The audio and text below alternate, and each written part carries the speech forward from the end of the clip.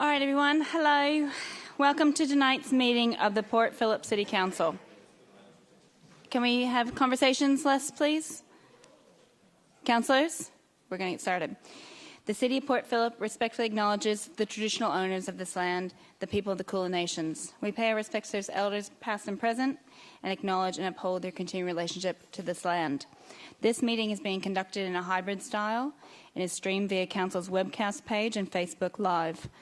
Streams and recordings of Council meetings are copyrighted and cannot be altered, reproduced, or republished without the permission of Council. If we experience any technical difficulties this evening, we will adjourn the meeting for a short time to resolve the issue. I remind attendees that any member of the public addressing Council must extend due courtesy and respect to Council and the processes under which it operates, and must take direction from the Chair whenever called on to do so. Speakers must remain respectful, and statements or questions must not be defamatory, offensive, or objectionable, aimed at embarrassing a councillor or a member of Council staff, or relate to the matter outside the powers of the Council.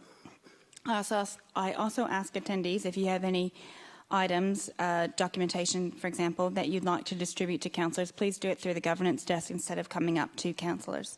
That's including during the break. All right, we'll get the meeting started with apologies. I note that Councillor Nyagri is online, but he will be... Oh, he is. Sorry, I can see you on the camera here. Yeah, I can see it now on this one. It's blocked that way. Great, thank you. So Councillor Nyagri is online, therefore we're all here tonight. On to the minutes of the previous meeting. The minutes of the Council meeting from the 7th of August 2024 have been circulated. Are there any questions in relation to these minutes? No, if not, I'm looking for a councillor to move this or something. Move this. Councillor Baxter, thank you. And Councillor Bond, a second. Let's put that to the vote. All those in favour? That's carried unanimous. Thank you. On to declarations of conflict of interest. Does anyone have a conflict of interest in a matter being discussed at tonight's meeting? Councillor Pearl. Thanks, Madam Mayor. Yes, I, Councillor Marcus Pearl, declare a conflict of interest in item 10.5 that arose yesterday, and when we get to that item, I'll declare it. It's a material conflict, and I'll be removing myself whilst we consider that item. Do we need to know if that's general or material? Oh, it's it. Sorry, Mr. Material. Material. Thank you, material. All right, any other ones? CEO? Through you, Mayor, I'd like to declare a material conflict of interest in relation to item 17.2. As it relates to my employment, even though I'm not part of the decision making, I will step out of the room for that period of time, and Brian T will step in for me. Thank you. Any further conflict of interest? No. All right. On to public question time and submissions. So we'll now hear from the public. Some will be online and some will be in person. But under the Council governance rules, public questions can only be asked about items not on the agenda. Therefore, public questions will be referred to an officer for response. But if you're speaking to an item on the agenda tonight, it won't be referred to an officer, but a councillor may take that question up at the agenda item on your behalf. There's a lot of you tonight. I've actually lost count. I had 23 in the list. How many blue forms? 4. Okay, I'm going to roughly tell you it's about 30.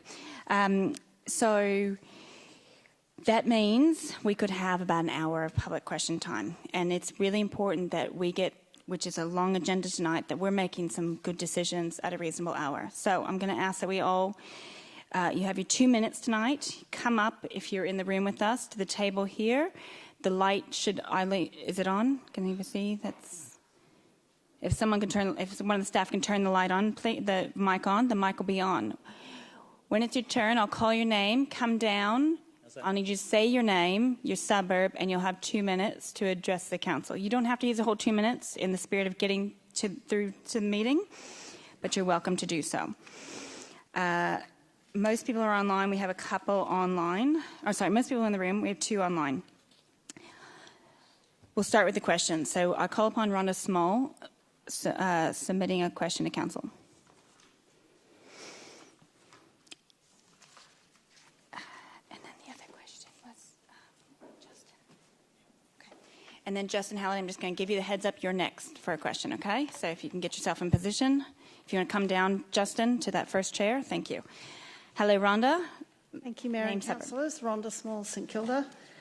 Council's 10-year in our backyard growing affordable housing strategy 2015 to 2025 comes to an end in June next year. For the past 10 years, Council has committed funds of $500,000 per annum into an affordable housing reserve to increase community housing in Port Phillip. As yet, there is no further forward commitments of funds by Council into the housing reserve beyond June 2025. And as I understand, a decision on this awaits the outcome of a review of In Our Backyard and the election of a new council. And a new council will need to make decisions about any such ongoing investment in the first months of the next council term, for this to be included in considerations for both the new council plan and the budget for 2025-26. So my questions are, has a review of In Our Backyard already begun? How and by whom is it being or will it be conducted? How will the review involve our key local community housing providers such as Launch Housing, Southport Community Housing, St Kilda Community Housing and Housing First? And will the review outcomes be available in time to inform the important decisions needed about community housing investment by the new council as they develop the council plan and budget for 2025-26? Thank you. Tanya, can you give us an answer, please? Thank you. Through you, Mayor, thank you for the questions, Rhonda. We have begun the review of In Our Backyard strategy and, in fact, undertake a continuous review cycle over the course of the strategy. Officers are conducting the review and currently being supported by a consultant. We will be undertaking engagement and we will work closely with partners, as we do in an ongoing way, and key local community housing providers throughout the review process and through the new strategy development. Yes, review outcomes and future strategy inputs will be available in time to inform important decisions needed about community housing investment by the new council as part of the council plan and budget for 25-26. Thank you. Thank you. And thank you to the officers as well. Justin Halliday, your turn. Name, suburb and 2 minutes for your question, please. Justin Halliday, St Kilda East. Thank you, Mayor, councillors, council officers. I have a question tonight following the tragic death of a cyclist on Plummer Street in Port Melbourne overnight. What is council's plan for safe bike lanes in Fisherman's Bend? Who was I going to? Okay, Fiona, are you able to provide an answer, please? And terrible news. I haven't heard a full update, but thank you for bringing this up today, Justin. Thank you for that question, and that is very sad news. But I will take that one on notice so we can give a full explanation. Okay, thank you. So that'll be in the minutes. Thank you. All right, and Justin, I'll have you back up later on for your other item. But Jen Bishop, are you around? Ready? You get to go first. Yeah, Jen, if you can come down. Sorry. Jen Bishop, speaking to item 7.3. This is the petition response for the extension of Elwood Beach dog off-leash restrictions. And the next person will be Sarah Phillips, and just give you a heads up. Yep. All right, Jen, name, suburb, 2 minutes, please. Jen Bishop from Elwood. Good evening, everyone. It's often the smallest things that make the biggest difference in our lives, the comfort and safety of being able to have a decent walk on the beach with our dogs in summer and the absence of fear and anxiety, being able to do this legally. I'd like to express my heartfelt thanks to the council and councillors working so hard on dog off-lead access issues in Elwood and the dog guidelines. In particular, the Deputy Mayor, Louise Crawford, and Mayor Consolo for their support, and to Dana Pritchard and her team for their empathy and determination to build a positive working relationship with our community. I know there will be many Elwoodians jumping for joy because of the Elwood Beach access changes. Whilst the change may seem minor to some, it will profoundly improve the lives of countless community members and their canine companions. For many of us, a morning walk with our dogs is more than just a routine. It's essential therapy.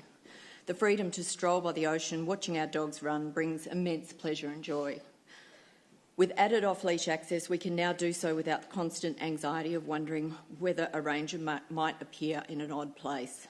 This simple change has made moments of connection with nature and our pets truly special. Elwood Beach can be a haven where friends can meet, dogs can socialise, and we can bask in the beauty of our coastline, no longer clogging roads at peak hour. As summer heats up, Elwood Beach can be a lifeline for older dogs who may suffer heat stroke without the access to a swim for cooling off. By allowing and extending this beach off-lead access, you've made a real difference to people's lives. You've promoted mental and physical well-being, reduced traffic congestion and supported a sense of community. For these reasons and more, I extend my deepest thanks. While there is much more to do in finding dog-friendly spaces away from the coastline, I look forward to working with Council and councillors on this challenge in Elwood. Let us celebrate this victory and continue working together to making our public spaces welcoming and beneficial for all. Thank you. Thank you, Jen. All right, Sarah Phillipson, can you please come down? You're speaking to item 10.2, Eastern Road Dog Park. Yep. Sarah Phillipson, South Melbourne. Good evening, Ms Mayor and councillors. I'm here in regards to agenda item 10.2, Eastern Reserve Dog Park. Due to its fencing, I would guess this is the most highly utilised dog park per square metre in the city of Port Phillip. This park is located smack bang in the middle of a heritage overlay residential area where so many homes do not have good acoustic soundproofing due to their age. I commissioned an independent acoustic report on the noise emanating from the park. It stated that we are subjected to 5,000 to 10,000 dog barks per week, all of which can be heard in our homes. Barking occurs every day, at all times, every week, year after year. We do not have a day of respite. My neighbours and I have raised the issue of the noise emanating from this park for 10 years and have spoken at council many times.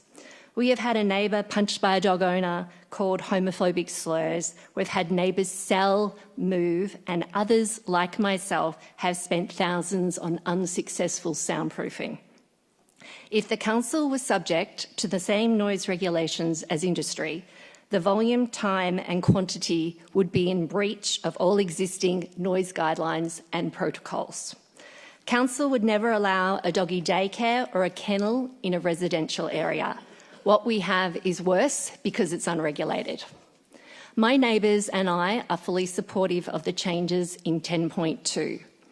Unfortunately, these changes do not assist those who work from home, are retired, sick or work shift work. We'd also love some signage that says this is a residential area, 20 metres away from homes. If your dog barks a lot, please take it 300 metres down the road to Albert Park Lake. Dog parks are a privilege, not a right. The right should be for us as residents to be able to experience quiet enjoyment in our own homes. Thank you, Sarah. I'm going to have to stop you there to be fair. Thank you very much. All right, Louisa Larkin, you're next, and then Glenn McIver, you're next after that.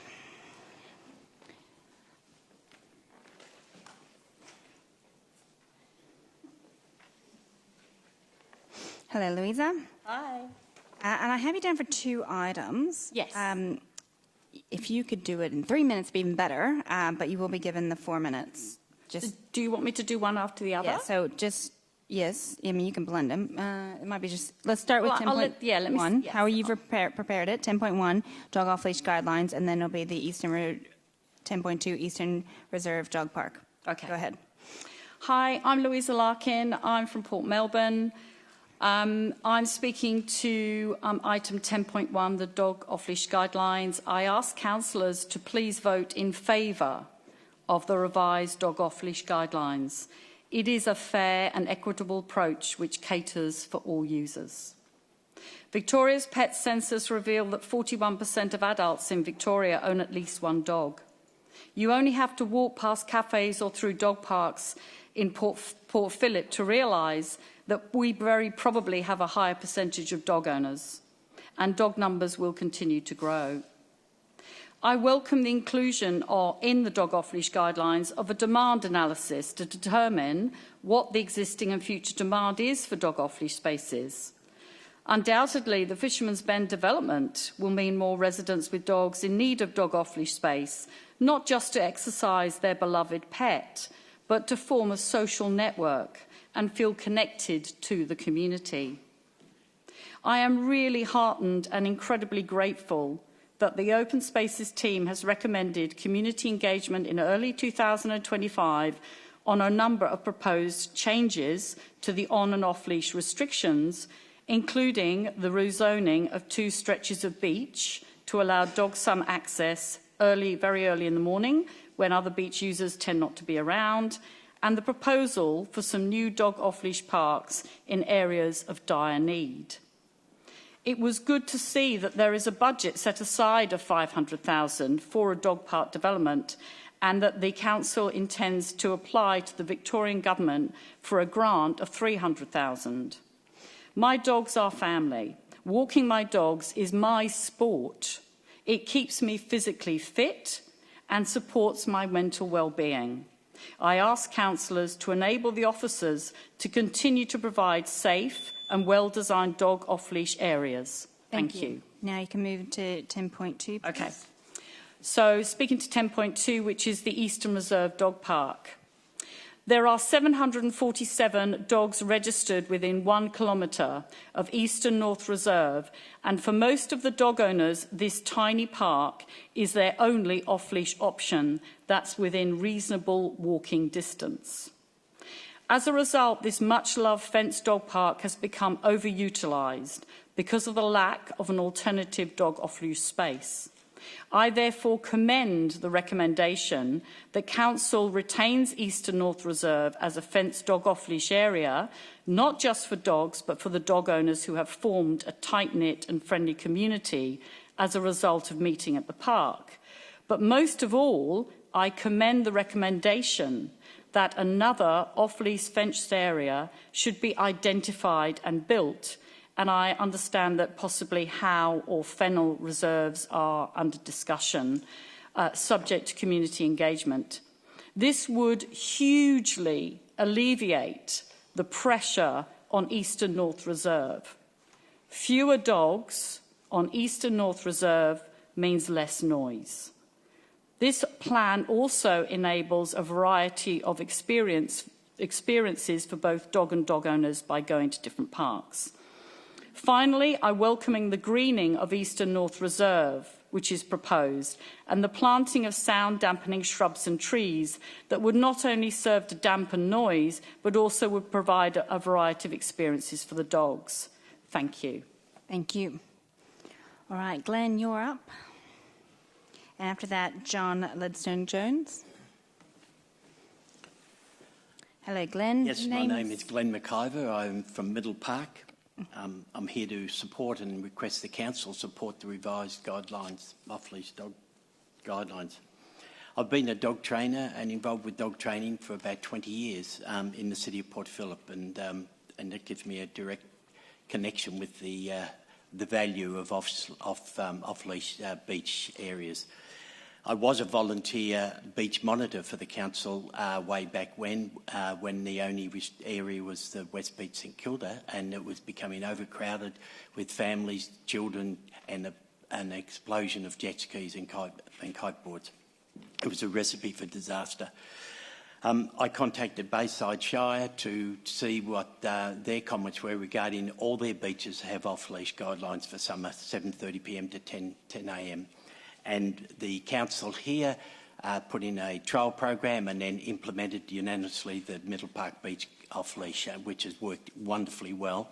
I'm down there often, and it's amazing. Before 10 o'clock, 90% of the people are walking dogs and talking and walking. I'm pleased to see that the revised guidelines include development and implementation of education for dog owners. I'm very much involved with that myself. To encourage responsible dog ownership. I refer the council to Glen Iris Shire because I've got a pup, and I was involved with the pup through their program.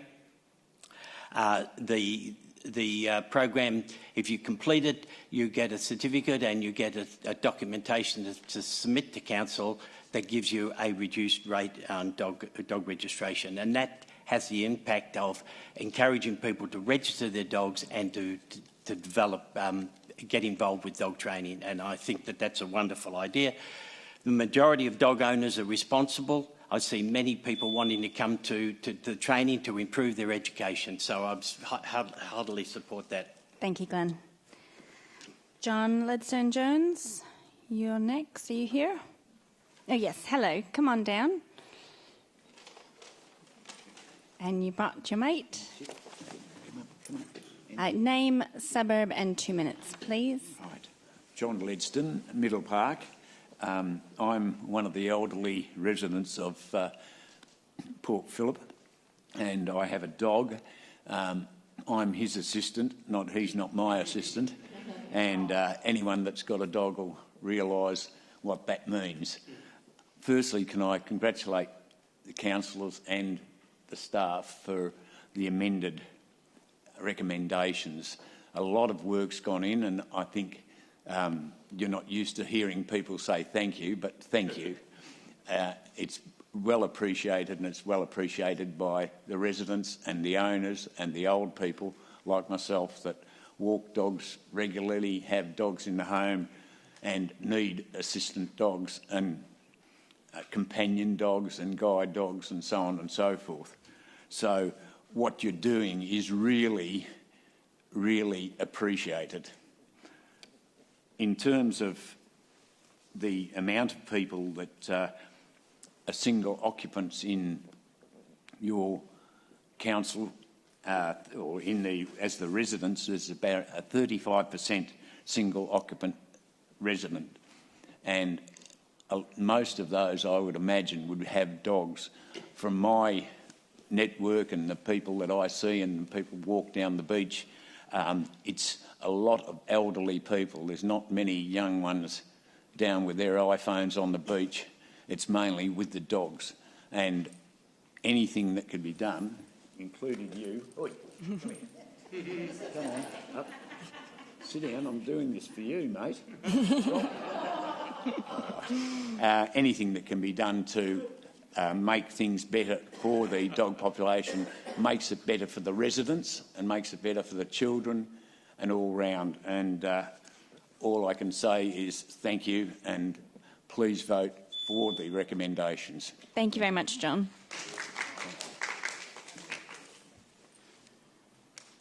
Next I call upon Annabelle Jones speaking to item 10.1, the dog off-leash guidelines. And the next one will be Hina Sharma. Hello, Annabelle. Hello. Name, suburb, 2 minutes, please. Thank you. Annabelle Jones. I'm a resident of Port Melbourne and a dog owner, and I'm speaking to you about the importance of accepting the revised off-leash dog guidelines. I'm a single woman over 55 and I work shift work. I need a safe space to walk my dog, especially during early hours of the morning and late at night. Having a good off-leash area provides me and others like me with a safe environment to exercise our dogs and enjoy the outdoors regardless of the time of day. It's essential for our physical and mental well-being as well as our dogs' happiness and health. I understand concerns about safety and guidance, but with the guidelines in place, we can mitigate the issues. The revised guidelines seem to cover many of these issues, such as designated hours for off-leash use on the beaches in summertime, fencing and lighting, clear signage and education for users. By accepting these guidelines, we can create a harmonious and safe workspace for everybody, and I urge you all to consider the benefits of the off-leash dog areas and the positive impact they leave on our community. Let's all work together and make our community more inclusive, safe and enjoyable for everyone. Thank you. Thank you, Annabelle. Hello, Hina. Good evening. Name, suburb, 2 minutes, please. You're also speaking in 10.1, the dog off-leash guidelines. Sure. Good evening, councillors. My name is Hina and I'm from Port Melbourne. I'm here today to urge you to vote in favour of the revised dog off-leash guideline. My husband and I chose to move to Port Melbourne because we wanted to get a dog, and we were drawn to the welcoming community of dog owners here. Owning a dog has made me deeply aware of the importance of designing dog parks that prioritize the safety of both people and their pets. This includes ensuring adequate lighting and proper fencing. Just as athlete requires well-maintained facilities, dog owners also need parks that caters to dogs and pets' needs. A dog park should feature bushes and trees for our dogs to explore a variety of agility experiences to keep them engaged. Shades and seating for owners, fencing the park so the car owners and the dog owners are both at ease, water stations and bins. We'll just conclude this by saying a well-exercised and a happy dog is less likely to bark excessively or cause disturbance, whether in the park or at home. Thank you for your time. Thank you, Hina. Thank you. Next, I call upon Sonia O'Flaherty, speaking also to 10.1, the dog off-leash guidelines, and Alex Macon, you'll be up after that. Hello, Sonia. Hello, just wanted to give something to governance. Sure, yep, go ahead. Give me the governance scheme. Thank you.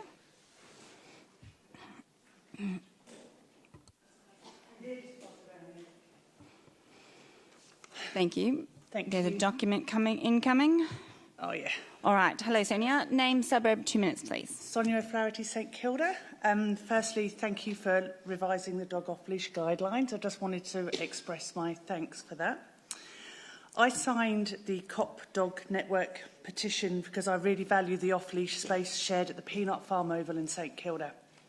My dog Bob, as you'll see in a minute, is a paid-up forever member of St Kilda Football Club and who play at the Oval during the season.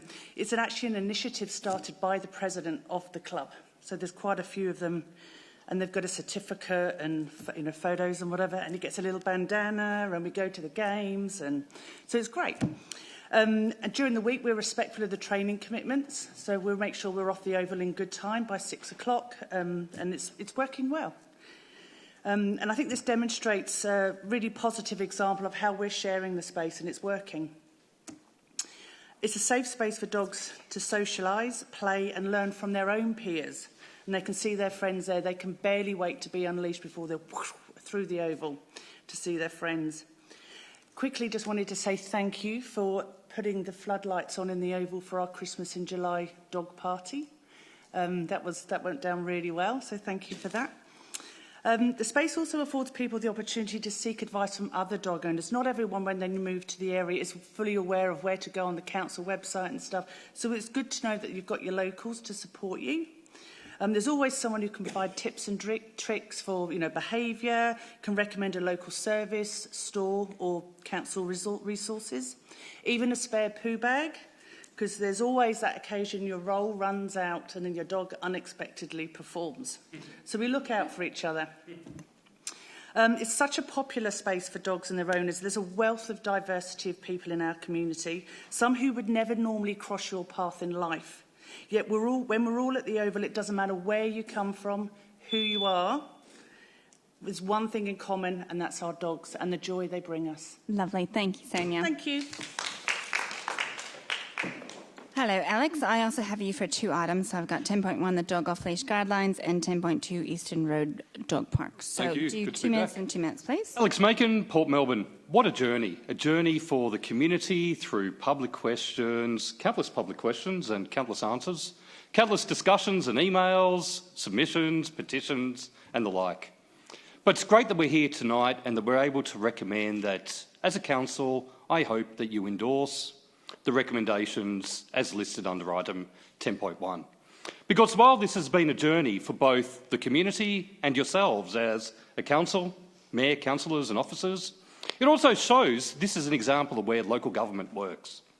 An example of where guidelines were sent out for draft exhibition and went through an extensive process, a process where the community responded, and a process where council, we can honestly say, has listened to those concerns. So well done to each and every one of you. I know it's been a long time coming. I know it's been trying at times, but this is really an example of how local government should and does work. So congratulations to each of you. Please, I wholeheartedly recommend that you vote to endorse item 10.1 and look forward to seeing that favourable response as well. Excellent. Thank you. And I'm in such a good mood, I won't need to speak to item 10.2.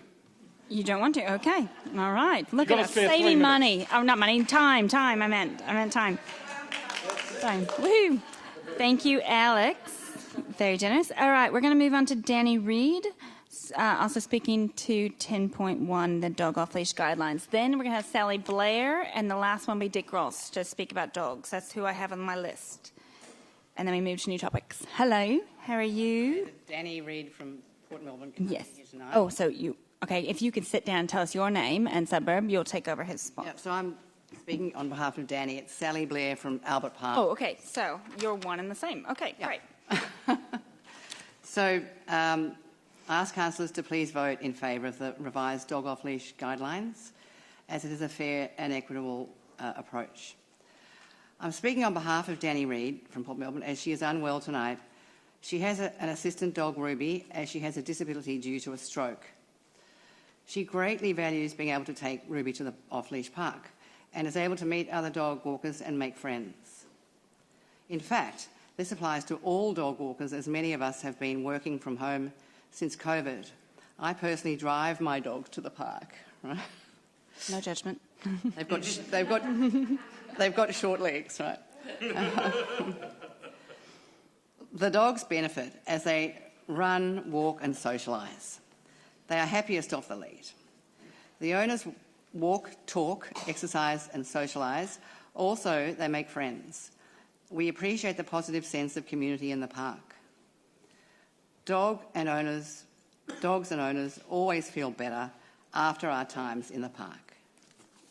Beautiful. And thank you. If you could pass it back to Danny. And thank you, Sally, for that one.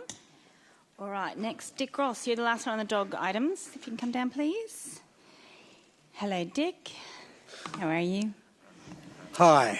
Dick Ross and Kilda. You know what to do. I too am joining the conga line of gratitude and love and urge you to pass 10.1. I'm a very loving man. So I just wanted to make a few points. First of all, it is difficult to balance the competing interests, but I think 10.1 does it and does it well. Secondly, when it got out of whack, there were 3 petitions with almost 3,000 signatures, which conveyed the disquiet that was felt at one time about this issue. My second point is about walkability. Now, in Fisherman's Bend, walkability is about 400 metres. It's important that it's applied equally throughout the whole municipality. And where I live, the nearest dog off-leash park, lawful dog off-leash park, is about almost a K away. So it's a very difficult test. It's a very hard but fair test, and I urge that walkability be considered. I would like, in a future documentation, to acknowledge the social role in the scourge of loneliness and social engagement that dogs provide, and that's why I think if it was written with a bit more power, it could underpin the rationale behind the revision of 10.1. And finally, enforcement is a very delicate issue, and I think that's part of the conversation going forward about how enforcement meets the needs of the community, given that it is a very competitive space in this tightly constrained municipality. So thanks very much, gratitude and love, and please pass 10.1. Thank you, Dick. Perfect timed. All right, next I have John Lowndes, speaking time 10.5. This is the South Melbourne Structure Plan. Do we have John checked in? Yeah, I didn't see him in the crowd. Okay, John, if you hear us, we think you're coming in person, so hopefully you show up. I'll leave it, come back to that. Next we have Tony Basinger. I also don't see Tony in the crowd, speaking at 10.5, not checked in. Okay. I think there was an email saying he's unwell, so we'll see there. Next, Tom Ansett. Oh, hello, Tom. You're here speaking to 10.5, the South Melbourne Structure Plan. Thank you. Name, suburb, and you have 2 minutes, please. Tom Ansett, St Kilda West. So good evening, and thank you for the opportunity to address you tonight. So we're here on behalf of our client Riverlea, who own a number of properties within the City Road Industrial Triangle. So on behalf of our client, we made a submission to the draft structure plan in April. We note that the structure plan essentially nominates the site as part of the enterprise precinct. It also rezones it from Industrial 1 to Commercial 2 zone and applies a number of other controls as well. We submitted that consideration should be given to an alternative zone, such as the Commercial 1 zone, that balances commercial opportunity, housing supply, and amenity considerations as well. There are a number of detailed submissions in our submission. I'll touch on those now.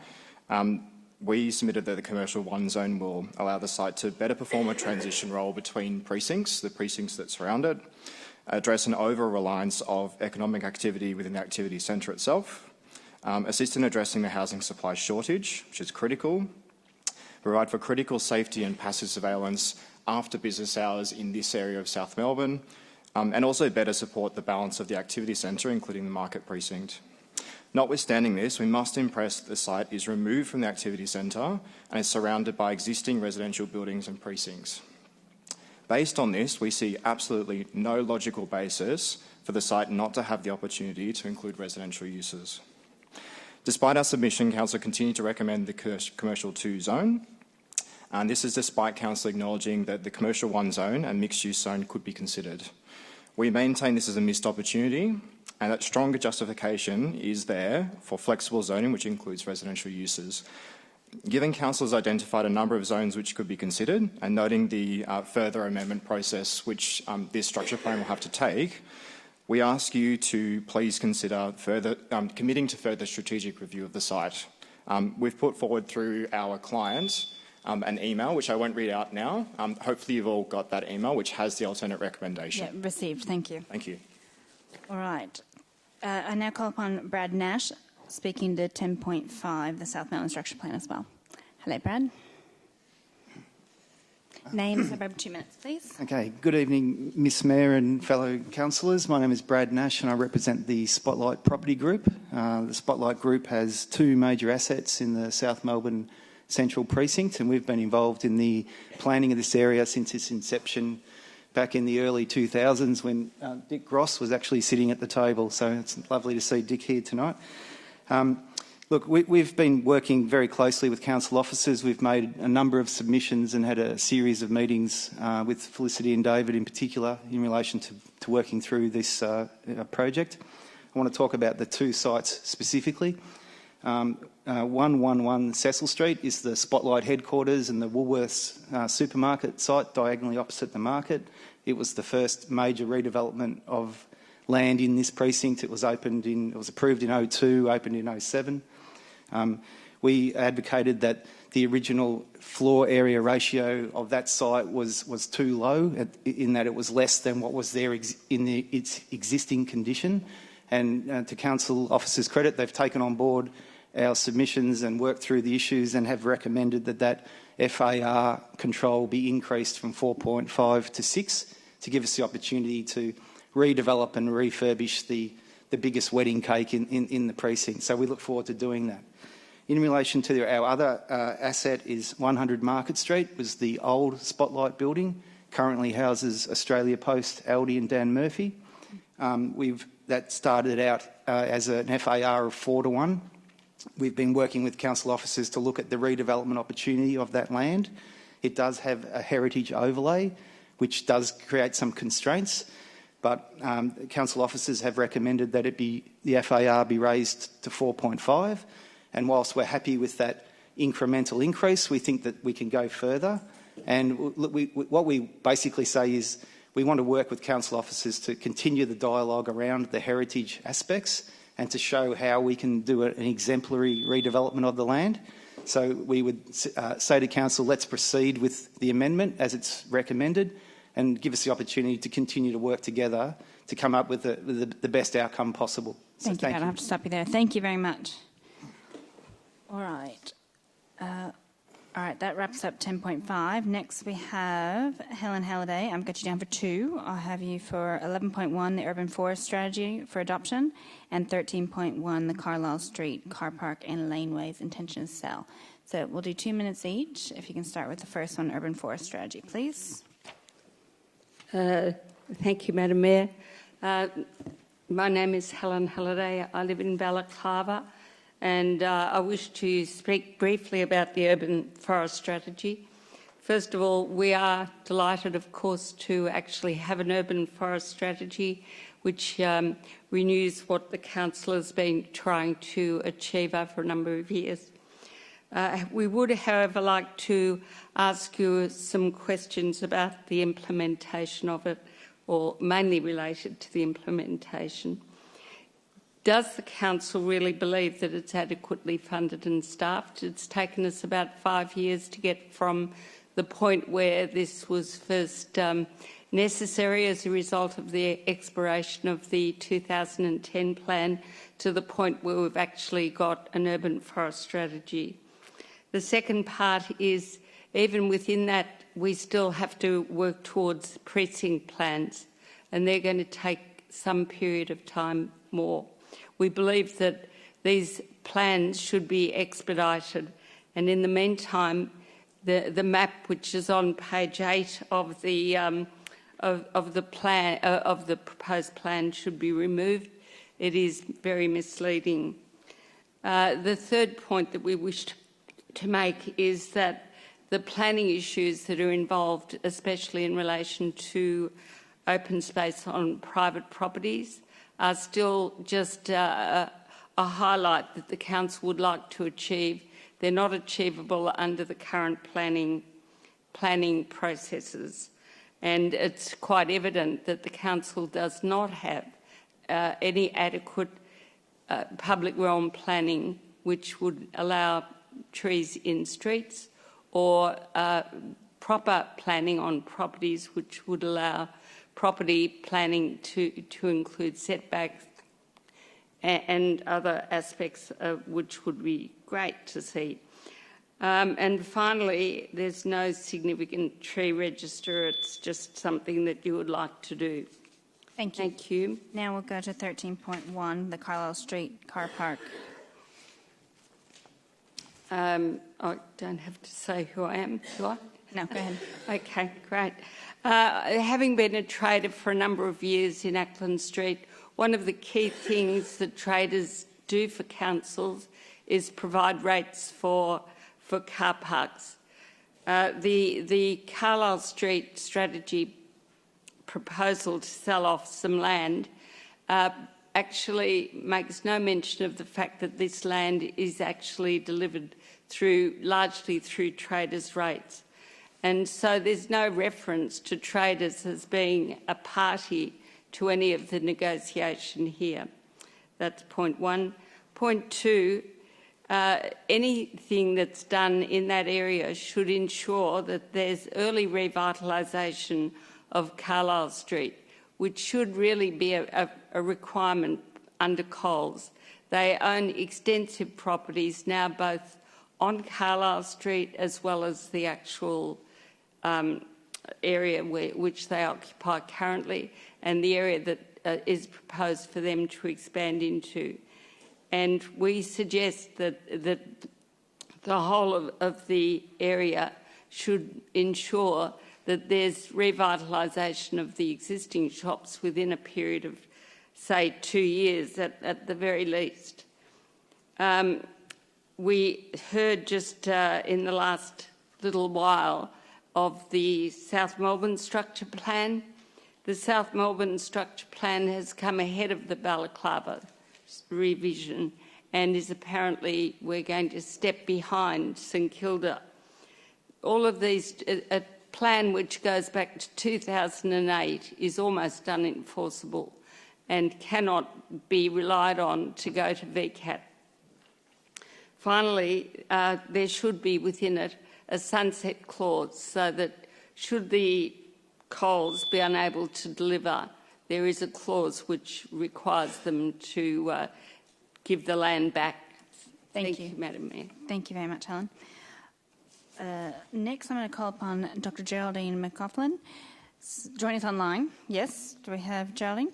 For 13.1, the Carlisle Street car park, Laneways, intention to sell. Are you there, Dr. Geraldine? Can you hear us? Is it unmuted? Yes? You'll need to unmute yourself. There might be an icon. Can you hear us? We haven't heard you yet.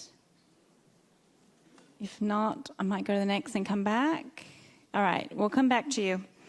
All right, Justin Halliday, you're back up, please. And you're speaking to 13.1, the Carlisle Street car park as well. Yes. The next one will be Alex Darton.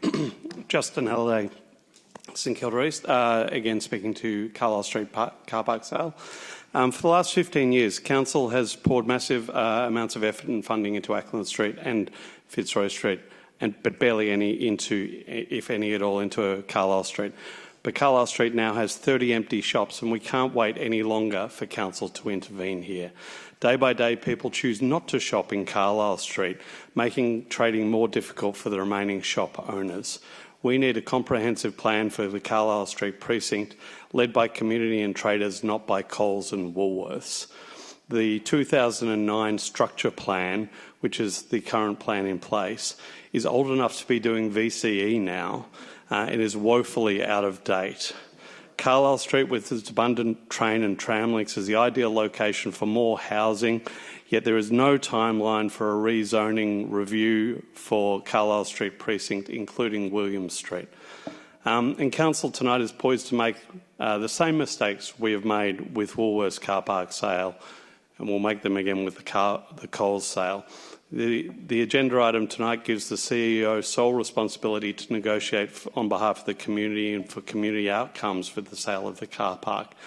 If passed tonight, there is no opportunity for a new council to review this agreement and limits community involvement in the redevelopment of this significant site. Therefore, we seek assurance that meaningful community consultation will be conducted on this important project. And finally, we seek a sunset clause and penalties to ensure that Coles accelerates the redevelopment of this site, unlike the Woolworths site that has sat untouched for the last few years. Thank you, Mayor. Thank you, councillors. Thank you, Justin. All right. Alex, I'll have you down next, please, for 13.1 as well. Hello. Hello, Mayor, councillors, officers, Alex Darton and Elwood. So I've just found out about these laneways under the car park. I didn't know we had them. And I'm speaking from the community's point of view. It doesn't seem that the community can say no to any of this being sold, Coles buying it, or any of it. It seems as though Coles have manipulated the City of Port Phillip, and now the community has no real input into this. It's the heart of Balaclava. Rather than competitive public process, instead by private treaty, which seems, by Coles buying all the land... Point of order, Chair, if you're not going to pull Sorry, I heard a point of order, sorry. An accusation of manipulation by council is inappropriate. Oh, that's just my interpretation, I don't... That's all right, I would like matter if it's an interpretation. If everyone can pause, I'll take the point of order at hand. I'd like you to withdraw the Withdraw the manipulation part. Going, please. So it seems like the sale of these laneways, it'll make it a done deal. So I'm asking you, please hold off on this so the community next year, for the new council to have more input into it, where we can discuss things like social housing and other things that will be very important to our heart of Balaclava. Thank you. Thank you, Alex. I understand we have Dr. Geraldine McLaughlin. Yep. Hello, I can hear you now. Great. Can you name suburb in 2 minutes, please? Apologies, Dr. Geraldine McLaughlin, Balaclava. I'm directly affected by this proposal to sell off land. I live opposite the site. It appears to me the detail of the Section 173 agreement proposed for the land parcels but not the roads is missing in all of this council report. Big picture policy statements were not held in the Coles design process, nor deliver the sorts of outcomes the community want, articulated in the 2009 and updated in 2011 structure plan, albeit that it could be updated to more current conditions. I do not support this motion, and I put to Council, City of Port Phillip retain the land ownership, and the development should be an agreement between the parties with a complex set of components. Some commercial developments, Coles agenda, and others, community agenda, open space, renewable energy generation hub, co-working spaces, social and affordable housing, etc. A heads of agreement between the parties would be a more robust legal instrument to achieve real buy-in to this scale of development, which reads like a wholesale demolish and rebuild from Carlisle Street on the south to Alfred Street on the north, Nelson to the east and Camden Street to the west. It appears to me there has been a master plan shown to council officers and councillors not the community, and has no planning status to persuade council to facilitate Coles in the only point of difficulty they have, which is ownership of these parcels of land, which planning officers in the past have diligently worked to keep in public hands for the very reason of protecting public interest. If council sells off this land now, City of Port Phillip and the residents will have little to no buy-in, and we will be subjected to a Rothy-Lowman commercial product. Aspirations of a mix of social housing, affordable housing, rooftop gardens, renewable energy generation, recycling, etc., and great architecture will be lost. Why should we, the community, have confidence in council's judgment when it is so willing to relinquish its our bargaining chip so easily with a corporate actor like Coles, not known for Geraldine, I'll have to stop you there out of fairness for the 2 minutes. Thank you. I beg your pardon? Oh, sorry, I'm going to stop you there because it's 2 minutes. Thank you. Okay, that's the end of 13.5. I now have about 5 more speaking to some of the notice of motions. So first up is Angela Berry speaking to 14.1, the notice of motion by Councillor Martin for the advisory committees. Then we'll have Janet Gardner, just so you know the next person. Hello, Angela, nice to see you. Hi, Matt, nice to see you. Councillors, CEO Chris Carroll and council officers, thanks very much for this opportunity. I speak tonight as chair. Name, suburb, in 2 minutes. Sorry. Yes. Yeah. Okay. Ange Barry, chair of the City of Port Phillip LGBTIQA Plus Advisory Committee. I'm going to use the word rainbow if you don't mind. That'll make much more efficient use of my time. And I'm based in St Kilda from a work perspective. I'm speaking to Councillor Martin's submission, I guess, to extend the term of the committee to June 25 and our fellow advisory committees behind me. The Rainbow Committee is diverse or made up of a diverse group of people who represent what is a community of communities within the Rainbow people. City of Port Phillip is home to one of Victoria's highest rate of same-sex couples at 5.1% of all couples, and also the city is home to the Southern Hemisphere's Pride Centre just down the road, and of course annual Pride March since 1996. The city has a proud history, and the Rainbow population makes up a significant percentage of the community. The committee has been working substantially on giving advice on policies, plans, services, on matters that affect the needs, interests and wellbeing of the Rainbow communities, including advocacy to other levels of government, also on matters that affect businesses, residents that are LGBTIQA+, creative organisations and community groups. There's a lot of us, and we do walk dogs as well, of course. In relation to effective communication as well and council's engagement. Our activities have included steering the development of Council's first Rainbow Action Plan, which has been highly successful from our perspective, and we're really grateful for that opportunity. It's also inspired other councils, which is fantastic. On an ongoing basis, assisting in the implementation of that plan, which we see as the future and really important work of this committee in particular. We've also had significant submissions into the Accessibility Action Plan, the Yes Vote, Positive Ageing Policy, and also developed a city Pride program and protocols for the wonderful Pride flag raising ceremonies that happen here at Council. We've provided advice on Council's motions and also made budget submissions for 2022, 23 and 24. Despite the progress that has been made for my community and our community, there is still a large amount of discrimination and marginalisation. The community needs to continue our work, and I really commend the councillors that you pass Councillor Martin's motion. Thanks very much for the opportunity.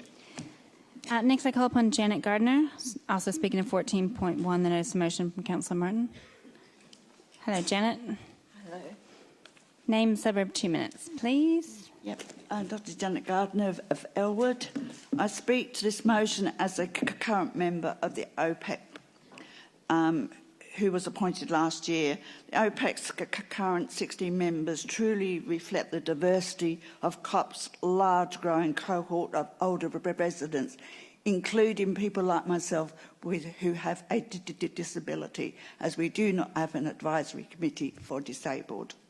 It's OPAC's diverse membership and broad spectrum working groups that has enabled Council to be both proactive and responsive to the critical issues facing older residents. OPAC has had and continues to have a vital role in the Council's age reform going ahead as it transitions out of home care to the village model.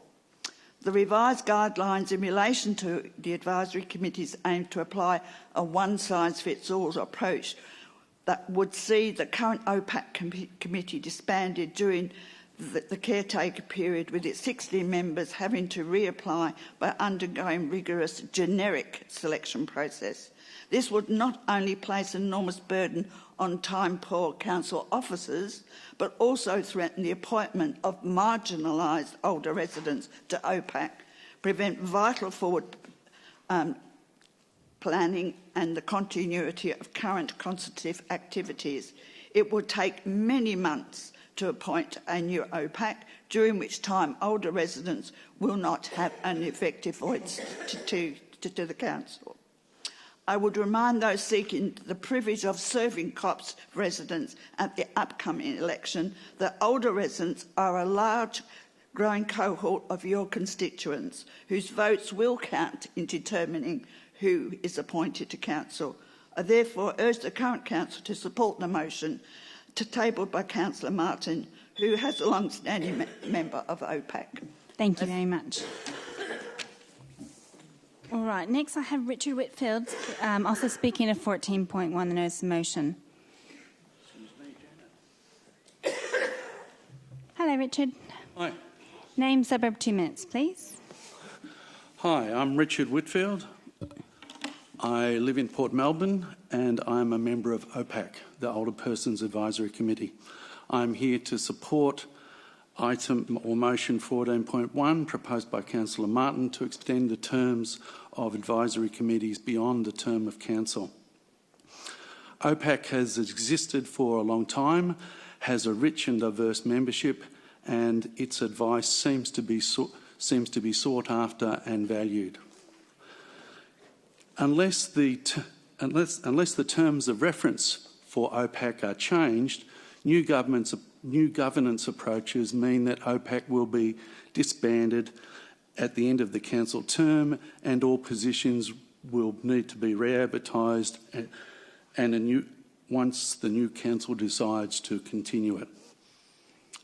Disbanding and reconstituting OPAC means that the new council will lose an important source of institutional knowledge while it is preparing its first budget. It will also be unnecessarily distracted by substantial advisory committee recruitment efforts at a key time during its first year. I hope that the current council can see its way clear to extend the terms of its advisory committees beyond the term of the current council to maintain continuity and smooth the transition for the incoming council. Thank you, Richard. I call upon Ian MacDonald, speaking to item 14.1 as well, and then next, William McBride will be next. I don't think I see William, though. Oh, online, sorry, reading that wrong. Okay, so William will be next, but Ian, go ahead. Ian MacDonald, Elwood, Middle Park, and I'm a deputy chair of OPAC. Good evening, Mayor, Councillors, CEO and Council officers. Very pleased to hear that Council is creating transparent governance structures. I speak to item 14, notice of motion by Councillor Martin on advisory committees. The motion supports OPAC's request to extend the term of advisory committees into next year. The Council's suggested election period policy is of concern, as in effect it will erase approximately 4 months of OPAC's original operational time and allocated planning schedule. It is a lost time during the caretaker period into the new year that has the greatest number of flow-on effects and consequences.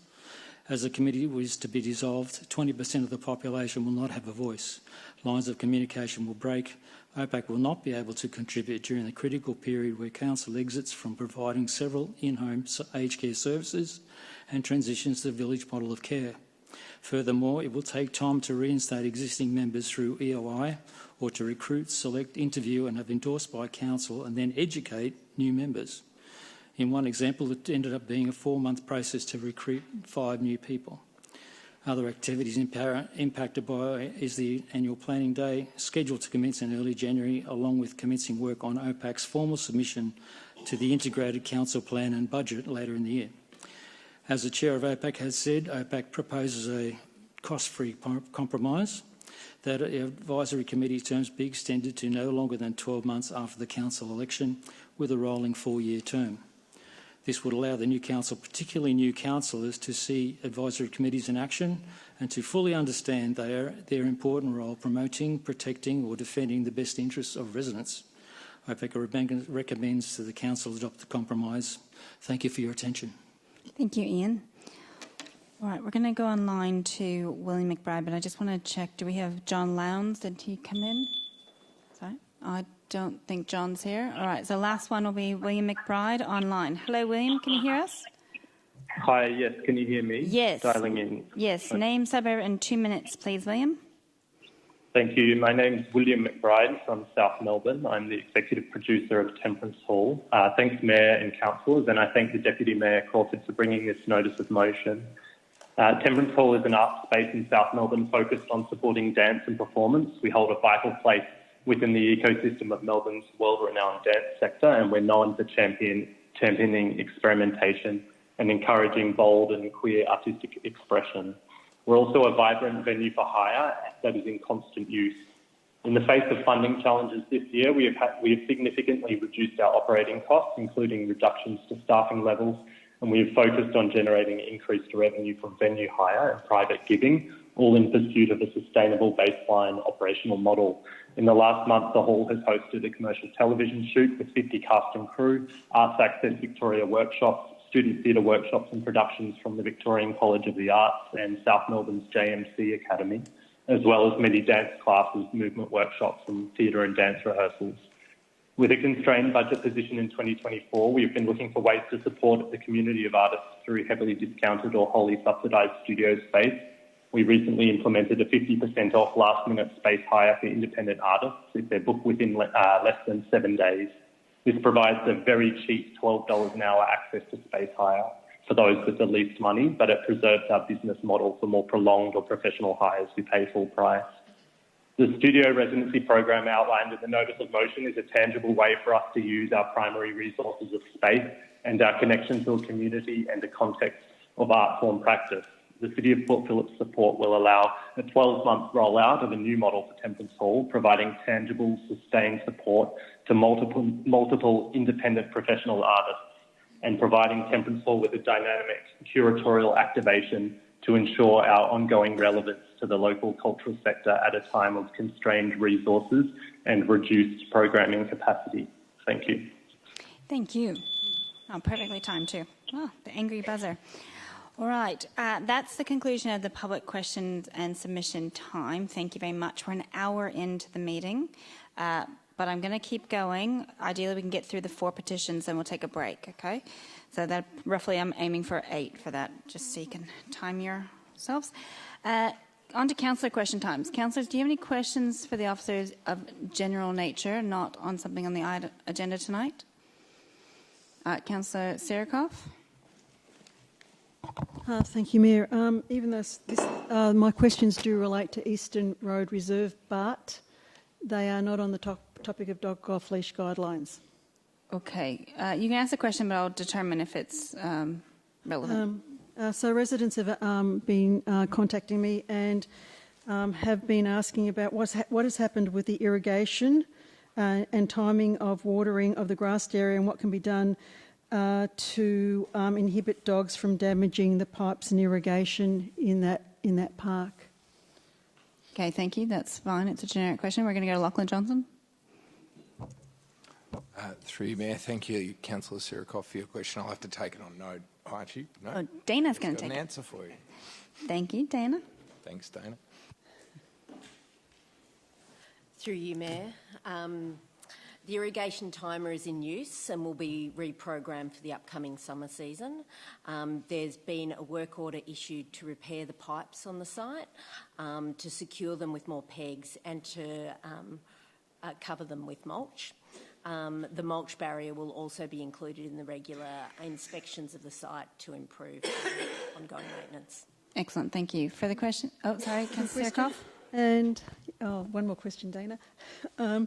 They're also asking about the cleaning maintenance of the footpaths that run through the Eastern Road Reserve Park, and can that include washing down apart from what maybe, just sweeping the area? Through you, Mayor, the footpaths are currently cleaned with a leaf blower every 3 to 4 weeks. I'll take on notice whether or not we can increase the maintenance on those paths. Thank you. Any further questions? Councillor Pearl. Thanks, Madam Mayor. Has Council been made aware of the recent report in the Age newspaper regarding the alleged de-scoping of the Park Street tram link? This tram link was committed by the state government in October 2016. According to the leaked report, the state government has agreed to the de-scoping of the Park Street tram link, their project number BFC252, due to, I quote, insignificant funds to realise the project's benefits as outlined in the Melbourne Metro business case.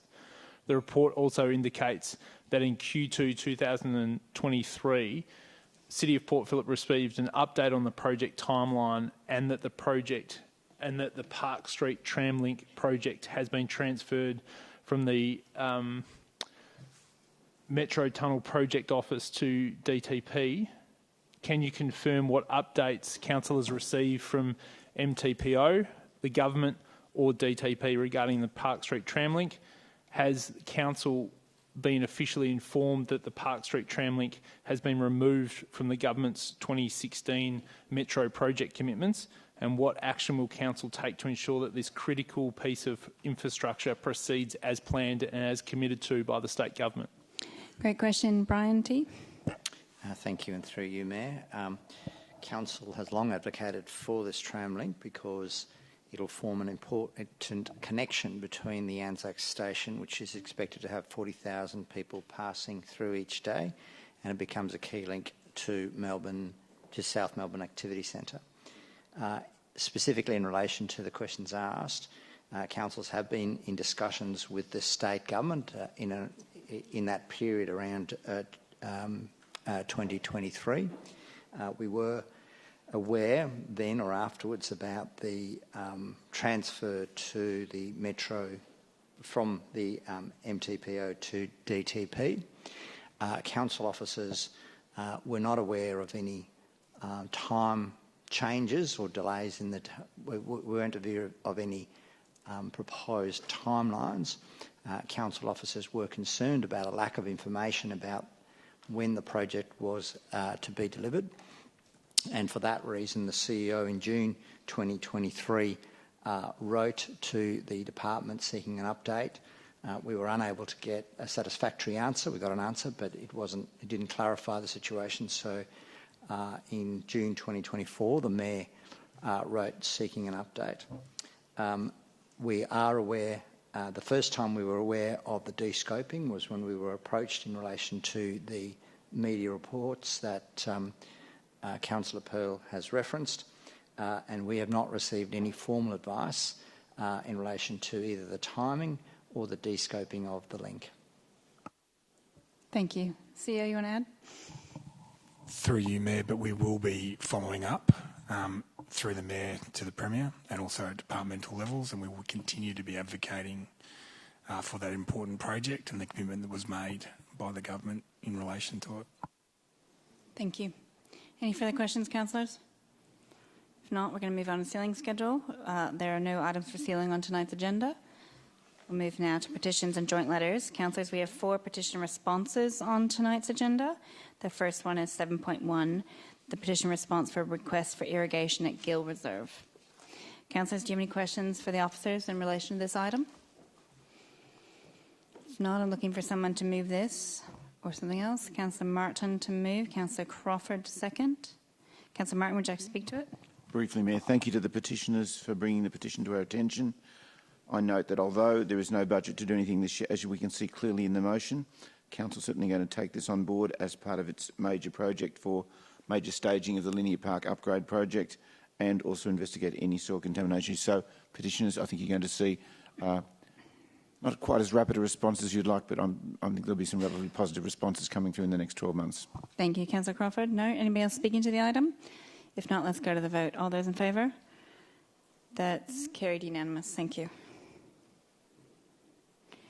All right, now 7.2 is the petition response for use of Elwood School Reserve as a dog off-leash area. Councillors, do you have any questions for the officers in relation to the item? No, I'm looking for someone to move the officer's recommendation or something else. Councillor Crawford to move, and Councillor Baxter to second. Councillor Crawford, would you like to speak to it? Yes, please. I'm going to speak more generally, but reference this particular petition. I just want to say thank you to the dog community for the journey that you've taken us all on. I think with all of the various dog-related reports tonight, we were trying to do too much in one report, so separating it out, hopefully we've landed in a much better and positive space and heading in the right direction.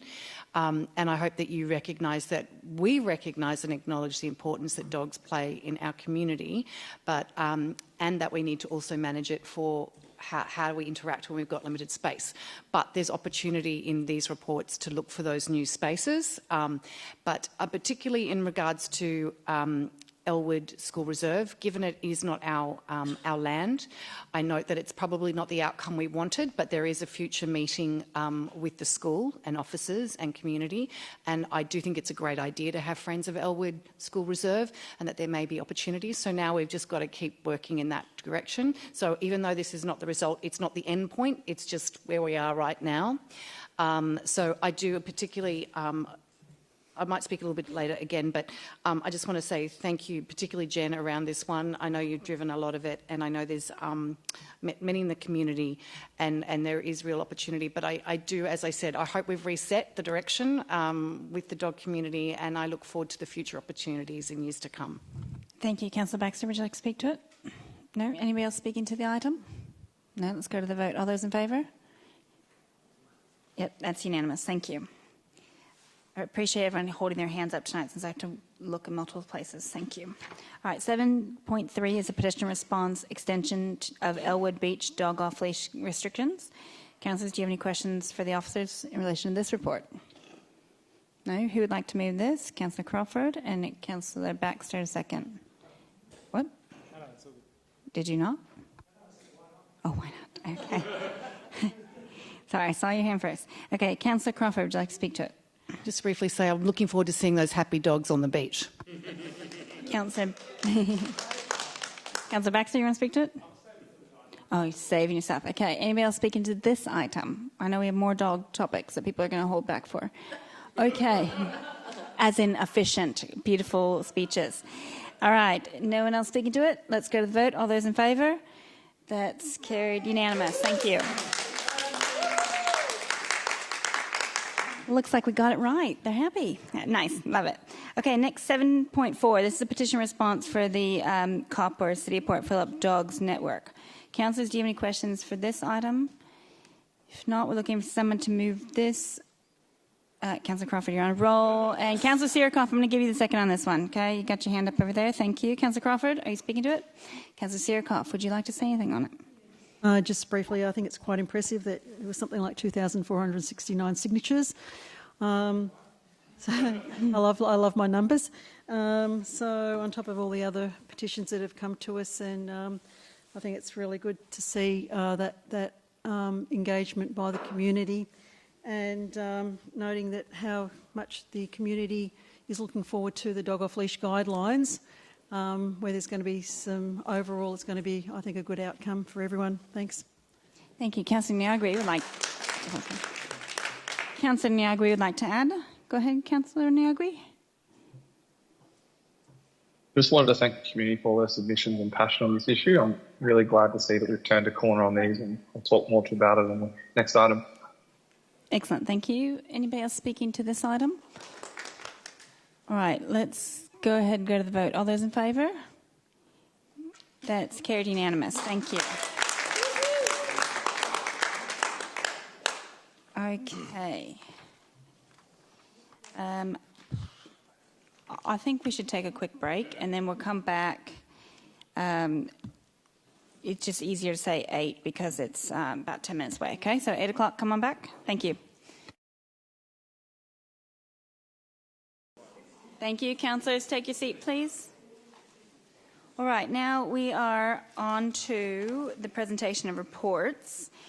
In accordance with Rule 34 of the Governance Rules, I will be proposing that we consider the following items on block: 10.3, 11.2, 13.2, 13.3, 13.5, 13.6, and 13.7.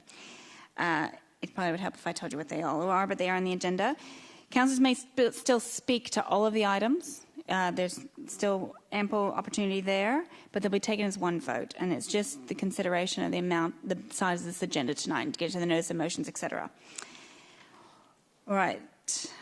For each report, though, we'll go for now. We're going to ask for questions. So does anybody have questions? We'll start with 10.1, the dog off-leash guidelines. Does anybody have any questions for the officers in relation to this report? Yes, Councillor Crawford? Just wondering if, given that there are some proposals more generally about consulting with the community around, changes on beaches and that, how long does that normally take? Is it months? Is it 6 months? Is it likely going to be, well into next year? I guess it's a timeline I'm wondering.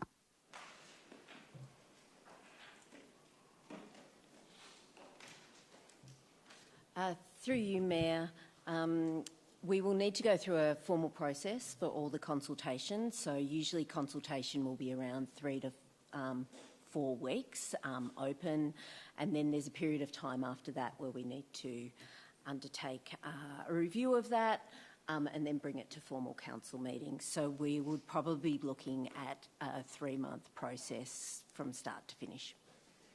CEO? Through you, Mayor, just noting that we won't be doing any consultation during the caretaker period, and so you be unlikely to be making any decisions on consultations until early next calendar year. To clarify, though, are you meaning that probably you could run it between November and Christmas at some point this side of the calendar year? Through you, Mayor, we don't usually consult over the Christmas break just because so many people are away at that period. So if we were to run consultation, it would either need to be before Christmas or in the early new year. Yeah. It's more likely to be in the early new year. Through you, Mayor, depending on how prepared the new council is, because they have to work with us on that. Difficult to do things pre-Christmas. They'll be pretty loaded up, but we could potentially, in best case scenario, do the engagement exercise pre-Christmas, but the decision making would still be after the Christmas break when council comes back, I'd say. Thank you. I have a question about the recently announced dog park grant by the state government. Do you know the time frame for that, and if we would be able to apply in a generic state? Through you, Mayor, it is just opened. I think it opened on the 19th is my recollection. We've been to information evenings with regards to it, and we are currently speaking to the state government about the opportunity to when we consult on options, whether or not we can actually swap over if the community wouldn't decides not to progress with one park to another. We will be applying for. We will definitely be applying for the grant money. Thank you. All right. And I see another question in the action items that one of the first actions is to upgrade the signage. What is the general terms of the signage? Are there basic requirements in the local laws about what needs to say? And is there freedom to go outside of that in what the signage would incorporate? Through you, Mayor, there would be standard pictures on the signs with regards to dog off-leash or not on-leash areas. Outside that, we are able to be creative on the signs, and we do intend to, at least with some of the signs, be creative with regards to how we communicate dog on-leash, off-leash and dog prohibited areas. Thank you. Are there any other questions for the officers in relation to this item? If not, I'd like to move an alt-rec. The officers will bring it up. So the first part doesn't change, but it's adding a few items. So a new 3.4, which is requests officers undertake planning to understand cost, scope, and timing for a trial of the provision of environmentally appropriate dog waste bags in dog off-leash areas throughout the municipality as part of the implementation of the dog off-leash action plan, and to bring back for consideration to council in early 2025. Next one is 3.5, reaffirms that there will be no net loss of reduction in dog off-leash spaces and access times. 3.6 reaffirms that future dog spaces will be considered equitably in line with the delivery of the public space strategy in consideration of the dog off-leash guidelines. 3.7 authorizes the chief executive officer, 3.8 requests a report to come back to council to inform the 2025-26 budget, considering the option to provide reduced dog registration fees for dogs which undergo advanced registered dog obedience training. 3.9 provides signage that clearly communicates the dog off-leash status of open space to ensure that all users understand that dogs will be exercising, exploring off-leash in these spaces.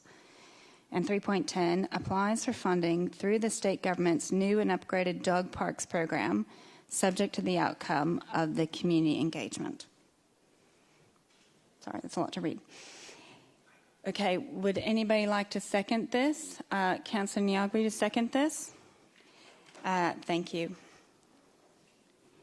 All right, I'll speak to it. Sorry, do you have a question? A clarifying question? Sure, go ahead. Councillor Sirikoff, clarifying question. For 3.8, in terms of people who will do some dog training, what kind of reduction in dog registration fees is council considering?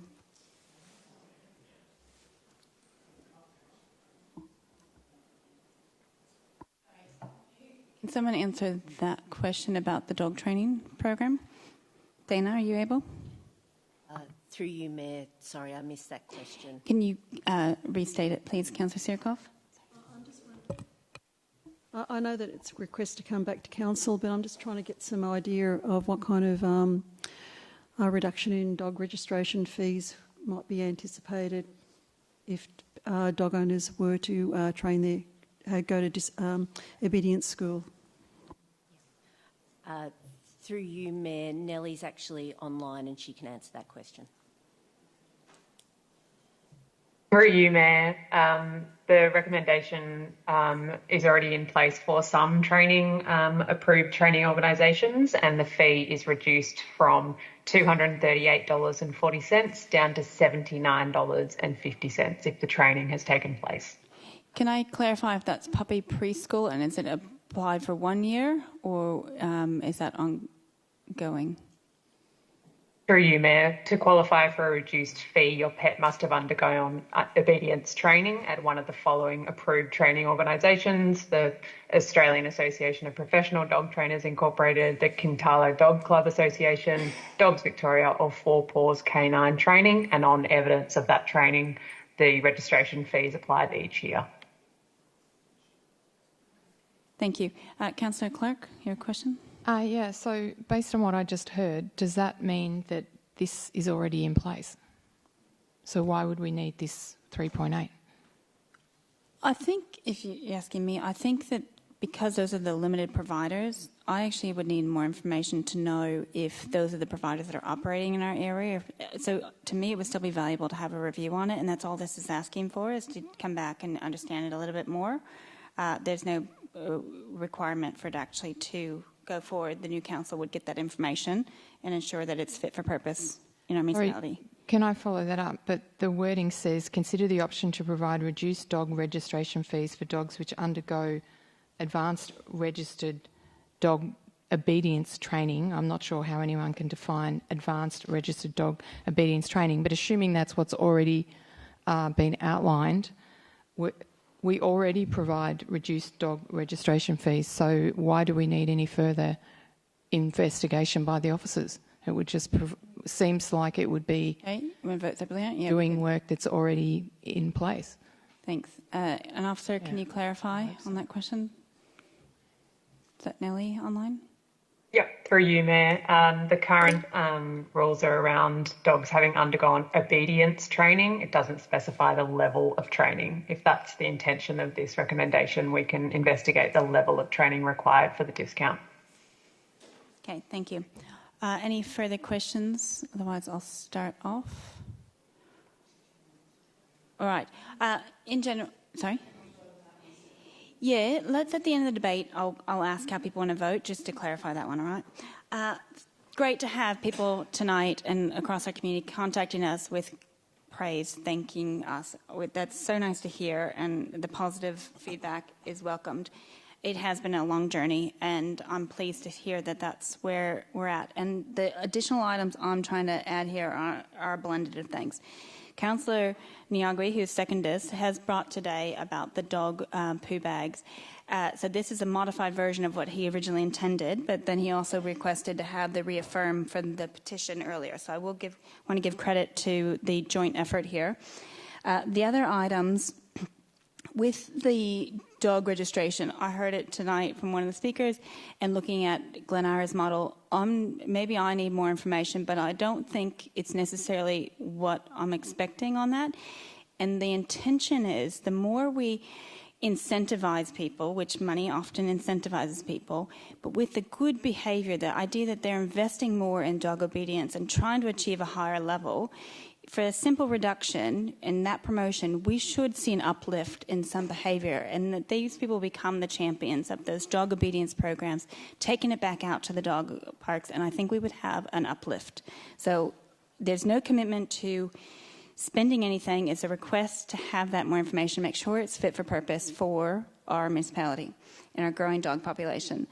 The next one was about signage. So I get that the first action item is the signage, but I'd be concerned if we were just to go out and write the local laws and it's, maybe just a jazzed up version of what there is now. I think that there's a duty of care about these spaces are shared spaces, but they're not shared as in everyone has a right to have a picnic and the right to have the dog moving around. It's not about rights. It's about that level of respect and expectations. So maybe the signage is a little bit more about saying, this is a dog off-leash park. Please be mindful of the people in your care or for yourself about the risks and responsibilities of being in this space. We have other areas of this, if this is concerning, that, I know this is very long worded, but the intention is that we have other spaces that are dog on leash. They are places that are maybe dog free. Maybe it's about saying, scan a QR code and we'll show you where those spaces are so that we find that use. Because I would hate for someone to sit down and have a picnic, not realizing there's dogs in the area because they're visiting. And it's a really bad experience for the dog owners, the people in the picnic. It's chaotic and it just leads to the conflict. So the intention there is to just make sure that wording is a lot more about that those dogs are allowed to be there and they're going to be off on leash, and that people, whether they are known to the area or visiting for the first time, it's very clear. Then the last part is about this grant. So the intention here is there's a grant that's open and we would really like to be a part of it, but we haven't done that work on that item 3.3.2 about Robinson Reserve and Fennell Reserve and Howe Crescent Reserve. Until we do that community engagement, they are not in that. We want to make sure that the community agrees with this proposal.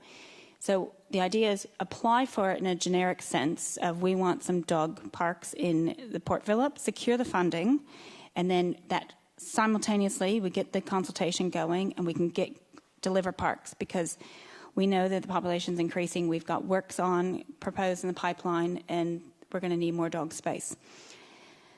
I'll leave it at that. Councillor Niagri, would you like to speak to it? Thank you, Mayor. There's a couple of points on this item. It's obviously been quite a long journey, and I'm really thrilled that we've got to where we are tonight. I was kind of surprised the kind of tenor of the conversation we were having about off-leash areas and just generally dog management in Port Phillip when I was first elected last year. And certainly been times that I felt that I was sort of banging my head against the wall in some of our conversations. But I think what's happened here has been ultimately a really positive process. We've gone out to the community. They've given us really clear feedback about what they want to see in our open spaces and how they want us to go forward around balancing these sometimes quite difficult issues. And I think that's a really positive, place to have gotten to. I really want to stress to the community that I understand that these are really frustrating things at sometimes. Nobody likes to be finding themselves in a position where they don't feel like there's places that they can walk their dog off leash. And similarly, there are people who don't necessarily want to be around dogs, don't feel safe around dogs, and want to have spaces that they can do that as well. But ultimately, it's the responsibility of council to pull all the needs of the various people in our community together and find a way forward where we make sure that everybody has a space out in the community. I'm really glad that we're sort of making it clear tonight, though, in particular, that dogs are a central part of our community, that they are legitimate open space users, and that we will make sure that every step of the way going forward that they have an equitable access to our open space reserves.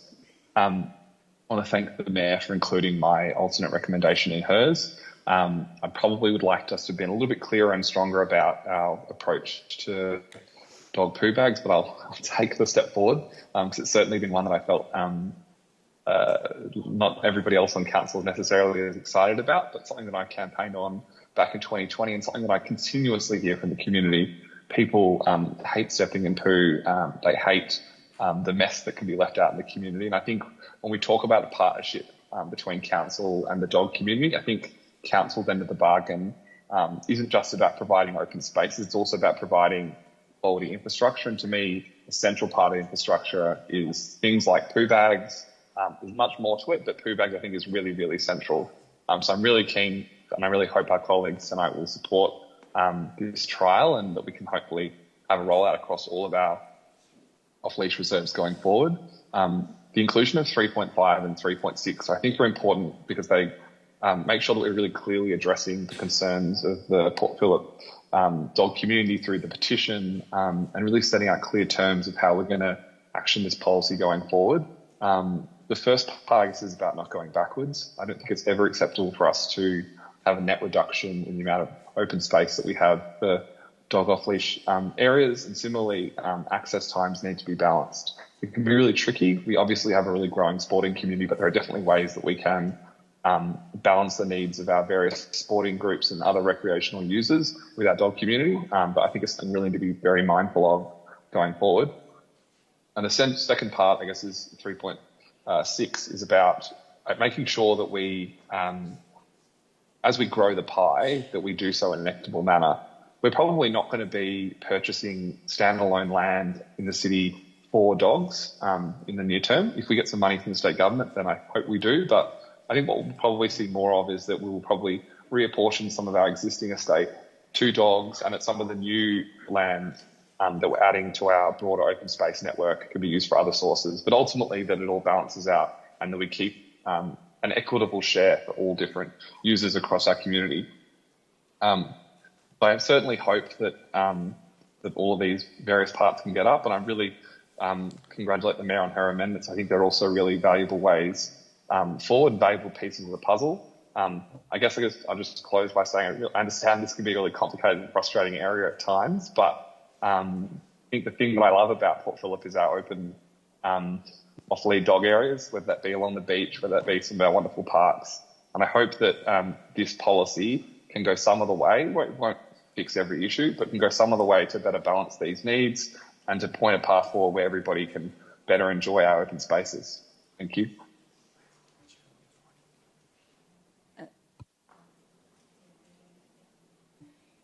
Councillor Nyagui, I just need to make a quick change to 3.10 to make it make sense for officers too. So after the comma, so it'll be like, yeah, so after the new and upgraded dog parks program, comma, it'll add the specific locations confirmed subject to outcome of the community engagement. Do you, is that correct? Sorry, one more after the comma, maybe remove the comma. With, yeah, sorry, the adding with the specific locations confirmed subject to the outcome of community engagement. That's just explaining what I said about simultaneous applying. Councillor Nyagui, are you okay to second that still? That's fine, thanks, Mayor. Great, thank you. Okay. Councillors, would anybody else like to speak to the item? And again, we will go at the end of debate about how we're going to vote to this, okay? Councillor Martin.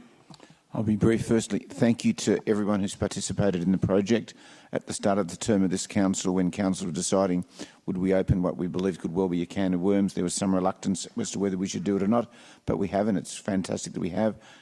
Thank you to everyone who's participated, people who've got concerns for or against dogs or whatever, but everyone's voice has been heard. And can I just highlight one example of where members of the community can come and cooperate together? I'm a regular user of the Peanut Farm Reserve, and for many years there's been tension at the Peanut Farm Reserve since the days of COVID between the sports users and the dog walkers.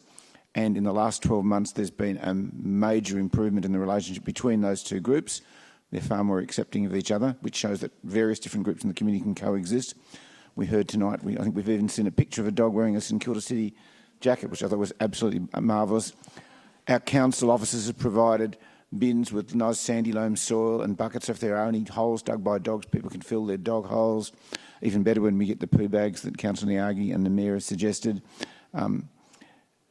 And to have someone like the president of the local sporting club there liaising with the local dog walkers is fantastic. I think there are some models for some of the other sporting grounds in the city of Port Phillip where dog users can work together with the local sporting clubs to make sure that they can work harmoniously so that we don't have the angst that we've had in previous years. So great example of community cooperation. Probably wouldn't have happened if we hadn't gone through this process. So fantastic that we've got to this process. Let's hope we can support the motion. Thank you. Councillor Crawford. I'm going to be quick. I wanted to say thank you to the officers for their openness, willingness to change. You turned this around incredibly quickly, and thank you for being willing to meet with community and myself and others to really get this back on track and move it forward. So I just wanted to really appreciate the officers for this, led by Dana and Claire, and yeah, it's amazing. I quickly also wanted, I have to laugh because we are the only level of government that gets to discuss dog poo as a topic, seriously. But I just want to, I am really supportive of looking into it because it is something as our population grows, like let's have a look and visit that conversation. And thank you to Councillor Niagui, who has been a champion to get the tone right all along the way. I just wanted to note with Elwood, I know that there may be further conversations around Clark Reserve and fencing, but I guess I just want to say to the community, we can't do it all at once. We will do it in stages. There are some clear plans going forward, but let's keep this communication going. And thank you to Louisa, Alex, Jen, Dick, who else was the key people involved. But thank you very much for leading this process. Sorry, here I'm clapping myself. Thank you. Councillors, anybody else speaking to the item? Councillor Bond. I'm happy to support it all bar 3.5. And the reason is we have done this previously in our city, whereby we used to provide dog waste bags in all our parks and open spaces. What used to happen is the rolls would run out or someone would take them all home for their home use. So when people would turn up to the parks or turn up to the open spaces, there were no bags there, they hadn't bought their own, and they came to the conclusion that they didn't have to pick up after their dogs because council wasn't providing them with the dog bags to enable them to do so. And as a result, our sporting fields and parks and open spaces became full of dog poo, with everyone saying, well, it's not my job to pick it up if council won't provide me with a bag. So we got rid of the bags and put the onus back on the dog walkers to provide their own bags and use their own bags to pick up after their dogs. And if they happen to run out because the dog has a particularly busy morning, they're often able to borrow bags from other people at the park because everyone who's down at the park had a supply of bags with them. If we revert back to the situation where everyone thinks it's council's job to provide these bags and everyone stops bringing their own bags down to the parks and open spaces, we're going to revert also back to the situation where our parks and open spaces are full of dog waste. And that's not a situation I want us to go back to. So I'm not going to support 3.5, but happy to support the rest if we could pull 3.5 out and vote on that separately. Noted. Thank you.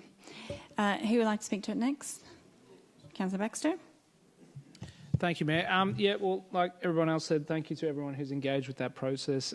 It's been an interesting one to try to get that balance right. And as I was saying to some of the people out in just outside the chamber is, these are the sorts of things that are going to continually come back to council, as we are an inner city municipality with constrained public space, particularly green open space, and a growing and dense population with a lot of dwellings with no backyards and things like that, right? So there will continue to be conflicts between different user groups of these spaces, whether they be sports user groups, older people, younger people, dog owners, whatever it might be. So don't, not that anybody that I spoke to indicated this, but don't be afraid of that, that tension, I suppose.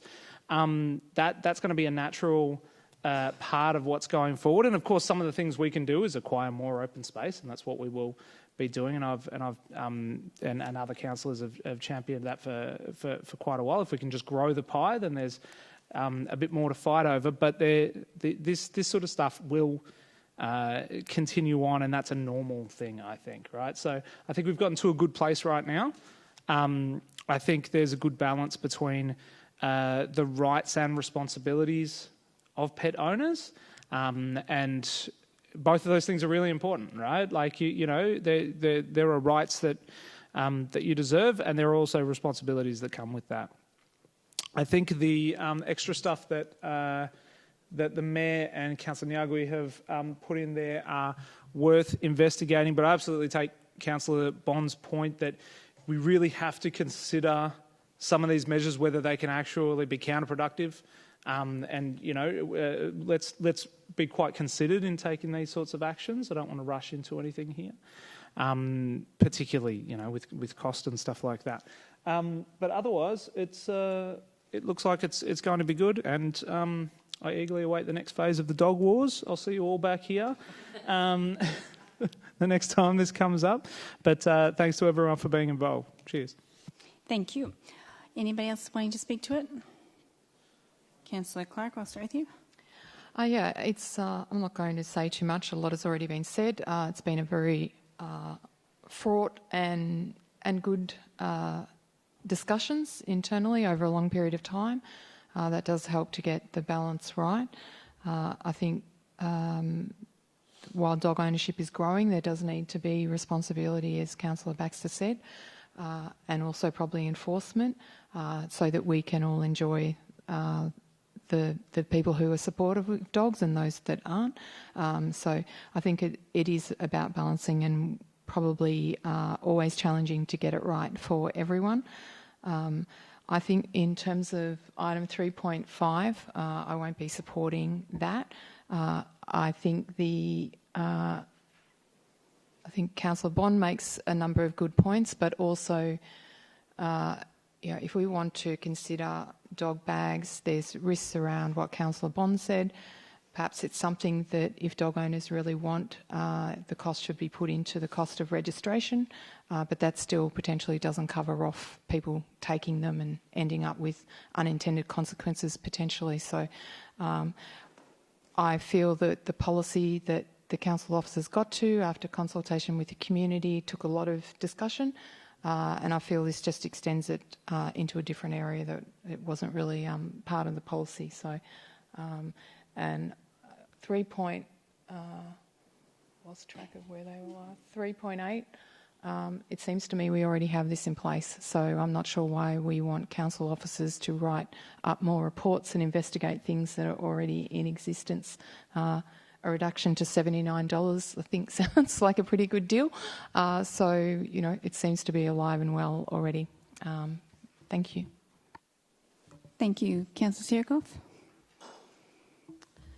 Thank you, Mayor. I'm just trying to cast my mind back to when this all started and we had deliberative consultation in the town hall downstairs, and we had tables and tables and tables and tables of people who came along to that. We had people both who were dog owners and non-dog owners, and there were lots of conversation going on.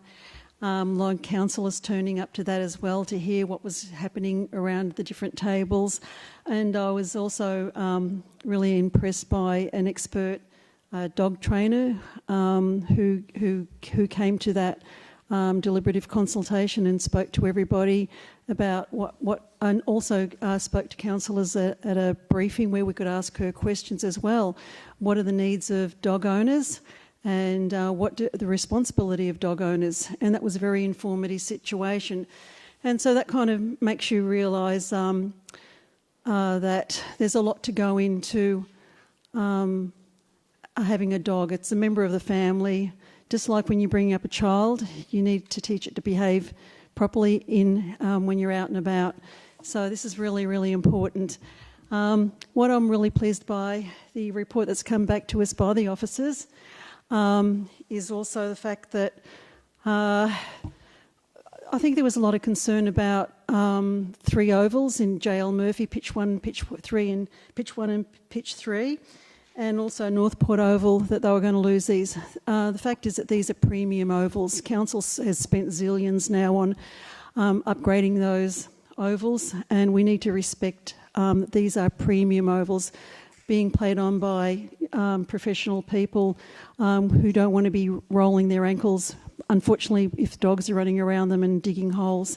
So we've got to respect the well-being and the safety of umpires and sports people, whether they're training or actually playing in competition. So, but what I really like about this report, this is balanced by the fact that council has come up with 3 possible fenced-off dog off-leash areas, which I think is fantastic to get that right balance. Yeah, there's a little bit of a net game actually for the dog off-leash fenced areas. My hope is that it'll go to Howard Crescent because of the intensification that's already happening at Eastern Road Reserve.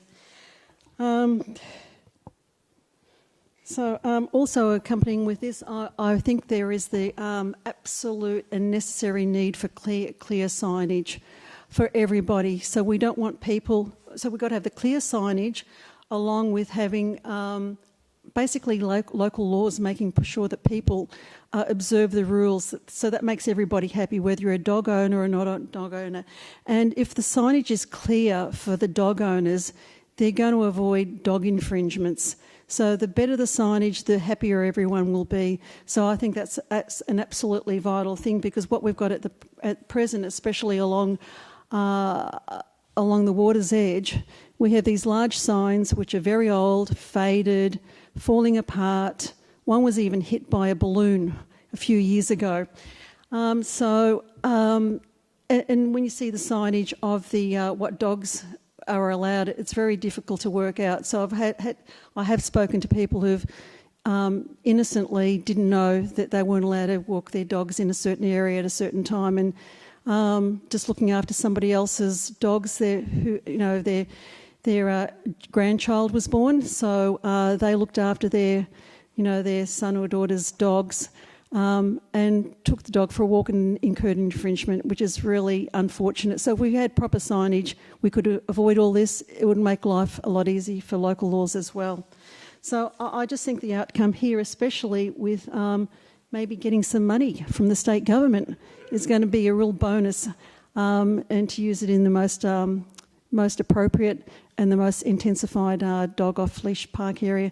So I'm really happy to support this, but I do have reservations about 3.5. I would like to see dog owners to take responsibility for their own family member. I think that's so. As dogs need to learn to be obedient, owners need to have that bag in their pocket when they walk out the door. And as somebody already spoke earlier on tonight, the lady at the back there, she said that she loves it when she goes into a community, and if somebody's forgotten a dog bag, bingo, somebody's got one there for you if you need one. Thank you. Thank you. Councillor Pearl, do you want to speak to it? Yes, let's do it. So our responsibility is to be fair and equitable councillors in terms of how we utilise our assets and our resources here at council, and this policy clearly does that. A lot of people got very excited unnecessarily, I feel, over the journey, as many people call it, over this policy. There was a lot of misinformation being put around. There was a lot of scaremongering going around. And I got a lot of phone calls and coffee meetings with people saying we're doing all sorts of things. And when I asked them to give me the specifics of the report that they disagreed with, a lot of people then disclosed that they'd heard at the dog park from somebody that we were doing something which we had no intention of doing, and that they hadn't actually read the report on a number of occasions. So when you look at the detail of this report, it is clear, it is concise, and it gives a good path forward. The City of Port Phillip Councillors, as you know, has 353 hectares of open space. 43 hectares of that is off-leash dog space, with 16 off-leash reserves, as you know. We have 11 kilometres of coastline, which has 15 zones allocated to dog use. We only have 26.6 hectares for sport, and pretty much all of that is shared by dog users. So this argument, particularly about, I walk my dog, that's my sport, and this artificial war that's been proposed to me by many dog owners saying we're disproportionately misrepresented to sport does not add up in terms of the actual evidence. Facts are your friends in this argument, and we must always go back to the facts. I find it comical that the state government invests in dog parks, and I found it even more comical that we had a pet census. And I don't know how many people here read the 144 pages of that report, but God knows why I did. And it's not a census, it's a survey. So they invited people to come and go to their website, of which 32,000 pet owners did.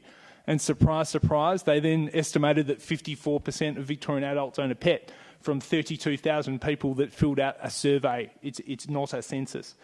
It costs an enormous amount of money, but it did give some information and some highlights about who are pet owners, which I think correlates with our municipality also. They're high income earners. On average, they earn $120,000, which is 84% above the Victorian and Port Phillip average. They predominantly live in houses. They're predominantly in two groups, one, those that have children and those that are older. And they're the ones we probably need to look at as our population.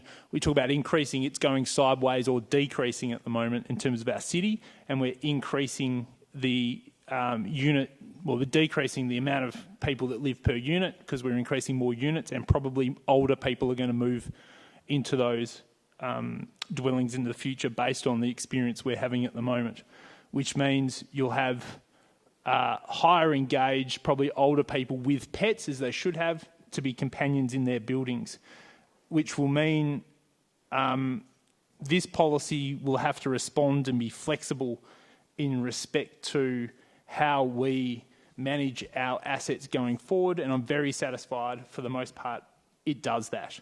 But the state government spending $13 million on dog parks, when you look at their budget situation at the moment, to me seems absurd when it is a clear responsibility of local government. That's what we should be doing. They should not be using state resources to build parks for dog entertainment or exercise. It just doesn't seem right to me. Everybody has the right, councillors, to use public open space, not just pet owners. And we must always keep that in consideration, and that's exactly what this policy does. In respects to the amendments, 3.8, the reason we have the policy wording the way we have it is to avoid issues of third line forcing. We have to be very careful about setting minimum requirements for private operator providers to then get discount taxation.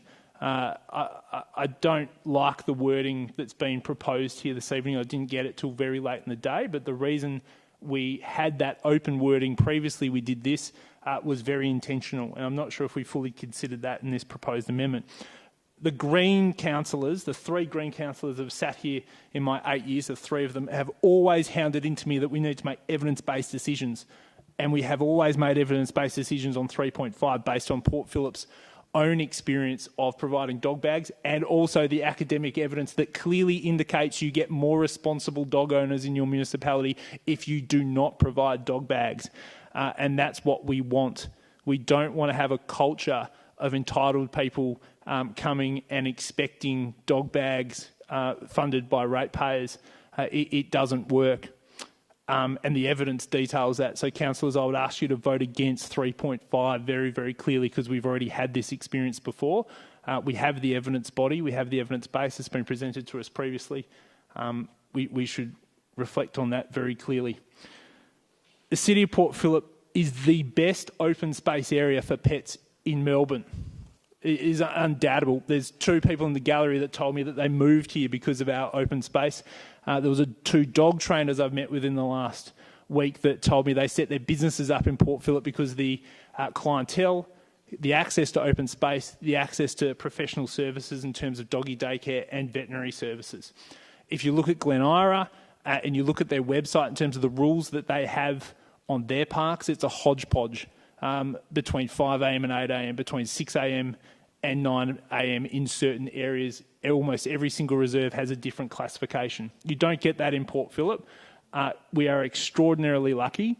This policy is the right balance, but I'm also a bit disappointed that we've had the journey, as some describe it, in the past 12 months, but I'm quite glad to bring this to a close. So very happy to vote for it, but like Councillor Bond, I have substantial concerns based on the evidence-based decision-making we should be making, Councillor Baxter, on 3.5. Thank you. Thank you to the officers again. Thank you, councillors. That was a very pleasant debate that everyone weighed in on.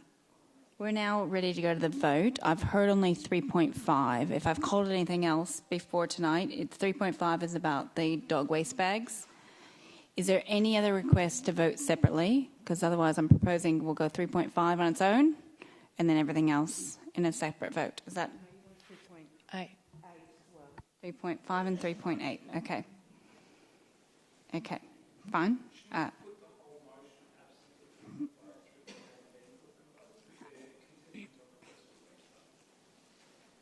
Governance?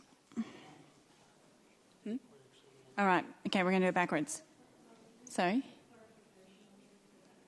Yes? Clarifying question for 3.8. Can you use your microphone, please?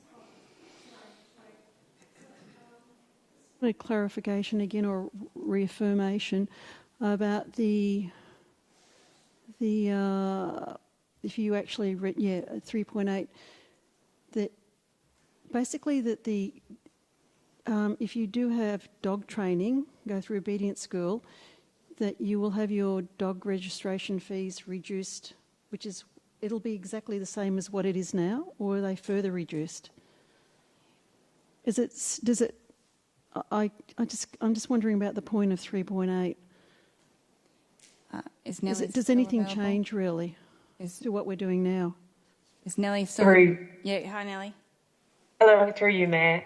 So the current reduction only applies to animals can only have a reduction once. So if they are already desexed, they pay the $79 fee, not the $238. If they are already trained, if they're trained and desexed, that reduction applies. So there are a few different things we could investigate with this, but there is a reduction for training for undesexed animals. Desexed animals already get that discount.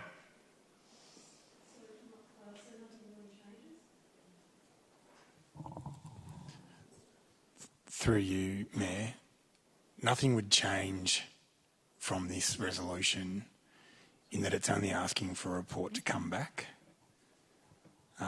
What the officers are saying is that while we do already have a reduction or a registration reduction, there are alternative options they could also look at if that's the intent of, which I understand it is, of this resolution which you will now vote on. All right.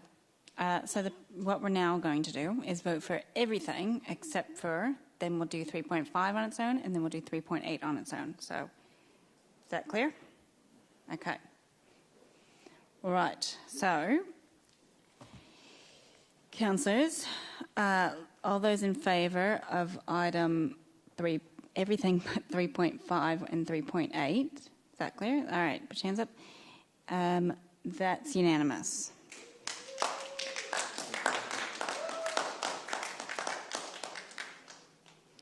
Okay, now we're going to go 3.5, which is dog waste bags. All right. Councillors, all those in favour? 1, 2, 3, 4, 5. All those against? All right, that's carried. All right, now we're going to go 3.8. This is the dog obedience training report. All those in favour? 1, 2, 3, 4, 5. 6. Okay, all those against? That's carried. Thank you. All right, thank you, everyone. Now we're going to 10.2. This is Eastern Reserve Dog Park. Councillors, do you have any questions for the officers in relation to this report? Questions? Councillor Sirikoff? Thank you, Mayor. I'm just in the report. It refers to gates being locked open. Will this also include maintenance gates to also be locked open, which open inward? Dana? Through you, Mayor, the standard gate entries will all be locked open, but the maintenance gates will be locked closed to prevent unwanted vehicle entering the park. Thank you. Sorry, Councillor Pearl, go ahead. Does council have any liability in terms of potential liability claims from adjacent residents in terms of mental health claims, etc., from the noise pollution that's coming from the park? Through you, Mayor, I'll leave that one for Nellie to respond to. Nellie, are you available? Yep, through you, Mayor. 8 days of continuous recordings were made in December 2023 to establish whether a noise nuisance was occurring from dog barking. Based on review of the recordings, it was found that there is no persistent dog barking occurring. While there is occasional audible dog barking, the majority of the recordings are predominantly other transient noise sources in the area, including trams and local traffic. In summary, the recordings captured did not indicate that there was an unreasonable noise impact occurring from dog barking at the Eastern Reserve Dog Park. And based on that, we don't feel there would be liability at this time. The main complaint from residents is that audible recording was taken at street level, I understand it, as opposed to particularly the apartment block that's adjacent to it, which a number of councillors have sat in and heard it. So where did we take the recording for that evidence from? Nellie? Through you, Mayor, my understanding was it was taken, as you say, within a residential complex at ground level. Thank you. Councillor Clark? As part of my work, I regularly have to get noise assessments done for EPA requirements, and it's actually highly technical and highly specialised process to get noise assessments done that take out certain noises and measure it. Did we engage a noise assessment company to do this and the modelling was done accordingly? I'm not going to go into all the technical side of it, but it wasn't just were the loggers left and monitored in that way? Nellie? Through you, Mayor, and a qualified acoustics noise vibration company was employed to undertake that testing. Because I can appreciate what some of the residents are saying, and that dog barking it seems hard to imagine that it was not noticed at all. I'm not suggesting it was enough to change any decision, but ongoing barking like that later at night when it's quiet or quieter times of the day, it seems hard to imagine there was no register of it at all. But anyway, I appreciate the report. Thank you. Thank you.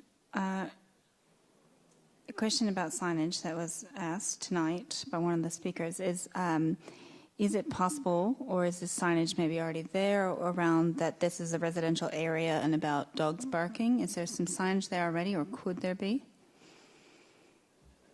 Through you, Mayor, there has been some signage put up recently in the park with regards to being respectful of neighbouring properties.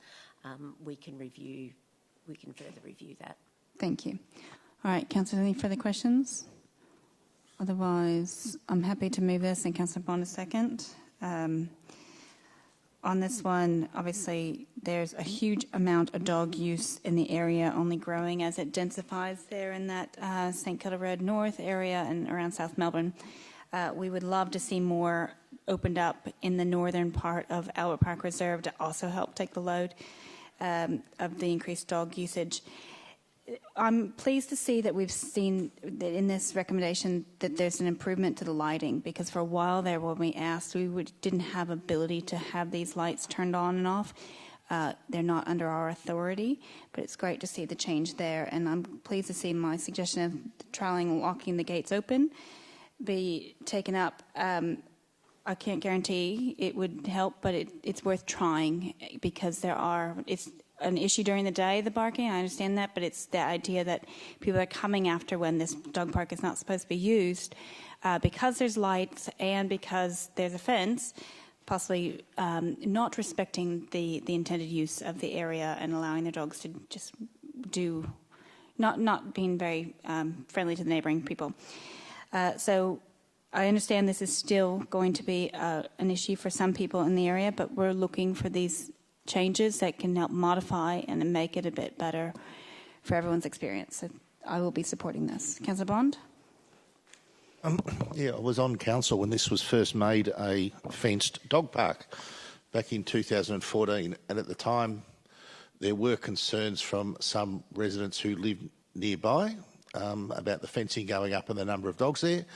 But when it came after I think it was trialled for about 6 months, and then it came to council for a decision about whether or not we made it permanent. I remember there were 50 or 60 dog owners in these chambers when that occurred. So you've got some work to do, Alex. You've only got 10 or so here tonight. I think they had about 1,000 or 1,500 people in a Facebook group. So they back in 2013 or 14, but it was a highly popular park, and yes, some residents had some concerns with it, but it's arguably been very successful.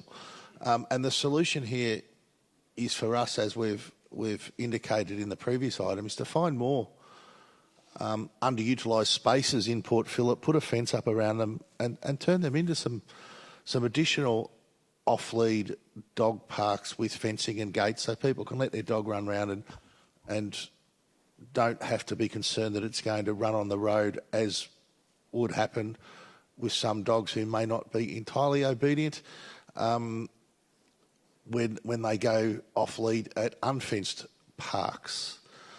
So I fully support this, and this was an area that was rarely used, this park, before it was turned into an off-lead dog park. So I think we've got in our previous item 3 or 4 areas that are currently, I would consider, highly underutilised, that I have no doubt that if we put a fence up around them and turned them into off-lead dog parks and made them safe and put some drinking fountains and things in there, they would suddenly become highly utilised, just as happened with this piece of dirt in South Melbourne when we originally put the fence up in 2014. I don't think anyone's ever... This area's never been as utilised as it was when we put the fence up. So you would drive past it and there would be no one there, bit of grass, some nice trees, but no one utilising the park. And now there's probably hundreds of dogs and hundreds of people go through it every day. So it's no doubt this has been an outstanding success, and it's been an outstanding success for the last 10 years. So long may it continue, and the onus is on us as a council to find more spaces that can, underutilised spaces where we're not going to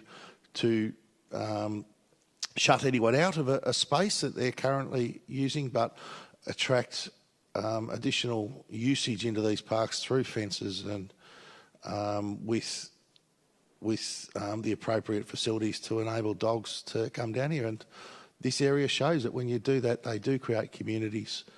They do create some very passionate people about their dogs, and we've seen some of them come along here tonight and urge us to retain this. So I urge my fellow councillors to support this recommendation with the slight changes there to the arrangements of usage, which should allow the dog owners of this area to continue to walk their dogs off lead. Thank you. Councillor Nyagri, would like to speak to it? Thank you, Mayor. I agree with everything Councillor Bonds has said. This area was definitely underutilised previously. I think that the park that we've got there now is a thriving hub of the community. There's clearly no other spaces that are as easily accessible to people in South Melbourne, and I think they really rely on access to this park and the use of this park. I got to say, in reflecting on some of what Councillor Vaughan just said, that this feels like a really good example of the 80-20 rule gone wrong. I think, we got 80% of the benefit with 20% of the effort by creating this park, and we as councillors have spent an honestly absurd amount of time kind of going through the fine detail of trying to find a way to reduce some of the challenge of this park over the last 12 months, and it's come back to us again and again. We've had endless conversations, almost more than the guidelines themselves, actually probably more than the guidelines themselves. And although I'm really glad with some of the changes that are being made here, they are ultimately pretty minor. Ultimately, there's always impacts of dog off-leash areas, and I think those impacts will somewhat remain. You're likely still going to have dog barking, although I think they're good changes. And I think we need to close this chapter now and stop re-prosecuting whether this should be a dog park. We need to move on. Councillor Bond and I have suggested a couple other places, as a few other councillors have, for investigation. I think if we trialled some of those, it would take some of the pressure off. But we need to stop looking at this park again and again. I encourage the councillors, I won't name them, but the ones that continually demand that we re-examine this to stop doing so, because there's a very large number of people in the community who benefit from this park, and we clearly cannot close it. I think these changes are eminently sensible. Thank you. Would anybody else like to speak to this item? Councillor Sirikoff? I'm glad that this fenced-off dog-off-leash park has been separated out from the rest of the dog-off-leash guidelines because it's an anomaly compared to the other dog-off-leash areas, in that it's under the 3,000 square metres of a dog off-leash area recommended to be fenced off. It sits at 2,600 square metres, and the very fact that it's actually surrounded by tall apartment buildings, it creates that amphitheatre effect. And if you've ever been in an amphitheatre in Athens, you'll know that sound travels up through that theatre, where the orchestra and the opera singers, they don't need microphones because the sound does travel up. So this is the dilemma for people who live in the surrounding apartments. And so we've got to make some kind of consideration, or try to make it a wonderful place for them to live, to come home to every night. So not only do the dogs have some sanity by running around, but also the residents also have sanity when they're at home. So it's got to be a really good situation where dog owners take their dogs to walk there. And because it's such a small area, you do have that intensification of dog owners going there and letting their dogs go nuts. And it's the only park within a 1 kilometre, and when you've got something like 750 dogs using that area, that's a great thing, but it's also where other people live. So I'm really pleased that the officers have found some solutions and recommendations for us here to vote on tonight, and that is that we're able to have restrictions on lighting. We're also able to have trial locking the gates open from 7:30 p.m. to 7 a.m, and also the consideration of prohibiting professional dog walkers who do turn up in their vans with a load full of dogs. They're in their vans, and it'd be great to encourage these professional dog walkers to actually, instead of driving to Eastern Road Reserve, that they drive to M.O. Moran down in St Kilda, where the dogs can chase seagulls in a fenced-off area. And so I think that this is would be a great outcome, and even if we had signage I was speaking to somebody here tonight that they weren't aware that there was a fenced-off dog area, and they do drive their dog to a park in Albert Park, but now that, there's a fenced-off dog area in M.O. Moran, which they weren't aware of. So I think maybe we should publicise it a bit more so we reduce that intensification for those people who live in this amphitheatre effect. Also,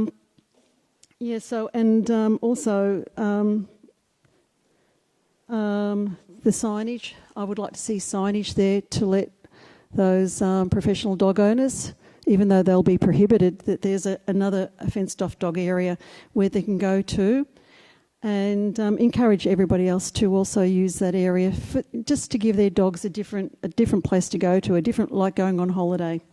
So I think dogs would like the variation.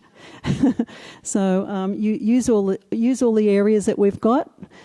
Try out the different areas, and hopefully we can also get Howie Crescent on board here through the grant process. Thank you. Excellent. Thank you very much. Anybody else speaking to the item? All right, Councillor Pearl. Thanks, Madam Mayor. The conversations around this dog park and other dog parks are important, and it's critical, and we shouldn't discourage it, because if we get the model right here, we can expand the model with trust and integrity. If we don't fully investigate the concerns, we don't fully investigate the opportunities that this presents us, we won't get a good outcome going forward. We won't have the trust, we won't have the integrity with the community that allowed us to get a better outcome into the future. So nobody should be besmirched for fostering conversations that include dog owners, park users, local residents, etc. It means we get a better, more comprehensive outcome. And these type of parks are a huge opportunity for our city. We've seen one on the border in the city of Melbourne, just under the Kingsway Bridge, which is quite small, but comparatively a completely underutilised space before they put that dog park in place. And there's several opportunities bigger than that one across our city that we could utilise. And if we get this one right, which we have been getting the balance more right now, it gives us the social licence to be able to expand those into differing areas. This was a litmus test to me in terms of dog user activity when we closed this park. I don't recall when we closed. It was probably 2018 or 19, I'm guessing. We closed it for 3 or 4 months to renovate, resow the grass or something. And I got emails from, I wouldn't say all over Melbourne, but South Yarra. I got somebody from Brighton complaining that the park had been closed because we didn't communicate it very well. I don't think we even put a sign up on the gate. We just locked it.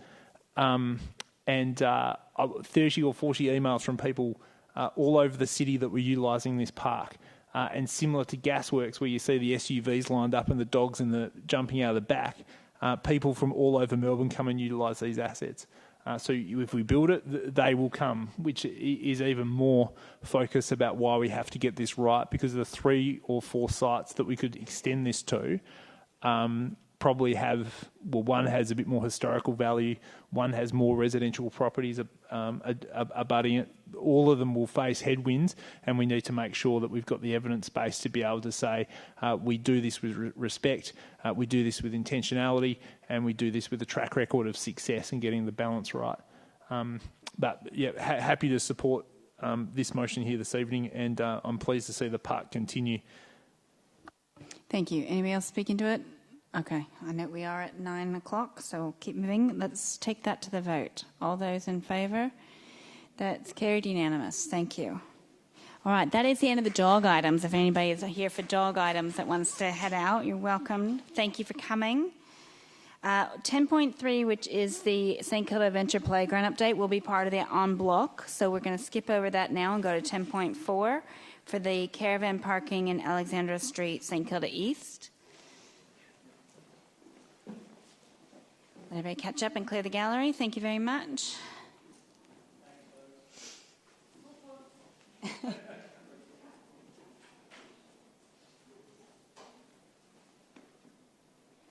All right, again, we're on to 10.4, the caravan parking for Alexandra Street, St Kilda East. I'm just going to say that I have an interest. It's not a conflict of interest because I do own a caravan, and every now and then it's on a street. So not in Alexandra Street. Okay. Councillor Clark, do you have some questions for the officer in relation to the item? Yes, thank you, Madam Mayor. I just wanted to understand, what is the definition of high occupancy? I think was the word, high parking occupancy rates.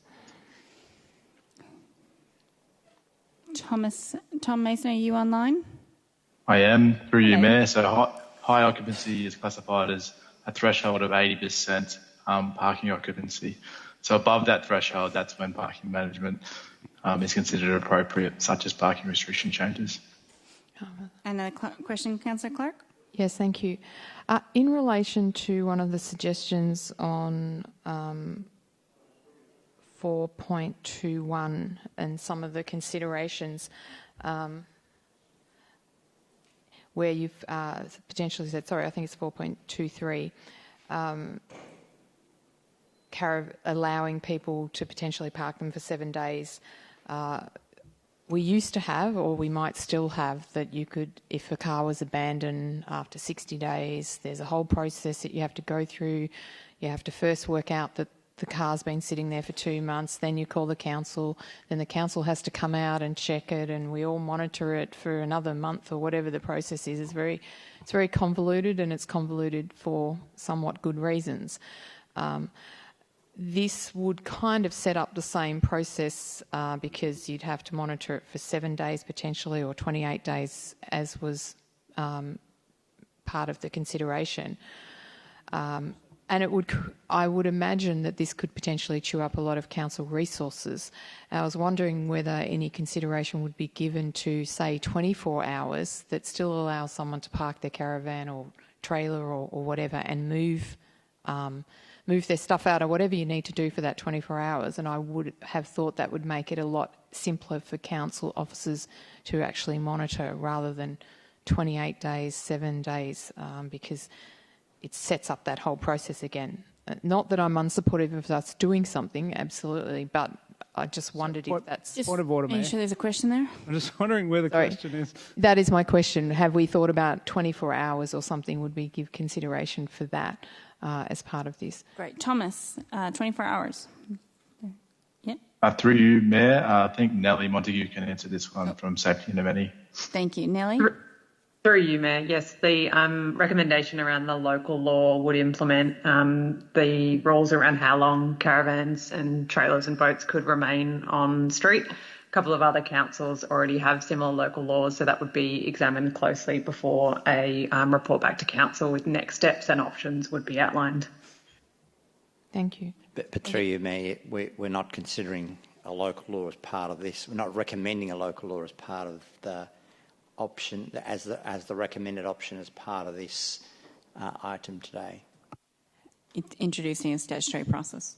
But isn't that part of 3.5? Yeah, you're not adopting a local law today? No, through you, we're considering changes to the parking time allocations. We're not proposing a local law change. CEO? We are proposing in 3.5 to look at the statutory processes, but reporting back to the new council on the options and what that would look like. Yes, correct, and hence the consideration what other councils are doing. Thanks. Thank you. Councillor Nyagri has a question. Thank you, Mayor. I just wanted to double confirm. I see in 4.5 that there's been a review of all the properties in this section of Alexandra Street, and officers are confirming that every property would be eligible for parking permits. Just wanted to double check with us before we proceed that is the case. So obviously that will have a pretty significant impact on residents if they were not eligible and no longer able to park in the street more than 4 hours. Through you, Mayor, I can confirm that through an assessment of all the properties on Alexandra Street, they are all currently eligible for parking permits as of the time of this report going up. Thank you. Any further questions, Councillor Sirikoff? If this were to go ahead, when the residents are surveyed, will they be informed that if parking restrictions are introduced, that they will need to purchase parking permits to park on the street for more than 4 hours, and the annual costs associated with such permits? Through you, Mayor, yes, this information is provided as part of our consultation process. Councillor Sirikoff again. Will the survey state that the caravans, camper vans and trailers are not covered by parking permits? Through you, Mayor, yes, this will also be advised through our consultation process, specifically regarding those types of vehicles. And what are the maximum? Will the people who are being surveyed be notified of the maximum number of residential and visitor parking permits a resident can apply for on Alexandra Street, so they're not, they don't have a shortfall of whatever their needs are with parking, whether it's be visitors or their own vehicles?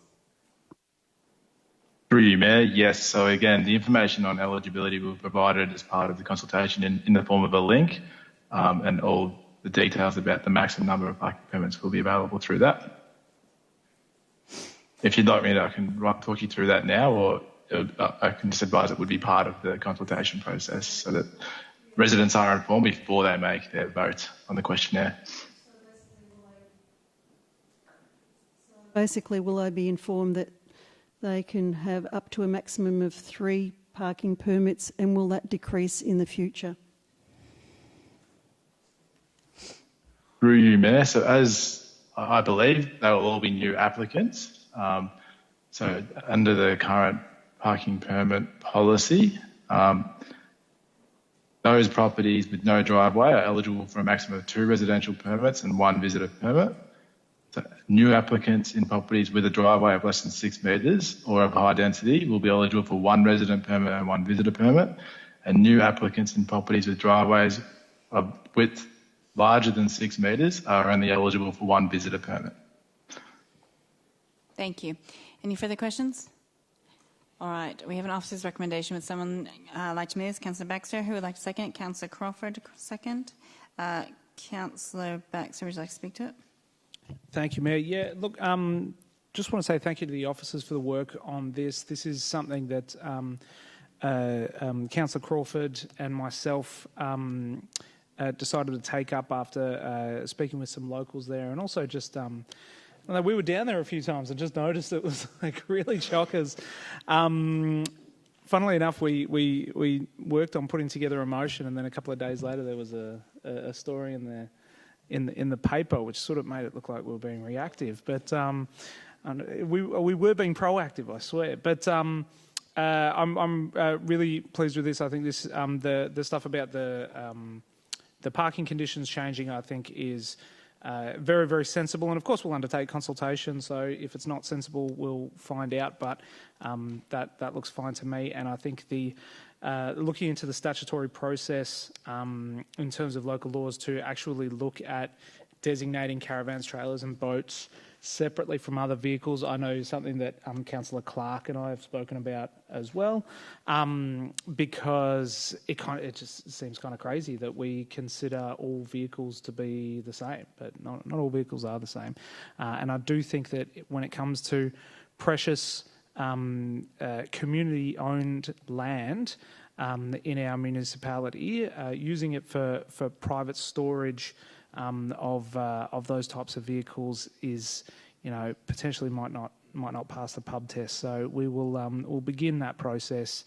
The next council can deal with that, of course, as well as the community. But I'm pleased that this has come back in such a way, and I'm glad to go forward. Thank you. Councillor Crawford will be speaking. You have the option to speak.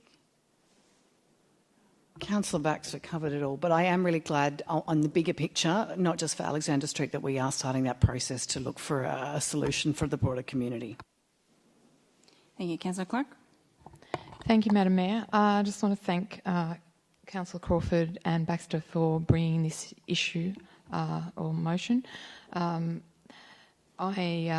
my street, we are now regularly have, which is just because of Broadway, we have a permanent extended commercial van that parks there, and that's their business, you can tell. We have caravans, we've had boats and trailers, so it is, this is a problem that's on the verge of exploding. We've had another resident complaint at Shelley Street around the corner in Elwood with the same problem, constant caravans and people just permanently parking there, and they're not even from your street. And we're about to have a five-bedroom or 5-apartment, 3-bedroom townhouse that's about to open, and crunch time is going to come on the street. So, as I said, this is a massive problem. We know that car parking is in short supply. We know also the pressures being put on us becoming more medium density, if you like, and also the fact that we're allowing developments with not the right number of car parks for a whole lot of reasons, planning reasons, but that's also going to continue the pressure. So we need the residents need their car parking, amenities, disabilities, kids, livability, safety. No one wants to be parking 2 streets away in darkness. So it is really important. And I have a pretty firm view that I guess the pub test is one way of putting it, that people then parking caravans and commercial vans and all those sort of things in other people's streets and on an ongoing basis is just not the place where we want to be, and adding extra pressure. So it would be great to see what those recommendations come back with, because I think we want to get ahead of this before this really becomes an even bigger problem. And people shouldn't feel that they're entitled to use the streets for caravans on an endless basis. Appreciate that people have them, but there needs to be balance and fairness, and that just doesn't quite feel like it. So thank you. Thank you. Anybody else speaking to the item? Let's go to the vote unless you need to close. Councillor Baxter? No? Oh, sorry, Councillor, you want to vote? Oh, sorry. All right. All those in favour? All right. That's all those against? Okay, that's carried.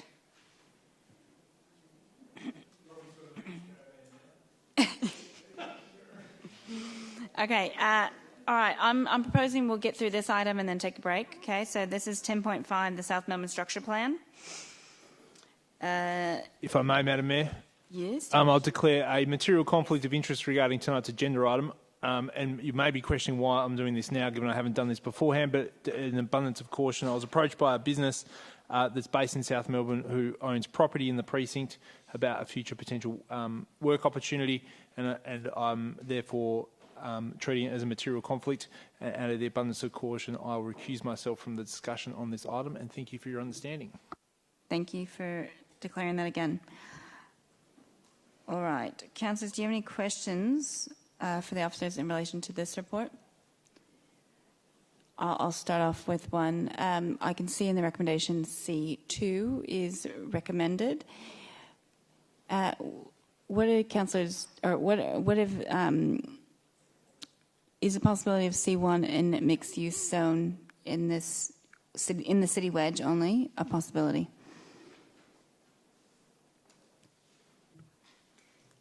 Thank you for that question. Through you, Mayor. The recommendation is for C2, and that's been based on extensive strategic investigations and also state government policy. So there's the state government has the Melbourne Industrial and Commercial Land Use Policy, which recognises that industrial land should be rezoned to further employment land, and also other work with the South Melbourne Economic Employment Land Use Study and our own spatial economic and employment framework, which all direct that this land be rezoned for employment land use. Rezoning this land to mixed use or C1 risks undermining potentially the retail and commercial role of Clarendon Street, as retail uses are permitted in these zones. Thank you. Thank you. Councillors, do you have some more questions for the officers? All right. Councillors, we have an officer's recommendation. Would someone like to move this or something else? Councillor Bond to move this, and Councillor Martin to second. Councillor Bond, would you like to speak to it? Yeah, just want to thank the officers for their many years of work on this, bringing us to this point in time, whereby we have something we can then present to a planning panel for their consideration. I know we've had a little bit of feedback from some people regarding some of the zonings, particular in the City Road Triangle, and there will be ample opportunities for them to present their case to a planning panel who will review their presentations and review council's work and come back with their recommendations to council on how this area should proceed. I think at the moment it's our only industrial zoned land left in the city of Port Phillip, or one of the last couple of industrial zoned lands and areas, and I think the officer's recommendation to transfer this to a commercial 2 zone is based on the evidence presented in the report. They have reviewed whether any other zoning would be appropriate for this area, and they've continually come back and said no, they believe C2 is the most appropriate zone for this area, and I think as councillors, it's probably wise of us to go with the officer's recommendation for this particular location. As far as the rest of it goes, I think it's a pretty good document, sets us up for the future in South Melbourne. One of the things I've discussed the whole way through this is how do we deal with future public transport changes in this area, such as the Park Street tram link. Are we ready for that to come on? And hopefully it does come on at some point in time. I know it was mentioned earlier tonight. There's now some doubt over that, but we have proceeded on the basis that that Park Street tram link will go ahead at some point in time. Also, we're proceeding on the basis that many of the tram stops in this area will be converted to DDA compliant tram stops at some point in time in the near future, whether that's in 6 months, 6 years or 20 years. It is coming and will eventually happen here, so we need to be prepared for that to happen, and we've taken a lot of that into account when we put this document together. So given we're going to have a late night, I won't talk for too much longer. Happy to recommend to councillors that we approve this document and this proposal. Thank you. Councillor Martin, would you like to speak to it? Fully support everything that Councillor Bond has just said. Thank you to all the officers who've been involved in this process for several years. Thank you to everyone who's been involved in the consultation process. Thank you to the people who provided the reams of documentation for us to read in the last few weeks, as there were a whole lot of comments from our community. Particularly thanks to groups like the Clarendon Street Traders Association, who've met with us and provided all sorts of high and medium level input. And I think the document we've come up with is quite a reasonable one.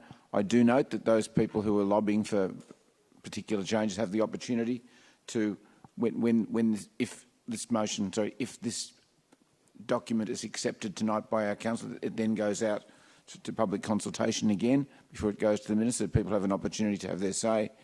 Councillor Bond alluded to what we call the South Melbourne Triangle. I have a particular vision for the South Melbourne Triangle. I see it being an area we have lots of high-tech industries. We're looking at that end of South Melbourne being a nucleus of those sorts of, a hub for those sort of high-tech industries. If the zoning was changed to something like a commercial zone 1, very likely there would be lots of apartments. That may not be there may be lots of people who would welcome that, but we may probably lose the opportunity to develop those high-tech industries there. So if there are people who have other views, that's fine, but I suggest they take it through the planning process when this document is passed out for consultation, and let the authorities work that out. But very happy with what the officers recommended. Thank you. Anybody else want to speak to the item? Councillor Serikoff. Yeah, this industrial zone now going to, or depending on how councillors vote, going to commercial 2 zone. It also has other opportunities, which I think, as we've received emails from various people in the public, that there is opportunity to go to that planning panel for community for consultation to put their cases forward as well. So, the area could also possibly look at being a commercial 1 zone or a mixed use zone, and have the same type of industries that are in a commercial 2 zone. That is the creative industries, the creative studios, technology, and media industries as well. So this is a very it's a very interesting area because of the possibilities that are there, because it's location to the South Melbourne market, the primary school also nearby. It's going to be close to Fisherman's. It is close to Fisherman's Bend, with all the residential properties coming on board there. We're looking at something like council wanting to overall, apart from Fisherman's Bend, 56,000 new dwellings, and so a lot of those dwellings will be in Fisherman's Bend, and with about 1,000 to 2,000 coming to South Melbourne. So the possibilities for the industry area are quite wide and broad, depending on what they want to present to the panel. So I can only encourage that they do take the opportunity of whatever industry or purposes for that area, how it's developed in the future, because we don't have a crystal ball and we don't know how it's going to move along, but I hope it's a great outcome. And all those people who have contacted us are putting their 10 cents worth or their dollars worth or their $10,000 worth to actually be able to be heard and to be heard by that panel. Thank you. I'll go next. I appreciate all the work that's gone into this, and this document is a lot larger than the city wedge, but a lot of my debate, or my speech now, will focus on the wedge, because I think we're missing an opportunity. There has not been much investment in this block. There's been a little bit, but not much, because, one, it's smaller blocks, and the ability to get return on investment if someone's going to just put up a new warehouse in an industrial area that's probably not, people are not investing in the industrial area here, but to then turn it into, there's hopes if they could have a bigger one, possibly do residential or mixed use, not residential, but mixed use. We've seen across the way, hip versus hype there along the tram line, how successful good architecture can deal with issues such as noise where no one else would be, and in providing some residents that when the business is finished for the day, they can coexist because they're well-designed units that can live above the tram line or whatever industry that needs to be there. Right now there's a paint company, a carpet company, a kitchen, hospitality company. We could coexist here, and I think that we're not going to see the forward investment in this area, in this wedge, and it's going to sit there. And what has started to move in and will continue to move in is the red light district, because people are not willing to invest in it. No one needs an office anymore. The idea of having mixed use or commercial one, I think, will be a much better option here, because we need the residents. We need to densify. Even tonight, people are speaking about the floor area ratio being too low. South Melbourne is so well placed, close to CBD, well connected, even better connected if we can get the Park Street tram link, that I can understand the desire to increase it from that, whether there is areas that have commercial area, but the residential, I think it's a missed opportunity to do this C2. I was looking at an alt motion, but I didn't have anybody willing to second it. It is hard when your officers have made a recommendation and they've gone down a journey, and for somebody else to put up something different. I strongly believe that we're getting this one wrong, but respect that I'm not the majority on this idea. Yeah, I think that's probably what I'll say on this one for now. Anybody else want to speak to it? Okay, let's go to Can I speak to it, Mayor? Oh, sorry. Yep, didn't see your message. Councillor Nyagui? Thanks, Mayor. I'm really happy for us to proceed with this as the officers have recommended. I understand that people are maybe unhappy about some of the sex on premises venues or some of the other opportunities about housing in this particular wedge. But I think we have long processes when it comes to zoning of land, and I think it's really important that we tread carefully and that we take the broadest possible view, and I think the officer's report captures that. It captures that not just for this particular wedge, but for the whole of South Melbourne. Obviously, there's lots of more opportunities for people to engage in statutory processes, and I encourage everybody, whether they agree or disagree with what we're doing tonight, to put in their submissions, and we'll ultimately come forward with a good outcome. But yeah, I think it's really important that we do so in a kind of broad-minded way. I think this is probably one of the few areas where we really shouldn't depart too drastically from what officers have recommended. Anyone else speaking to it?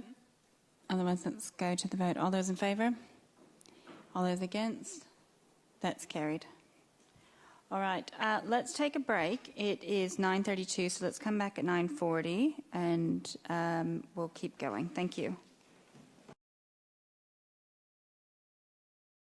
Everybody's back? Good. Okay. Hi, everyone. We're back on. We are on to 11.1. This is the Urban Forest Strategy for Adoption. Councillors, do you have any questions for the officers in relation to the report? Councillor Martin. Thank you, Mayor. One of the speakers in public question time asked about the budget for the Urban Forest Strategy, raised some queries.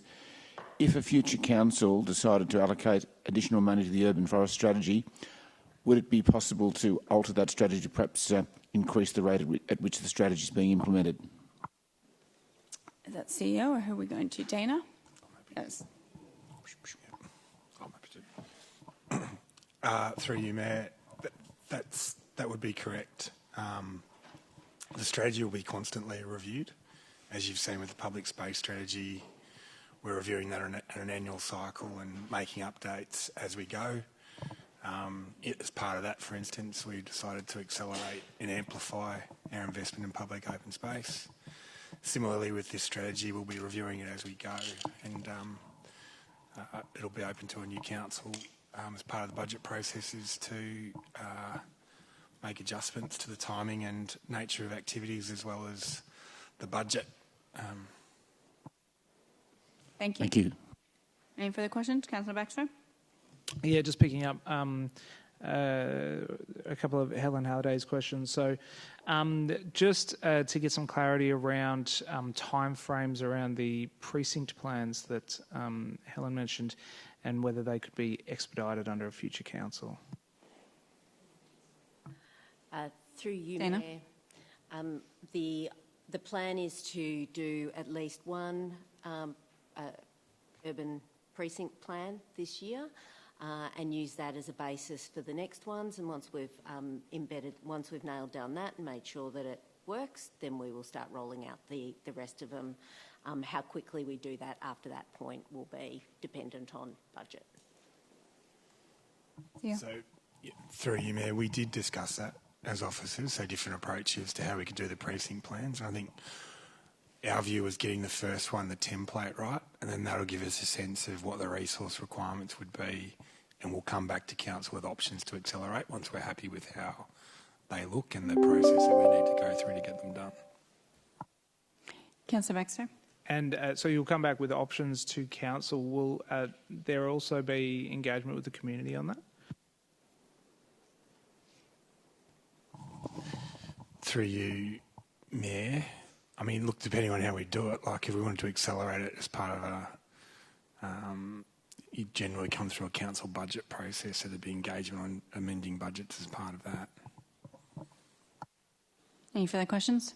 Councillor Baxter again? And just picking up Helen's question around timeframes and options for this significant tree register work. Dana? Through you, Mayor. So Action 15 in the draft urban forest strategy is to protect significant trees and vegetations in the private realm, including large canopy trees, Indigenous vegetation, and to develop significant guidelines for significant tree removal applications under local law. It'll look at all mechanisms, including significant tree register and how to protect significant trees through that process. Okay, Councillor Baxter? So I think, yeah, just what were the timeframes around that? Through you, Mayor, I'll go to Jen Witheridge, who's online. Hi, Jen. You there? Hi there. Yep, good. Hi, sorry, I've got a funny line and a funny voice tonight. I'm just checking the implementation plan to give you an accurate response. Thank you.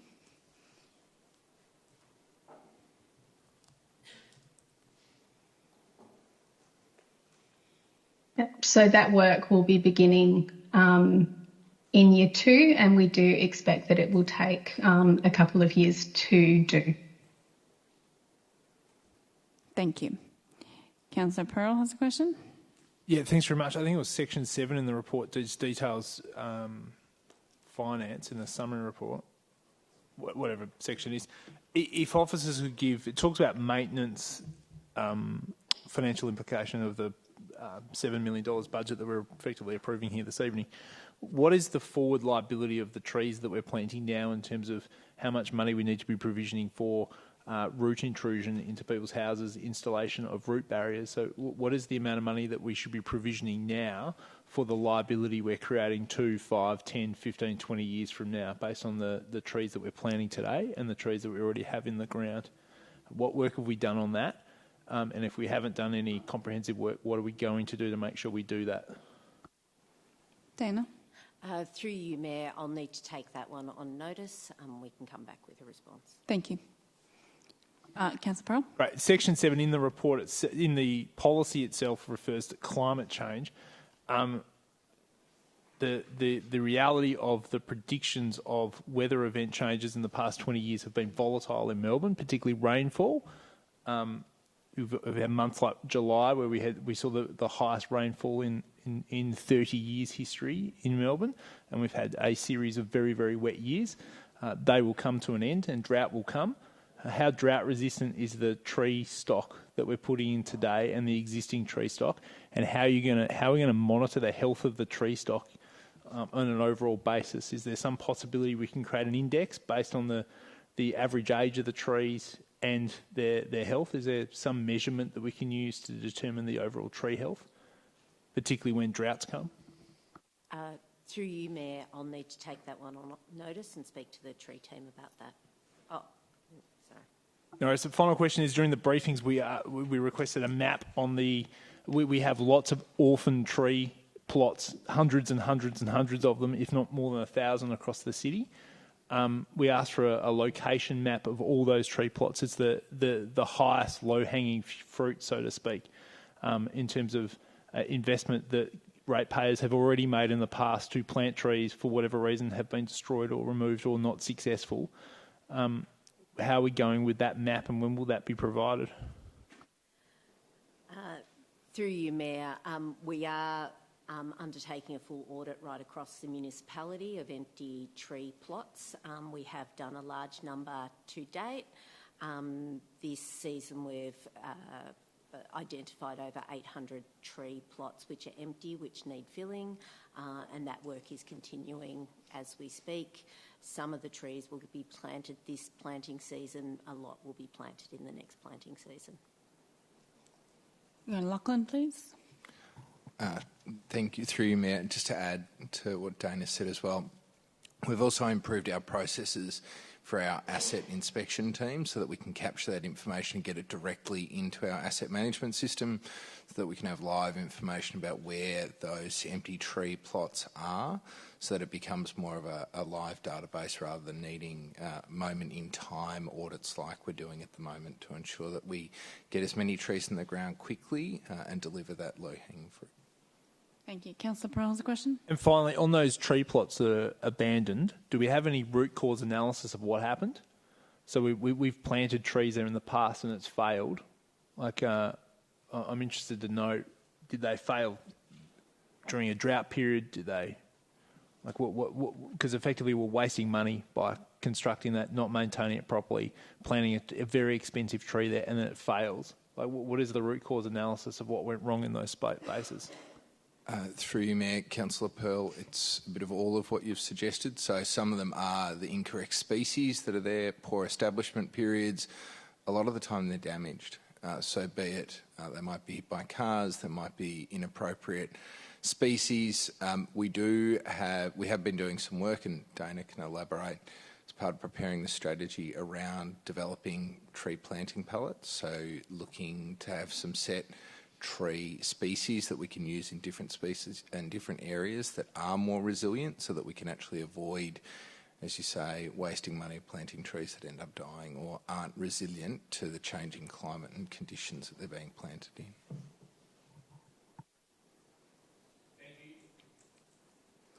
All right, any further questions? Otherwise, we've got an officer's recommendation. Would someone like to move this or something else? Councillor Martin to move this.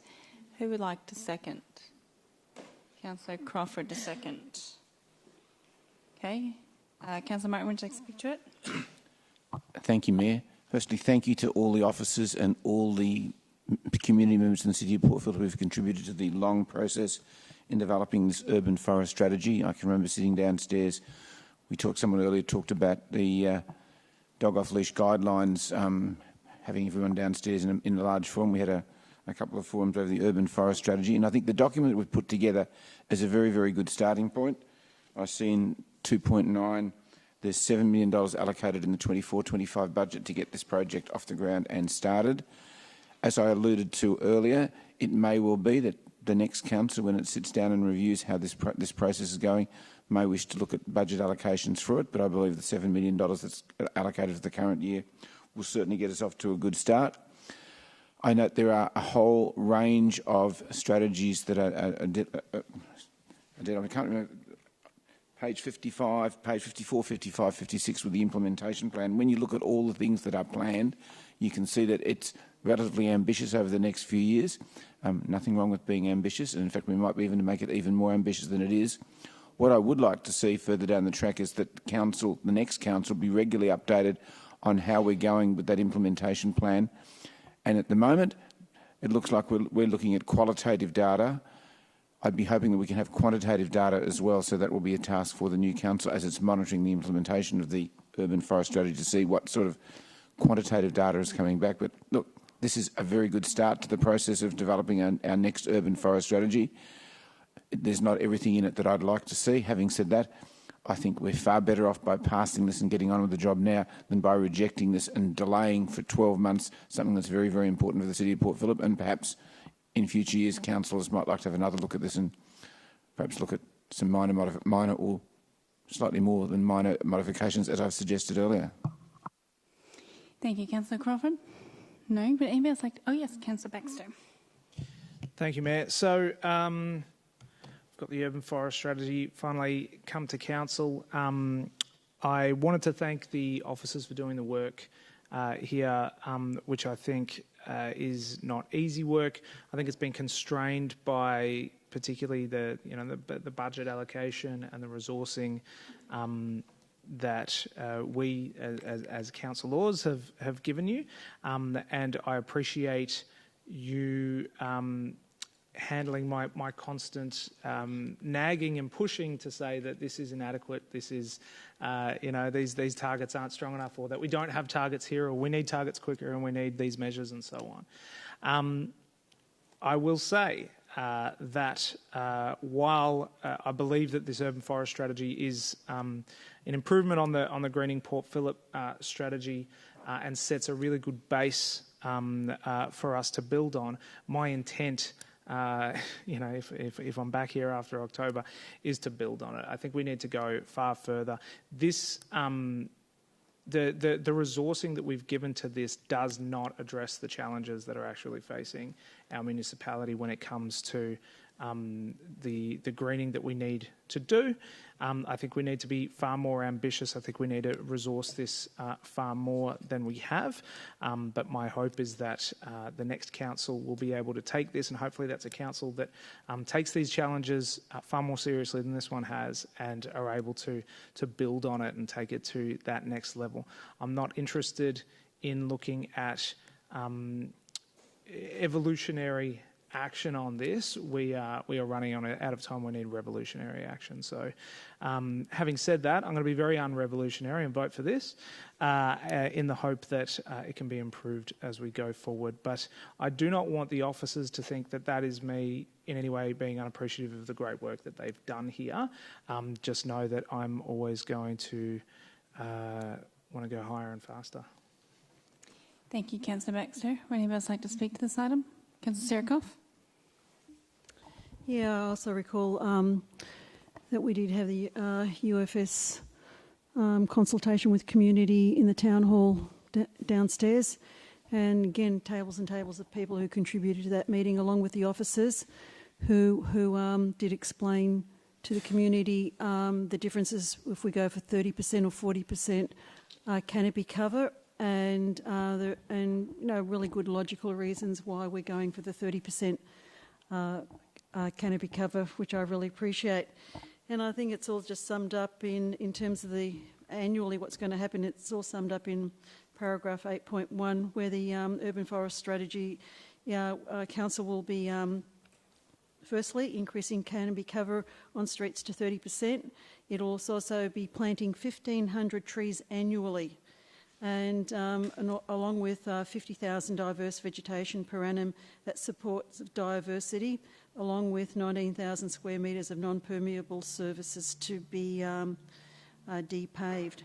So I think as long as we take a pragmatic approach to this, and we check all steps as we go along the way and achieve these objectives, I think we're doing really well. If we do this year in, year out, annually, we'll get there. Thank you. Would anybody else like to speak to the item? Councillor Pearl. Thanks, Madam Mayor. Look, we lament toxic soil across our city and what a menace that is to our private residences that have to clean it up when they renovate and build houses, and also ourselves when we try and do anything. And we curse previous councils for not dealing with that issue when they had the opportunity to. I suspect not to compare trees with toxic soil, but the same principle could potentially apply here. We've planted substantial trees in a short period of time. If you look at the continuum of the history of the city, they all have relatively, you could throw a blanket over the tree canopy age in the city. They're all at similar growth rates. We're planting aggressively. We know there's a financial liability that will come to that in terms of property damage, footpath maintenance, road maintenance. We should be budgeting for that and provisioning for that now, so the council 10 years from now doesn't have to spend a factor in order of the $7 million we're spending here tonight dealing with the consequences of our actions. These are good actions, but we should view them holistically in the full life cycle of the investment that we're making here. And we must apply some work to do that through our financial standards moving forward. Look, I keep on going on about this, but we've come a very long way in terms of the aerial photographs that were taken of the city in the 1940s or 1930s, probably, where there was hardly a tree in sight that was above the height of 6 feet, to a huge community asset, particularly in Albert Park, Middle Park in particular, St Kilda East, Elwood, those areas that have some of Melbourne's best tree canopy, matched with very generally quite wide streets. You don't see that in other areas of Melbourne. It has a substantial impact on amenity and also property value. But as I said before, the canopy age in our city is actually quite homogenous in many respects. And we need to make sure that council has easy to understand dashboard statistics, that we can understand the health of the canopy, the size of it, and how it's actually tracking. At the moment, we're very reactionary. I suspect if we went into a 2-year drought, we would spend the first 2 years waiting for it to rain before we actually went out there and remediated any problems to do with tree health. And which goes to my next point, is a substantial investment. If we build hypothetically, let's say we build a life-saving club in South Melbourne for $7 million, you drive past it and look at its health and its maintenance and the decay of that building over time. We're making a $7 million investment here tonight in trees. We need to have the same asset approach to this investment to ensure it realises full financial potential and social potential. We're starting to do that more with sporting fields, given the amount of investment we're putting into the ground in sporting fields. We need to do this exactly the same with tree canopy. It's a substantial investment. We have difficulties in our city versus neighbouring cities in terms of the fine soil, the fine sand that we have to plant in, the sandy soils we have to plant in most of the municipalities, and the fact that it doesn't hold water like the clay soils on the other side of the river and the more dense soils to our east and northeast. So if when drought hits, and it will hit for prolonged periods of time, we don't have any... there's no soil capture or soil health. It's much harder to get soil health across the breadth of our city to keep our tree stock alive. And most of our city 200-300 years ago didn't have large amounts of forest in it. There were only 2 areas that had that. So we have to play to our advantage and play to the reality of our soil types also, which I'm not sure we put a lot of science behind that at the moment. We just plant what we think is appropriate at a single point in time and what looks good. Very happy to vote for this, though, and it's a substantial investment which I hope we nurture, not just this year, but into the years to come. Thank you. Anybody else want to speak to this item? All right, let's go to the vote. All those in favour? That's unanimous. Thank you.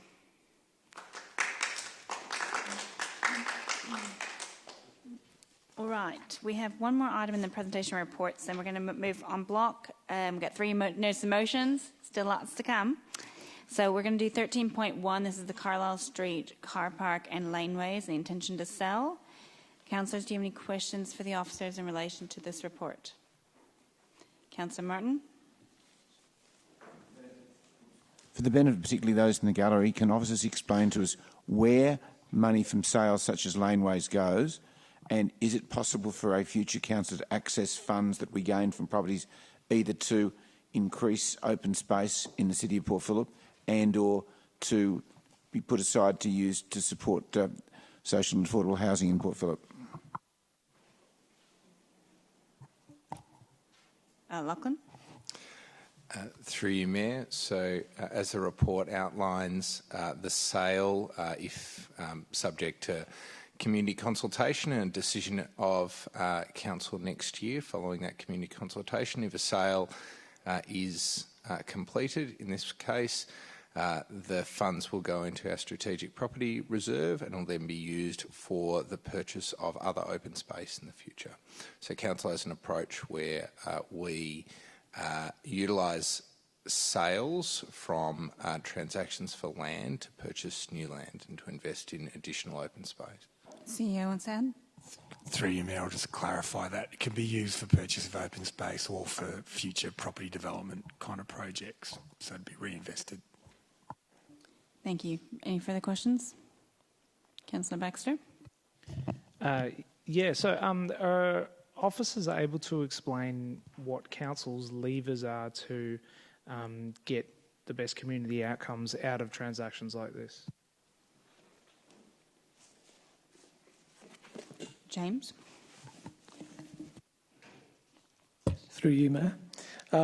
We generally have two mechanisms to achieve council's objectives. First is Section 173 agreement. That's an agreement with the owner of the land. It sets out conditions or restrictions on the use and development and to achieve specific objectives in relation to the land. The second is through the development application planning process, and that manages the type of development, including conditions, and there's a approved set of detailed plans for the development attached. So in terms of this proposed transaction, we look to use a Section 173 agreement to manage the delivery of certain objectives, such as commitment to residential development, open space contribution, public car parking, full-line supermarket and public toilet facilities. And the development application planning process would be used for design outcomes, public realm interfaces, traffic and transport issues, waste management, heritage preservation and adaptation, and overall looking at the net community benefit and sustainable development objectives. Thank you, Councillor Baxter. You have another question? Thank you. You mentioned two levers there for council. One of the speakers tonight, I believe, mentioned the possibility of heads of agreement mechanism, I guess, through this sale. Is that something that council has done before, or how do you know how that might work? Through you, Mayor, I think I probably have to take that one on notice in relation to previous transactions. Thank you. Okay. Through you, Mayor, I think there's some challenges with a transaction like this where we don't actually own all the land parcels, like where it would be a site that we would then go out to someone to have more control over development. We are reliant on other parties, and part of the challenge that we've had, I've been working on this for almost the 10 years that I've been at the City of Port Phillip, is the fragmented ownership structure and the fact that, yes, our parcels combined with other parcels create additional value, but in their own right, there's not much more that we can do with them. So it is reliant on other parties. And we do have a unique opportunity at the moment because a lot of that fragmented land ownership has recently become consolidated with one owner, which means that we can unlock the value of those parcels that have previously been sitting there fairly underutilised for a long period of time. So entering into heads of agreement and those other kinds of things, a little bit more complicated when we don't own all of the land. And, you know, in fact, the large value of the land and that's owned by another party that we're trying to work with to have mutually beneficial outcomes. Thank you. Councillor Max, another question? Yeah, I've got a few, so... That's all right. I'll just roll on. Can officers explain the Section 157 agreement, 173 agreement, 157 is a different one, 173 agreement, you know, how does that bind the parties that enter into that transaction, and what penalties are there for, you know, breaching it or? So that they would be, they would be bound to deliver those objectives and any subsequent owner of that land on which the Section 173 agreement applied. So it would run with the land as such. So just to clarify, that the Section 173 agreement forms a caveat on the or something like that on the title and stays with the title. Through you, Mayor, that's correct. Thank you. I feel Anthony might have more to say. Yes, please. Through you, Mayor. Yes, it does. It's a contractual agreement that's attached to title. It binds the current owner and potential future owners. Our ability to enforce our rights under a Section 173 are strong. We can do so by fines, we can do so through VCAT, and we can do so through the courts.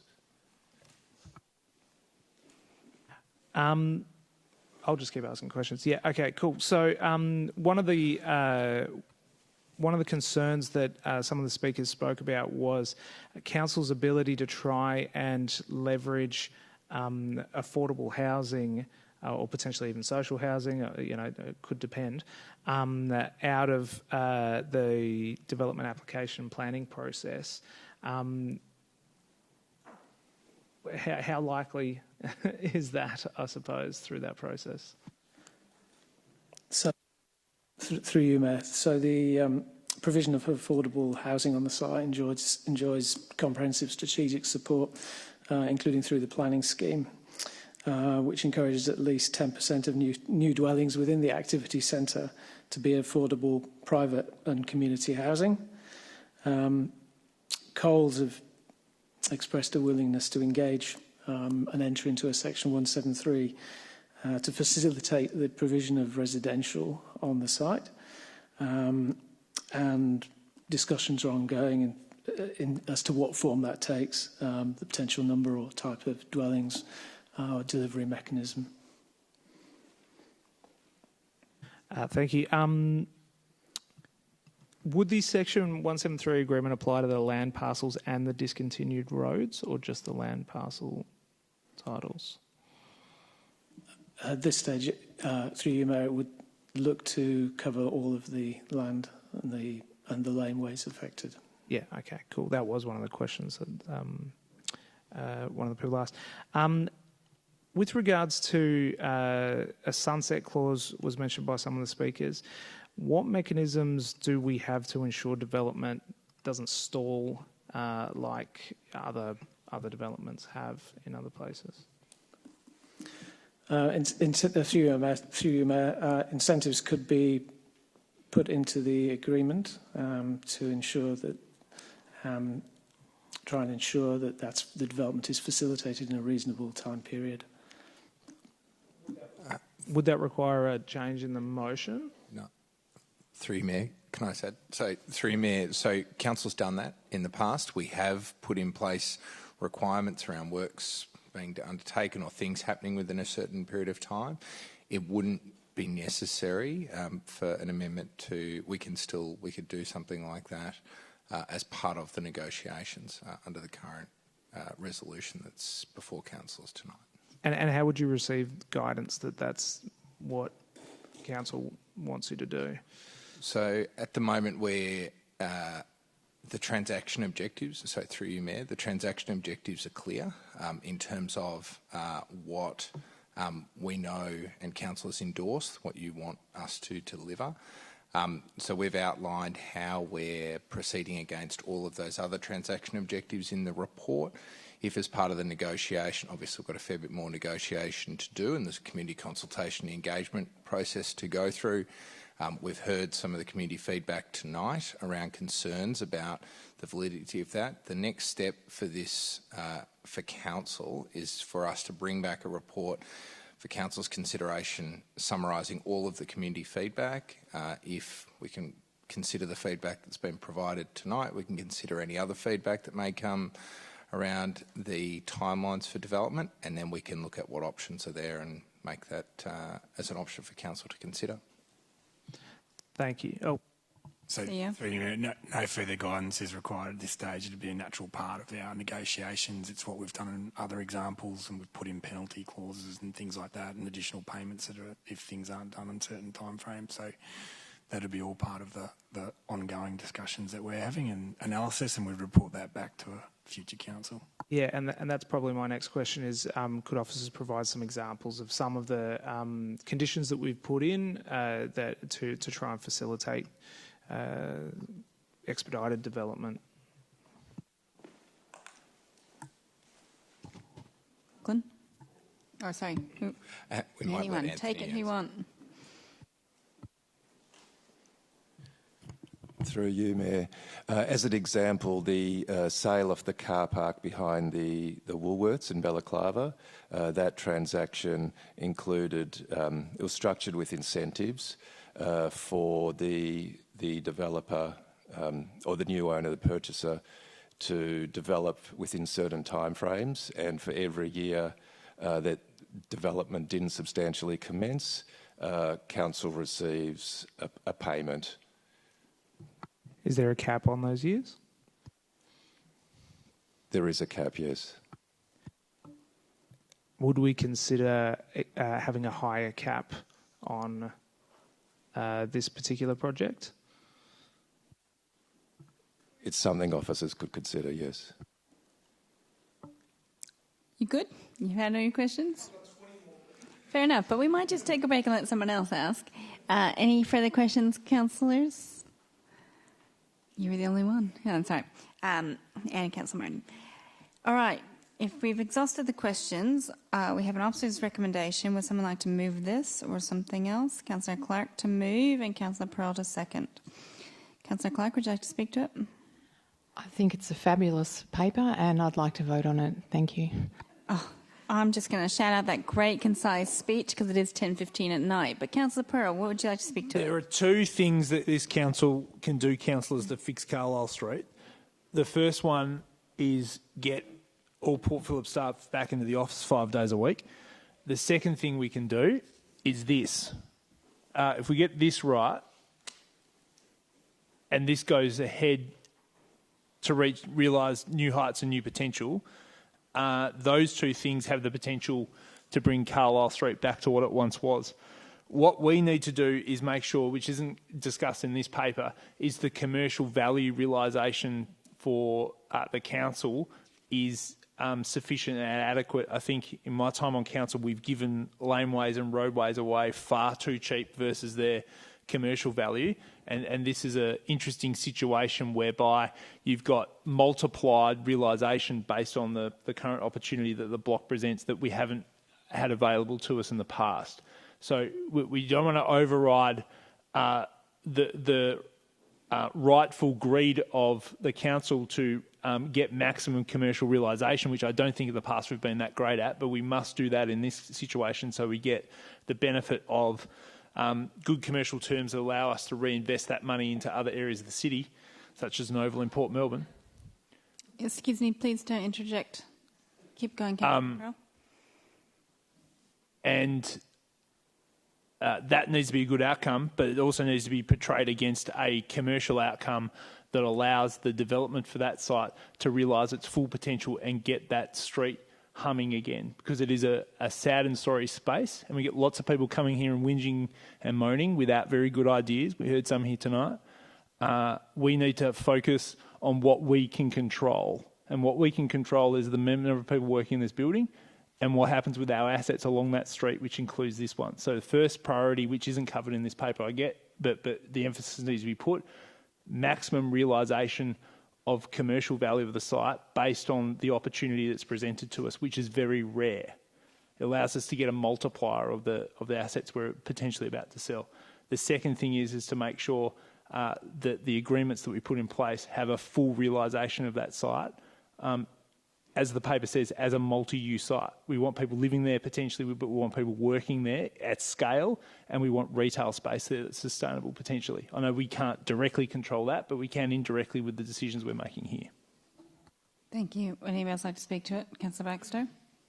Thank you, Mayor. A slightly different view than Councillor Pearl. For me, I think the number one priority is to realise the maximum community benefit from this transaction, and whether that means getting the most money from the transaction or some other benefit, it doesn't matter as much as what we end up with.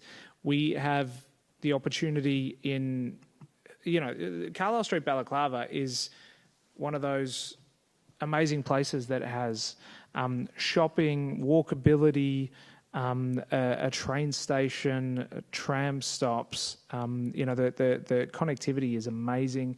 The density is surprisingly low for the area, and I do think that it's our responsibility to plan when we are increasing our density in the city to do that in the sensible places, and right next to a train station is absolutely one of those things. Combining that with retail and trying to help with the reactivation of that street and the revitalisation of that area is, of course, all admirable aims as well. But I really do think also that there are community benefits that are yet to be realised when it comes to environmental and biodiversity benefits for that area. It is a bit of a concrete jungle, and I know that can be improved if we focus on it. And we should always be taking the view that when increasing density, when providing housing and doing all of those things, those sensible things that I mentioned, we also make sure that we can provide affordable housing, social housing, housing that people can actually live in, as opposed to luxury, unlivable, or poorly designed, or whatever. We need to make sure that that's actually a good place for all members of our community to consider living in or near. So given that there are some risks involved with this transaction, I am satisfied with the work that the officers have done to mitigate those risks largely through those mechanisms described before.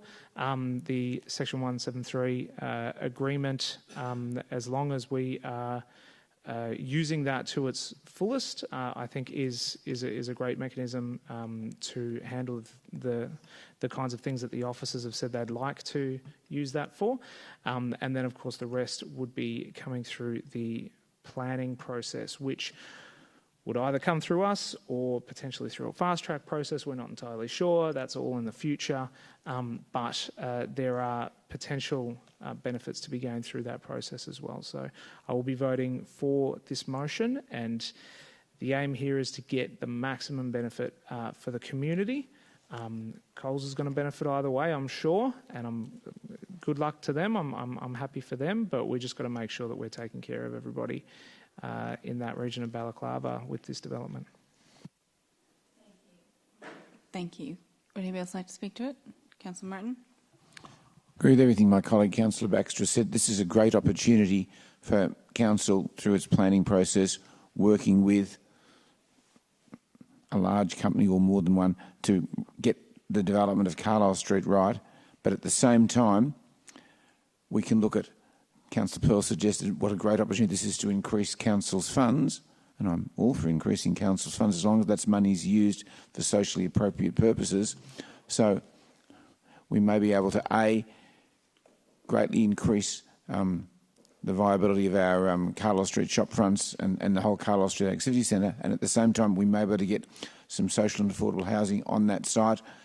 We may well be able to find some funds to increase the amount of green space in Port Phillip, and I know that people in Balaclava would probably want any monies raised from the Carlisle Street sales to be used in their area.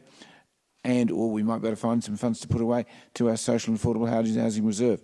Fascinated to see what comes out of the consultation process, but I'm quite happy for this to go to consultation. I see there are a number of opportunities, if it's managed properly, for a win-win in a number of areas. Thank you. Anybody else speaking to the item? I see you. You look like you want to. Back in 2012, Oh, okay. And I reckon my very first briefing was on this particular site. So it's good to see we finally look to be getting towards the end, and I shudder to think how much time we've spent on this as an organisation in the last 12 years. But good, we are finally at the end. Great. All right. Councillor Niagui, would you like to speak to it? Thanks, Mayor. I wasn't going to say anything on this one, but I think probably, I don't know if anyone really touched on part of the rationale for us doing a direct negotiation with Coles. I think it's probably worth putting it on a public record. I think when you look at the opportunities in this site, they're really only realised if all the pieces of land are put together. And so we could go out to a tender with just our pieces of the pie, and Woolworths or Aldi or somebody else could purchase those bits of the site. But I don't think that would ultimately realise the potential of the entire site. So that's why I'm really comfortable with us ultimately engaging in that kind of direct negotiation. I can assure the community we are trying to get as much economic and community value as we can, and I really value the work of the team thus far. We're not going to be able to get everything we want, but I think we can get a lot of really good outcomes, and ultimately the key outcome here is the full utilisation of this site and a good bit of cash in the bank for council. Real I will say on it, although I will note to Councillor Pearl's previous comment, I think Fair Work would disagree with our ability to blanket force the workforce of Port Phillip to go back to Town Hall. Long may they enjoy their flexible working arrangements. Mm-hmm. All right, that was it? Yep, okay. Thank you, everybody. Let's go to the vote. All those in favour? That's carried unanimous. Thank you. All right, now I appreciate that everyone has had their very important topics tonight, all of them, including the ones we're about to move on block. I appreciate that everyone's tried to be succinct, and thank you, officers who are going. Thank you.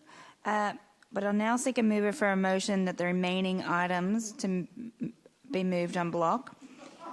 Hold on, wait. I was going to say, I note that there is an officer's amendment for item 13.7, which is the informal records of council meeting. The officers have this on the screen now, and it's just that one change, 13.7. I'm going to take the opportunity to read these out to be transparent. So we got the reports that we're about to do on block is 10.3, the St Kilda Adventure Playground update, 11.2, the Environmentally Sustainable Development Strategy, 13.2, the Council Policy for Revised Child Safe Policy, 13.3, Audit and Risk Committee Biennial Report and Annual Review of the Audit and Risk Committee Charter, 13.4, the update to the procurement policy, 13.5, council expenses monthly reporting for July 2024, 13.6, the appointment of authorized officer pursuant to the Planning and Environment Act 1987, and 13.7, records of informal meetings of council with the amendment listed. Again, it's 10:30, so I'm moving. No, I'll seek a mover. Who would like to move it? Councillor Bond is moving, and Councillor Crawford to second. Councillor Bond, this is the opportunity, everybody, to speak to all of it. Okay, if there's anything you need to say about any of those items that I've just listed out, that's on the screen. Sorry, is this procedural? Okay. Sorry, okay, this is procedural. So let's go to the vote on the procedural that we're going to move them on block. Thank you for a reminder. All right, all those in favour? All those against? Fair. Okay, that's carried. Okay, now is your opportunity to speak. So I guess I'm looking for someone to move it. I'm going to look for someone to move it on block. That's procedural. Let me make my... Okay. Now, who would like to move this whole lot? Councillor Bond on block and Councillor Crawford on to second. Councillor Bond, this is the opportunity to speak about any of them. Councillor Crawford. I'm looking forward. The St Kilda playground upgrade looks fantastic and exciting.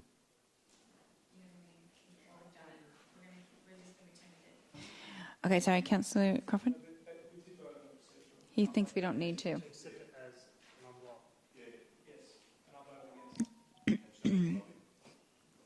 Okay, that's all right. I think it's fine that we keep going. Anybody else speaking to any of the items? Councillor Baxter? Yeah, just want to note, again, on the St Kilda Adventure Playground, I'm really pleased to see that we've been able to go through a great process of engagement with the community on the concept design and work for the redevelopment there. I'm really glad to see that we can make it very, very clear to the community that the St Kilda Adventure Playground is there to stay. It is a hugely valued part of our municipality and our community, and where it's only going to get better from here. So thanks very much, everyone who's been involved. Excellent, thank you. Councillor Sirkoff? Yeah, I'd like to refer to the revised child safe policy and also the annual review of the ARCO Charter. I really appreciate the time and effort that the independent committee members do put into the ARCO processes. It's about 4 or 5 times a year, and we've had the recent waste review as well, which they also put a lot of time and effort into. So with the Mayor and myself being on the audit and risk, there is a lot to review and to look at.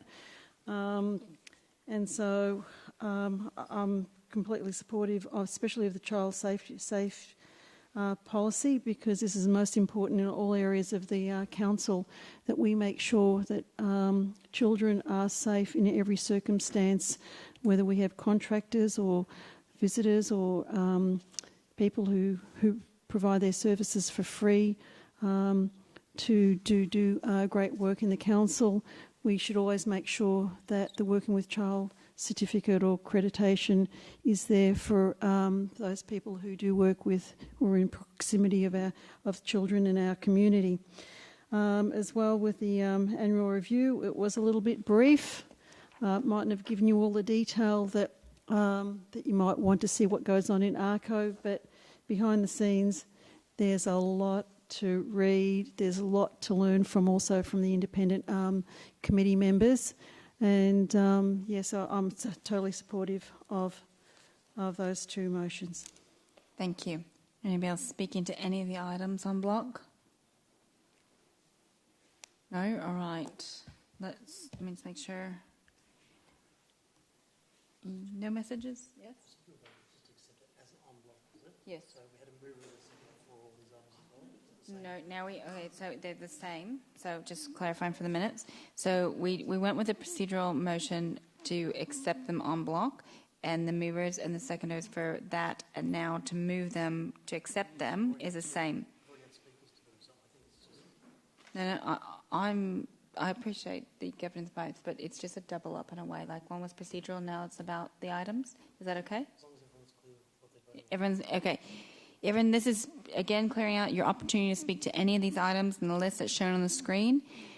If there's nobody else speaking to them, we're going to go to the vote on all these items. Yes, clear? Okay. All those in favour? That's carried unanimous. Thank you. All right. Now, we still have 3 notice of motions and 2 confidential items to get through. So, councillors, again, every opportunity to bring those debates to very concise. Thank you. aim for 2 sentences max. All right. So the 3 notice of motions. We're going to start with 14.1. This is a motion raised by Councillor Martin in relation to advisory committees. Any questions you have for either Councillor Martin or officers on this item? Councillor Martin, you have questions? I believe in the supporting documentation the date for the start of the caretaker period is incorrect. Councillor Sirkoff has pointed out it should be Tuesday the 17th of September, not Tuesday the 27th, so if the records could show that was altered. Yes, okay. Thank you. Is that updated? Okay. Sorry, I'm distracted here. Councillor Martin, if that was your question, anybody else have a question? No? All right. Then Councillor Martin's looking to move this, and Councillor Nyangri would like to second it. All right. Councillor Martin, would you like to speak to it? Thank you, Mayor. I've spent 4 years as Council's delegate on the OPAC Older Person Advisory Committee and 2.5 years as a council delegate with Council Niagi on the LGBTIQA plus Advisory Committee. And I have to say these two advisory committees are made up of people who voluntarily give their time 3 hours minimum per month, sometimes with additional subcommittees, and they provide advice to council, not just on matters that come through their committees, but advice on all major issues that the City of Port Phillip takes back to them. So when we have our community consultation processes, those items go before our advisory committees as well. So these people work very, very hard to provide excellent information to council, and the council delegates to those various advisory committees are always delighted to be able to bring the concerns of those advisory committees back to council. Now, for less than half of the, and I'm sure our governance people can give us an exact figure, but less than half of our advisory committees recently had their terms of reference redone, and when they were reconstituted, these committees they expire, it's a terrible word to use, on the last day of the period of the current council at the start of caretaker. So a minority, but a significant minority of our council subcommittees expire in just under a month's time. Under their governance rules, to reconstitute them, there has to be firstly a councillor appointed by the council, and then that council works with council officers to go through an appointment process that, when we set up LGBTIQA+, took about 4 months. When we had a renewal process to replace some resignations from the OPAC and a death, that took over 2.5 months. So effectively, if these advisory committees did lapse on the first day of the caretaker period and the next council chose to reconstitute advisory committees, they would not be up and running till probably March at the very earliest. Now, while the advisory committees accept that it's important that we have renewal and it's important that there is a rollover and that these committees are reconstituted with new members at an appropriate time, their advice by motion, certainly of LGBTIQA plus and OPAC, is that they don't believe that September the 17th is the appropriate date for that to happen. They believe, and I'm inclined to accept their belief, that given that the first 3 or 4 months of a new council term are probably the most critical times for that new council, a time where that new council really needs to get as much advice as possible as it develops its first budget and the next 4 years of the 10-year council plan. It would be, I think, to council's great detriment if we didn't have our advisory committees constituted over that period. So what this motion is asking is that this council agrees that the 3 advisory committees which have approached council, OPAC, LGBTIQA+, and MAC, are allowed to continue till sometime in 2025 after that period of great change on council with the development of the council plan and next year's budget, and that the lapsing of those doesn't take place at least until the middle of 2025. I think it will be far better for council to have their advice than to not have that advice. Far better for council to be able to concentrate on developing the council plan and working through the council budget process rather than having a number of councillors sidetracked by multiple interviews as they appoint members to reconstituted advisory committees in the period February-March next year. And yet I think it would be to council's operating detriment if we didn't pass this motion. Thank you. All right.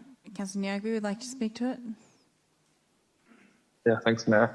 Agree with everything Councillor Martin said. Ultimately, if we don't extend these committees, we'll basically be unable to have their advice as part of the formulation of the next council plan. I think that would be to the significant detriment of our community. These are 3 crucial advisory committees.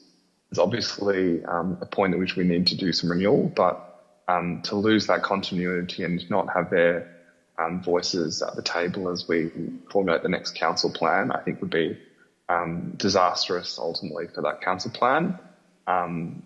every day I'm blown away by OPAC's contributions in particular, but to be honest, all three of them are really, really excellent. And yeah, cannot stress enough how important I think extending to next year is, just so that we can make sure that we do hear from them next year. Excellent. Would anybody else like to speak to the notice of motion? Councillor Bond?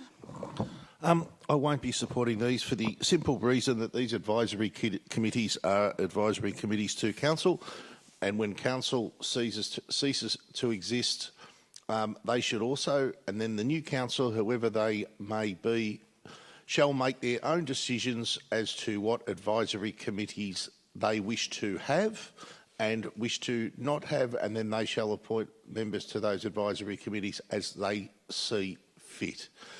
It's not up to us, or it's entirely inappropriate for us to commit them to committees till certain dates and people to certain dates.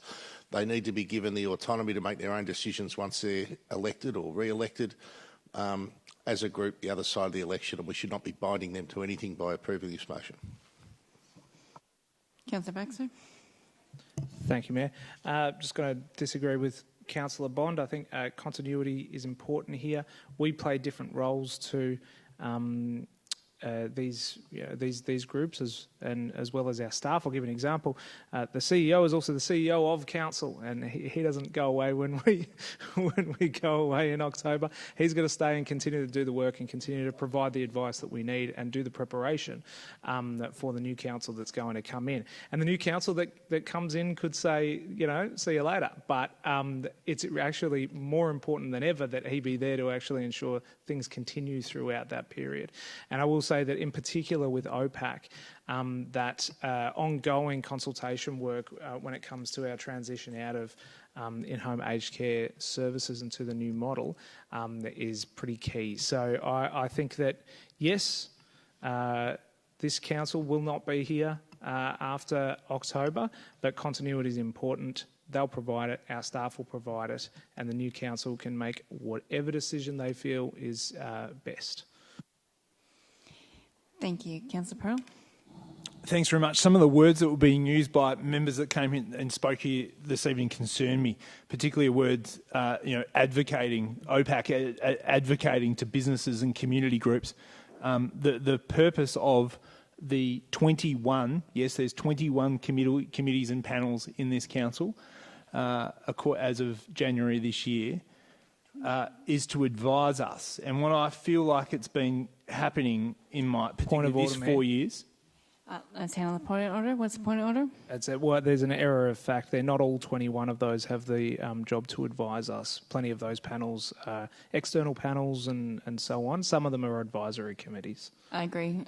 They're not all advisory committees, but there are 21 committees, possibly. It would be a more branch term.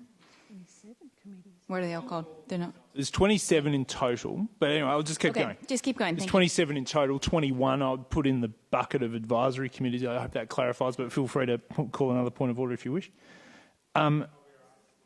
These committees, these advisory committees, have become bureaucratic. There was 110 meetings last year, and they're becoming exclusive. So they're there effectively now to advise us, which many do well, but they're going outside that lane in many respects in terms of advocacy to external council positions, which we've seen particularly during The Voice, which I was disappointed in, to be frank. It's now time to have a single advisory committee that includes everybody and not excludes certain people. Point of order. Let's hold. What is the point of order? No advisory committee advocated to anyone other than council during the Voice campaign. That's not true. I actually don't know the answer, nor do I know, but I think it's not important. I think it's maybe we withdraw that one because I don't have the answer, but keep going. I see, to clarify, there were 3 advisory committees that made public statements on their position on our website, and also represented that position at forums that were not council forums. I hope that clarifies. Our committee structure is exclusive, and it's excluding people. It's excluding people with disabilities. It's excluding people with homelessness issues in particular. These are the people, we need a single committee that represents a broad section of society, not just single committees that get more airtime and more power, in my view, based on who the councillor is on that committee and how impactful and effective they are, and how organised that committee is when they represent themselves, when they're doing their advocacy to council.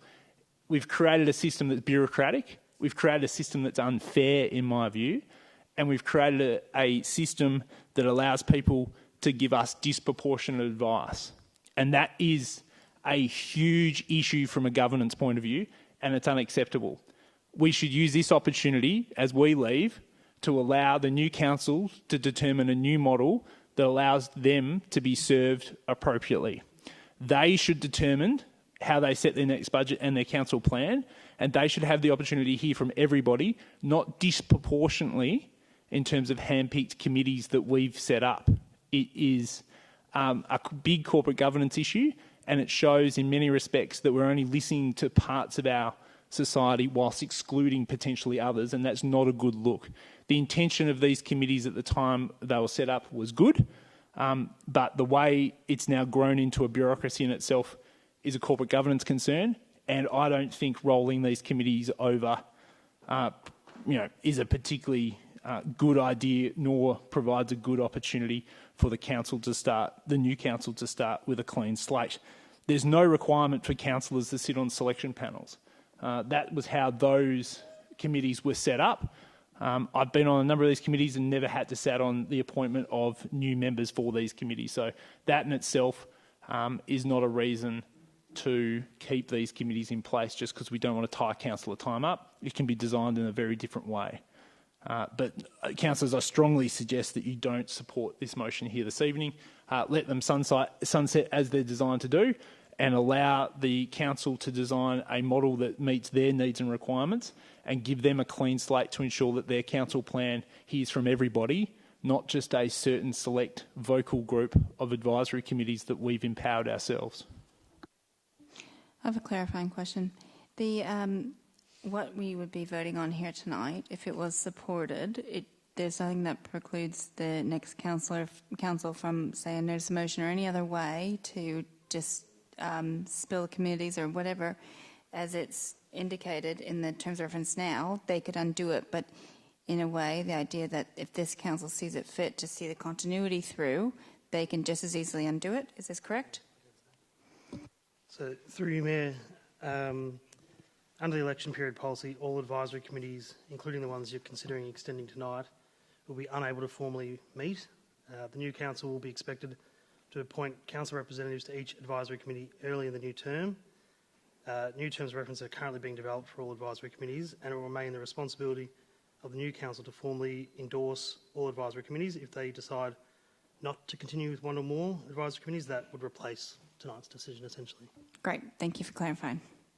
Councillor Crawford? I was really hoping not to speak again tonight. I know we're all really tired and we're getting fast tighter. Okay. We can design them in any way we want, and a future council can do the same. The challenge is that a future council, it's the timing. They won't be ready, they won't understand, they won't really know enough about it to make those decisions early in the term. We stagger appointments at the South Melbourne market because we know there's a huge amount of corporate or knowledge or experience that goes with it, and so we've started to stagger them now rather than losing all of that knowledge and experience in one hit. That's probably the way we need to. A new council could redesign so that there is. Now, I know there is renewal in a lot of our advisory committees, like the OPAC and other ones, as people come and go. So that staggering process is naturally happening. It is completely in the remit of a new council to do away with advisory committees if they want. But however, we always complain that we don't reach enough people in our community. And the whole point of them is to try and reach out to various, corners of the different groups in our community to give us feedback on various things. And a new council needs feedback and reaching out to the community no more than in the first 6 months of a new term. The other thing is this is actually designed to protect and look after those members of our community advisory groups that have disabilities or are not as able easily to reapply. We are actually keeping, this is a way of ensuring that some of those people remain on committees. Look, again, I don't think it's a ditch to die in everyone. I think it's just actually looking at a new design and staggering these terms is probably a more useful way for any new council. So I would urge my fellow councillors just to allow this to roll on so that there is those instant touch points for a new council. They can redesign it once they are, but you know what it's like when a new term starts. There's so much information. It's so overwhelming. You've got to understand the systems. You really are not in a position to make those kind of decisions that early on. We do it in other committees like the South Melbourne Market. Why wouldn't we do it here? Okay. Anybody else speaking to the item? Okay. Let's see. Councillor Sirikoff, go ahead. Yeah, the South Melbourne Committee, I think, is a different situation because we actually remunerate those people in a position to be giving advice on how to run a business, where we're looking at the best stall holders who come in there to monitor that we get the best outcome, the best revenue, the best practices of revenue and making the South Melbourne market successful, that it is not a burden on the ratepayers, that it's actually at least comes out cost neutral for everybody. So they are paid, remunerated to do this job. So it's a different type of situation from a volunteer basis. I do really appreciate the advisory groups that we have. We have various number of advisory groups already. We have the Business Advisory Group. They are volunteers. And what we have to follow here is the terms of reference. This is basically changing the terms of reference of what our volunteers signed up to. And it's, as Councillor Pearl said, at the end of each term, we are cleaning that slate where we're starting afresh, and we should give the new council the opportunity to start afresh with what committees they want. We have something like 27 committees, and some of them are basic committees and some of them are advisory. And basically these councillors have to be on 3 committees at a time, and it's a lot of work. And I know the advisory groups put in a lot of work and we appreciate the feedback they give us. But at the end of each term, as each of these 9 councillors stand down and then go out to campaign if they want to return to council, I think we should be having that clean slate also with this situation here. So basically I'm not supportive of this notice of motion. I understand the intent, but it's basically starting afresh again, like all councillors here in this room will be standing down as well. All right, anybody else speaking to it? Otherwise, let's go to the vote. Oh, sorry, Councillor Martin wants to close. Thank you, Mayor, for letting me close. I'm not sure some of my colleagues have got a real understanding of how advisory committees were appointed or how they actually operate. I know that when the members of OPAC signed up, they signed up to what they believed was an ongoing advisory committee, because at the end of the last term of council, that committee was rolled over and worked through the new council and simply replaced its members when they died or retired. And when some new terms of reference were adopted by a small number of our advisory a small number of our advisory committees mid-term, I think they overlooked that there was a built-in expiry date of the first day of the caretaker period. So they didn't sign up knowing that they're going to expire on September the 17th. They signed up believing that they'd continue to roll as they'd rolled at the end of the previous term. Councillor Bond has said that we'd be setting a precedent if we were allowing these committees to continue. Most of our committees, well, I'm trying to get your words right. My interpretation of what Councillor Bond has said was that it would be inappropriate if some advisory committees were allowed to continue on into the next term of council. Let me try again. Come on, guys. I might have to do a procedural motion and push this to a vote. Come on, guys. Wrap it up. A couple more sentences. I may have inadvertently believed that someone inferred that some of our advisory committees, it would be inappropriate for some of our advisory committees to continue into the next term when the others didn't. That's incorrect, because most of the committees in our subcommittee structure, advisory committee structure, don't have the newly adopted terms of reference and do roll over. So it's only a small few that won't be rolling over. So there's been a little bit of misinformation put out about there. I can't speak for every single advisory committee, but I know the work that the two that I'm involved with would be of extreme importance and extremely useful if the next council chose to accept their advice. And councils don't have to accept any advice. We as councillors make up our own minds. We could choose to listen to their advice, or we could say you can meet for another 6 months and not listen to you. That's what the new council can decide. The new council can decide whether it wants. It can totally tip the whole structure over. But I believe that they would be very remiss not to at least have the opportunity to listen to the groups, such as the 3 groups that I've included in my motion, and then they can decide whether or not to accept their advice, and they can decide at the end of the term whether they wish to renew them or not. But that's the decision that the new council should make, not to decide whether or not there are advisory committees at all. Thank you. All right, we're going to go to the vote. All those in favour? If I have 5, okay. All those against? All right, that's carried. All right, we've got 2 more notice of motions. Please, people, let's be concise. 14.2 is the notice of motion raised by Councillor Crawford in relation to Temperance Hall. Are there any questions either for Councillor Crawford or for... Good night, everyone. Thank you for staying so late. If you have any questions, you can ask them Councillor Crawford or officers. Are there any questions? Councillor Sirikoff has a question. It says in the notice of motion that Temperance Hall already received $26,000 a year from council. Is this correct? Yes. Which officer will be? Lauren. Yep. Okay. This is already an annual. Sorry, we have an error pointed out that we can. Oh yeah, can you remove the thing that says add text to the bottom? Yeah, thanks. Okay, all sorted. Thank you. Noted. You've asked a question about the 26,000. Is someone online, or is it going to you, Brian? I understand. Yep.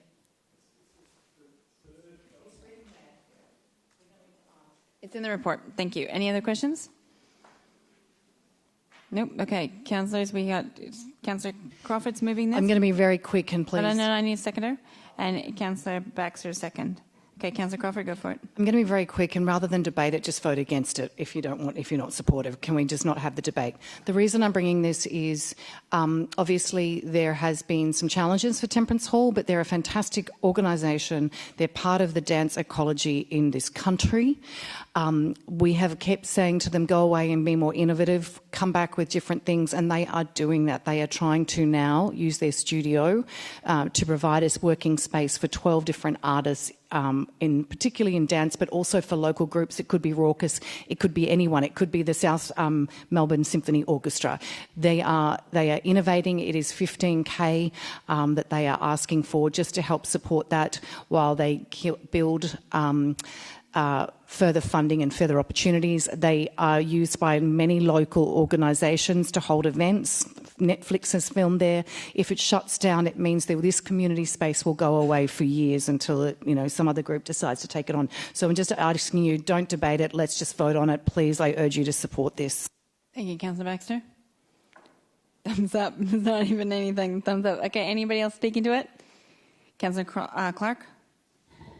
Yes. We have heard from Temperance Hall, and I have no doubt, as Councillor Crawford says, that they're a good organisation. We reviewed them in the budget process, and that didn't make it through the budget, along with many other great organisations. They've already received $26,000, and I recall, I think correctly, that they had previously, or it had ceased federal government funding, and they all not received federal government funding, and they also were either ceased or unable to get state government funding.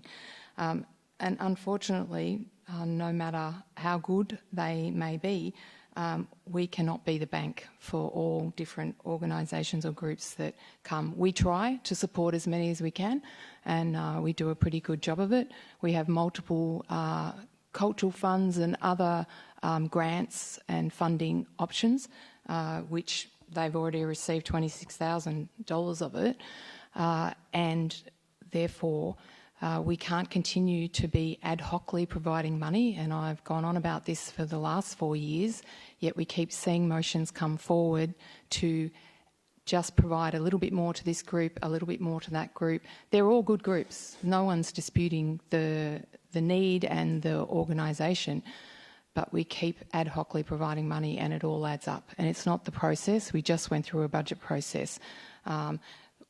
And as I said, they've already received some funding. So it's not a reflection of my view of the organisation, and I don't dispute anything Councillor Crawford said, but this is just poor process in terms of us handing out money, and we keep doing it, and that is the definition of insanity. Given the tight budget that we have, we need to start making some hard decisions. So this will be one of them for me. Thank you. Thank you. Councillor Perrott. Thanks very much, and thanks, Councillor Crawford, for bringing the motion. And I respect your passion for the arts, and also acknowledge the cultural significance that Temperance Hall has made and is behind this proposal.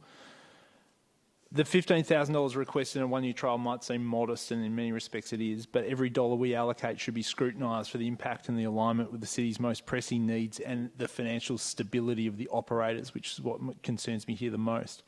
The proposed residency program, whilst innovative, is untested, and we have a responsibility to be prudent with the public funds we're administering and ensure that any investment we make deliver clear, measurable outcomes. There's many alternatives to support local artists, which we do in many, many ways, and I think the way we already do it will bring more immediate and widespread benefit without the need for this additional public expenditure. And whilst I think Councillor Crawford and a number of others have looked at me over the time and said, you hate the arts or you don't like the arts, that's not the case. But there is a core issue I have with these sorts of requests compared with other community groups. And that comes from sport policy in Australia, but particularly even our policy here at the state level and in a council, focuses on two groups in arts and sports. In sports, we focus on increasing participation at the grassroots level, understanding that there's benefits for amateur and elite in Australia, but we want to get more people involved. So if we give money to a sporting club, it's about volume, it's about getting young kids involved, it's about getting multiplied activity through health, mental health, physical health, and we get a very large multiplier. In the arts and the creative sector, it's all about participation and supporting of art. Sorry, not about participation, it's about supporting artists and getting attendance. So a lot of Liberals love it because they think it means money, and it does have a big economic development in terms of people coming and sitting in a hall watching something take place. But it doesn't foster actual involvement, and our policy settings are clear on this. The State Creative State 25 strategy says it aims to focus on opportunities to stimulate growth for creative workers and businesses and industries. It doesn't focus on greater access and opportunities for participation for all. And grants like this are very targeted and they're very small. They impact a very small amount of people, and the multiplier effect always seems to be managed by people pertaining to them in terms of attendance and economic impact in the surrounding area. I don't think that's good enough for us when we're deploying this sort of money, and particularly at the federal level.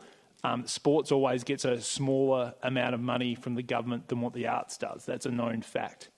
So that's always been the basis of my decision making. I'm all about increasing capacity of our society, increasing the capacity of participation in our community to make sure every $10,000, $20,000 that goes out the door impacts thousands of people and it compounds. With this type of thing, we're deeply impacting the lives of a few people, and that will have a significant impact on them, and it may have a flowing economic impact through participation, through attendance, but it just doesn't meet the test in terms of this organisation being able to multiply this money and also for them to reach financial sustainability. I think that they'll be back 12 months from now asking for more money for us, and it's perfectly within their right. But this organisation is obviously facing substantial issues at the moment. Whilst this might be worthy, it just doesn't meet the multiplier effect that I'll be looking for if we're deploying that sort of money compared to what we can do in other areas.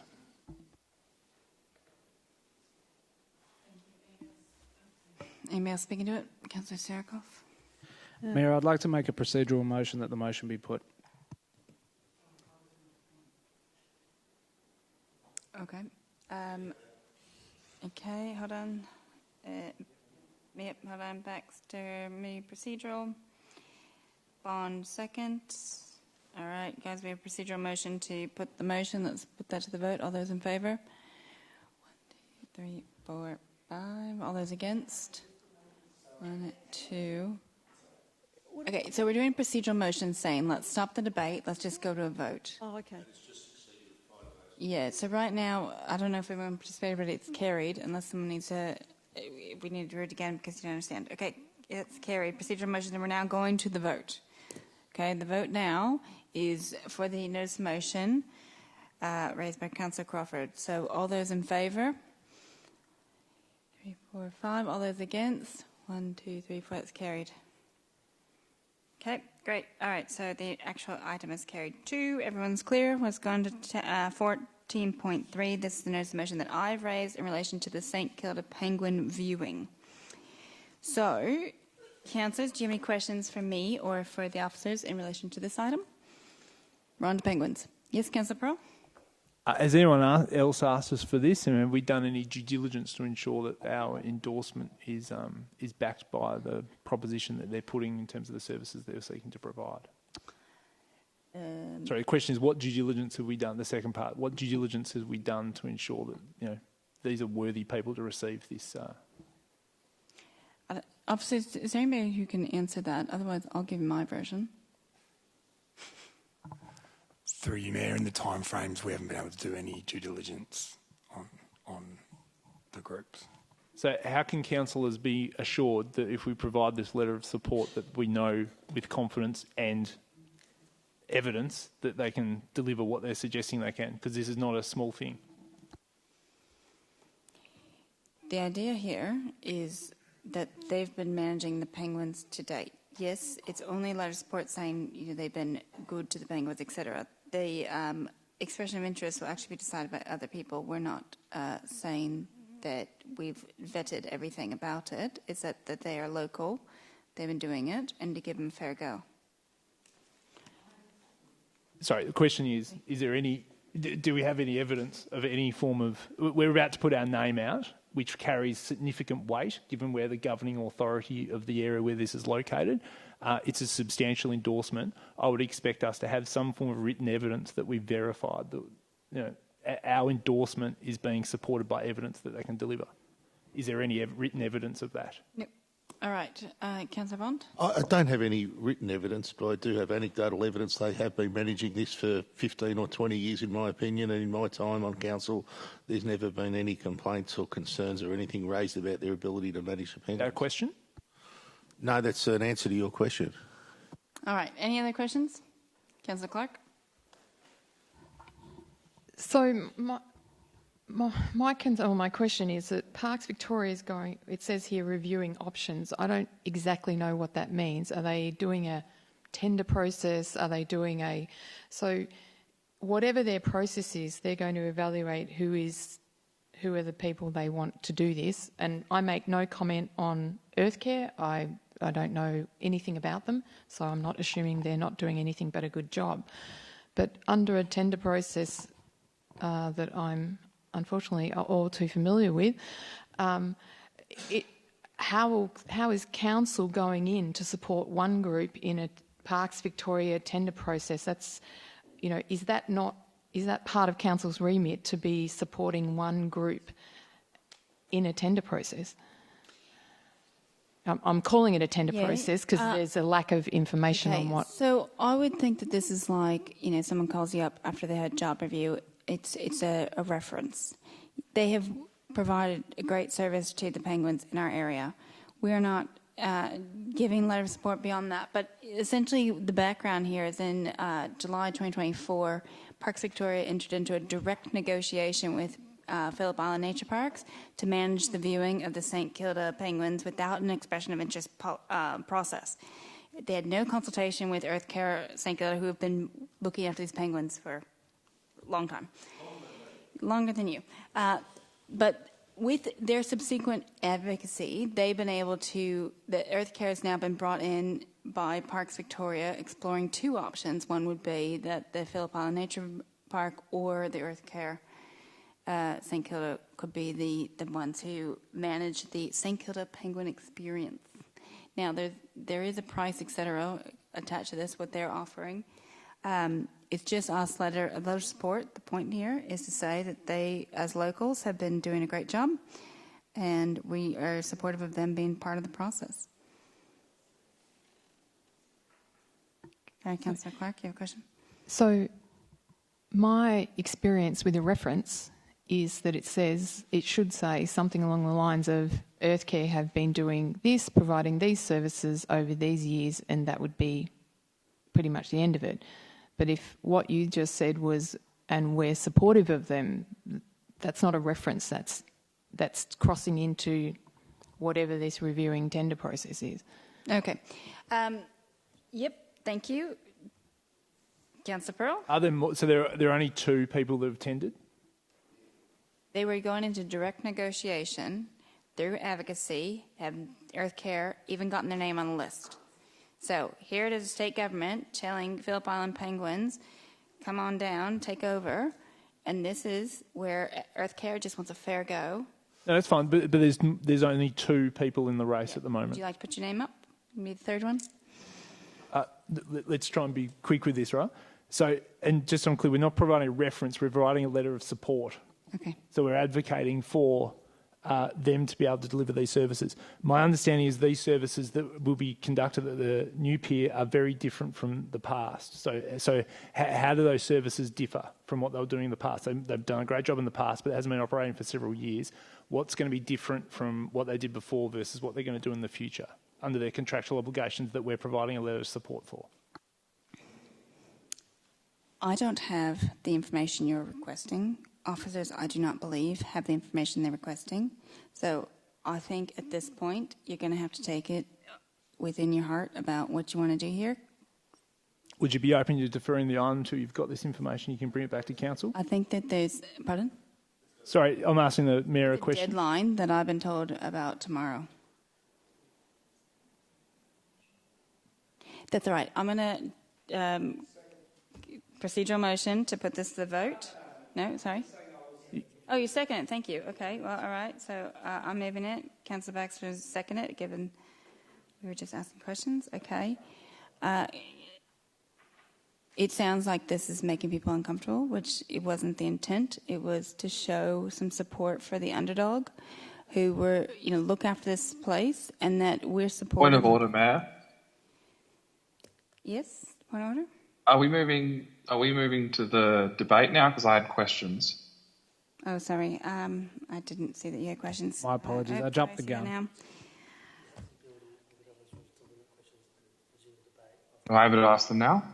Hold on. Sorry. You're not hearing that I'm having governance advice? All right. Listen. Okay. All right. I missed it. It is hard when you're online and my phone notifications turn off at a certain hour. Councillor Nyagri, I'll allow you to answer one question, but I do have the right to limit questions. I think there's been a lot, and I can see that people want. So go ahead and ask one question, and we're going to go back to the debate, please. Well, that's hard. My first question was what who is telling us this information? Is it just Earth Care, or we had that independently verified by Parks Victoria? My second question was, does Parks Victoria have a selection criteria? Are we aware of the kind of things that they are weighing up and the things that they think they need to the management of this viewing area?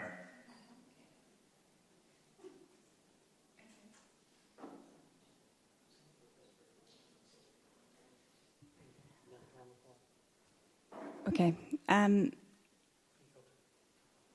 This request has come in very late. I don't have more information for you. officers don't have more information for you. I'm very sorry about that. But we are not the ones making the decisions who's going to be taking this over.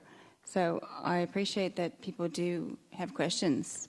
But maybe if you consider what is actually being requested here, and I know providing a letter of support is, it maybe carries more weight than I'm giving it, but I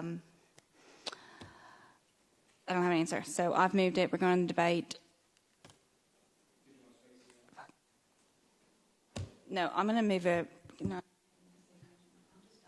We've got to have speaker and seconder, and then you can. All right, thank you for all the feedback. It's been a long night. Let's have the debate. I have no further information. I think it's worthy of a letter of support because they're the local group, the underdog, that really deserve the opportunity here to have a chance. We're not the ones making the decision of whether or not they're actually going to take on this role. It's out of our hands. But I think a letter of support is the right thing to do. Councillor Baxter, would you like to add to this? Thank you, Mayor. Yeah, look, agree with that, and I will also note that this notice of motion was circulated to councillors some time ago, and then it was put in the papers last week. The questions that have been asked tonight could well have been asked in all of that intervening time of the Mayor and of Earth Care. So I think springing them tonight is, if those answers could have been found for you potentially if more notice had been given. Point of order, Mayor. What is the point of order? Councillors are entitled to ask questions, and that they shouldn't be framed as springing. That implies that we were withholding questions until the debate. I'm happy to withdraw. I won't make the Mayor rule on it. I'll just withdraw. But I do think that it's important for councillors in their role in making decisions to properly inform themselves ahead of the council meeting on all of these issues. And I do think these questions probably should have been asked earlier, and that's my opinion. And I don't think there's anything wrong with thinking that. This is about providing a letter of support to the long-standing operator of this service who have been cut out of the process. And we're not entirely sure why, because it's certainly not based on past performance, which, as you know, all indications were exemplary. So let's just support our local community group who have been doing amazing work, and they can go into that process, and someone else will be making the decision, but we can provide our support. Councillor Bond. Who would have thought the Penguins would be the most contentious debate tonight? Madam Mayor, I'm happy to support the letter for Earth Care St Kilda for two reasons. One, Earth Care St Kilda have been doing a magnificent job in managing our penguins over however many years they've done it, at least probably 15, 20 years, I think. And Earth Care St Kilda are probably one of the main reasons that our penguin colony has been so protected over the last few years, which has been one of the main reasons we actually got an upgrade to our penguin boardwalk. So it would be very fair to say without Earth Care St Kilda, we probably wouldn't be getting this upgrade of the penguin boardwalk down there. So it's entirely reasonable that they have the opportunity to show to Parks Victoria that they are perfectly capable of managing this on behalf of us residents of St Kilda and our penguin colony.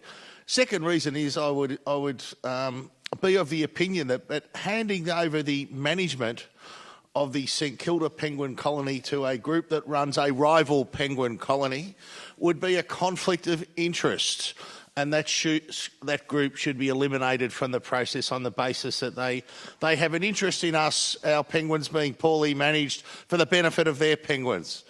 Therefore, it's only reasonable that Earth Care St Kilda get the management of this colony, and we as a council should be bending over backwards to support them in doing whatever we can to ensure that they are the ones that manage our penguins here in St Kilda. Councillor Pearl.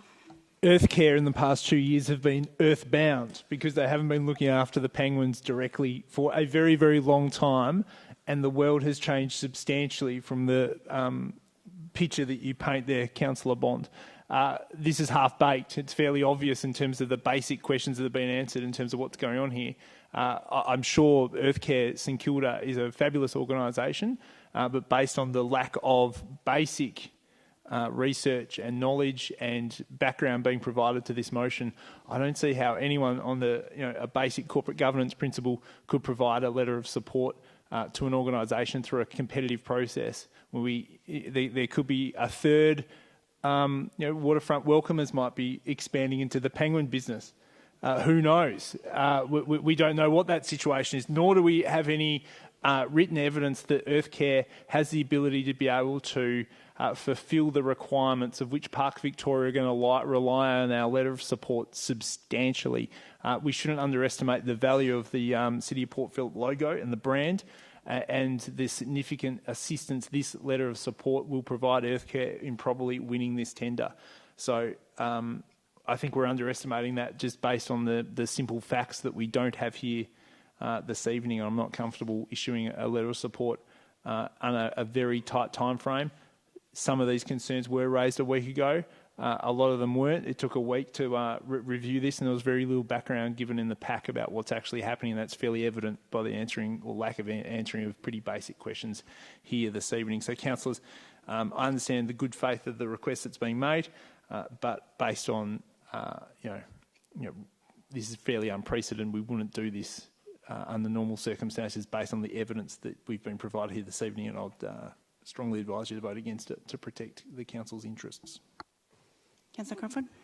I want to move that we procedural motion that the motion be put. Thank you. Please. I'll second that. Councillor Bond, thank you. Let's go to the vote on the procedural motion. All those in favour? That's carried. All those against, sorry. That's carried. All right, now to actually vote on the item. Yes? Sure. All right. All those in favour? 1, 2, 3, 4, 5. All those against? That's carried. Division. All right, now we're moving on to urgent items of business. Division, Mayor.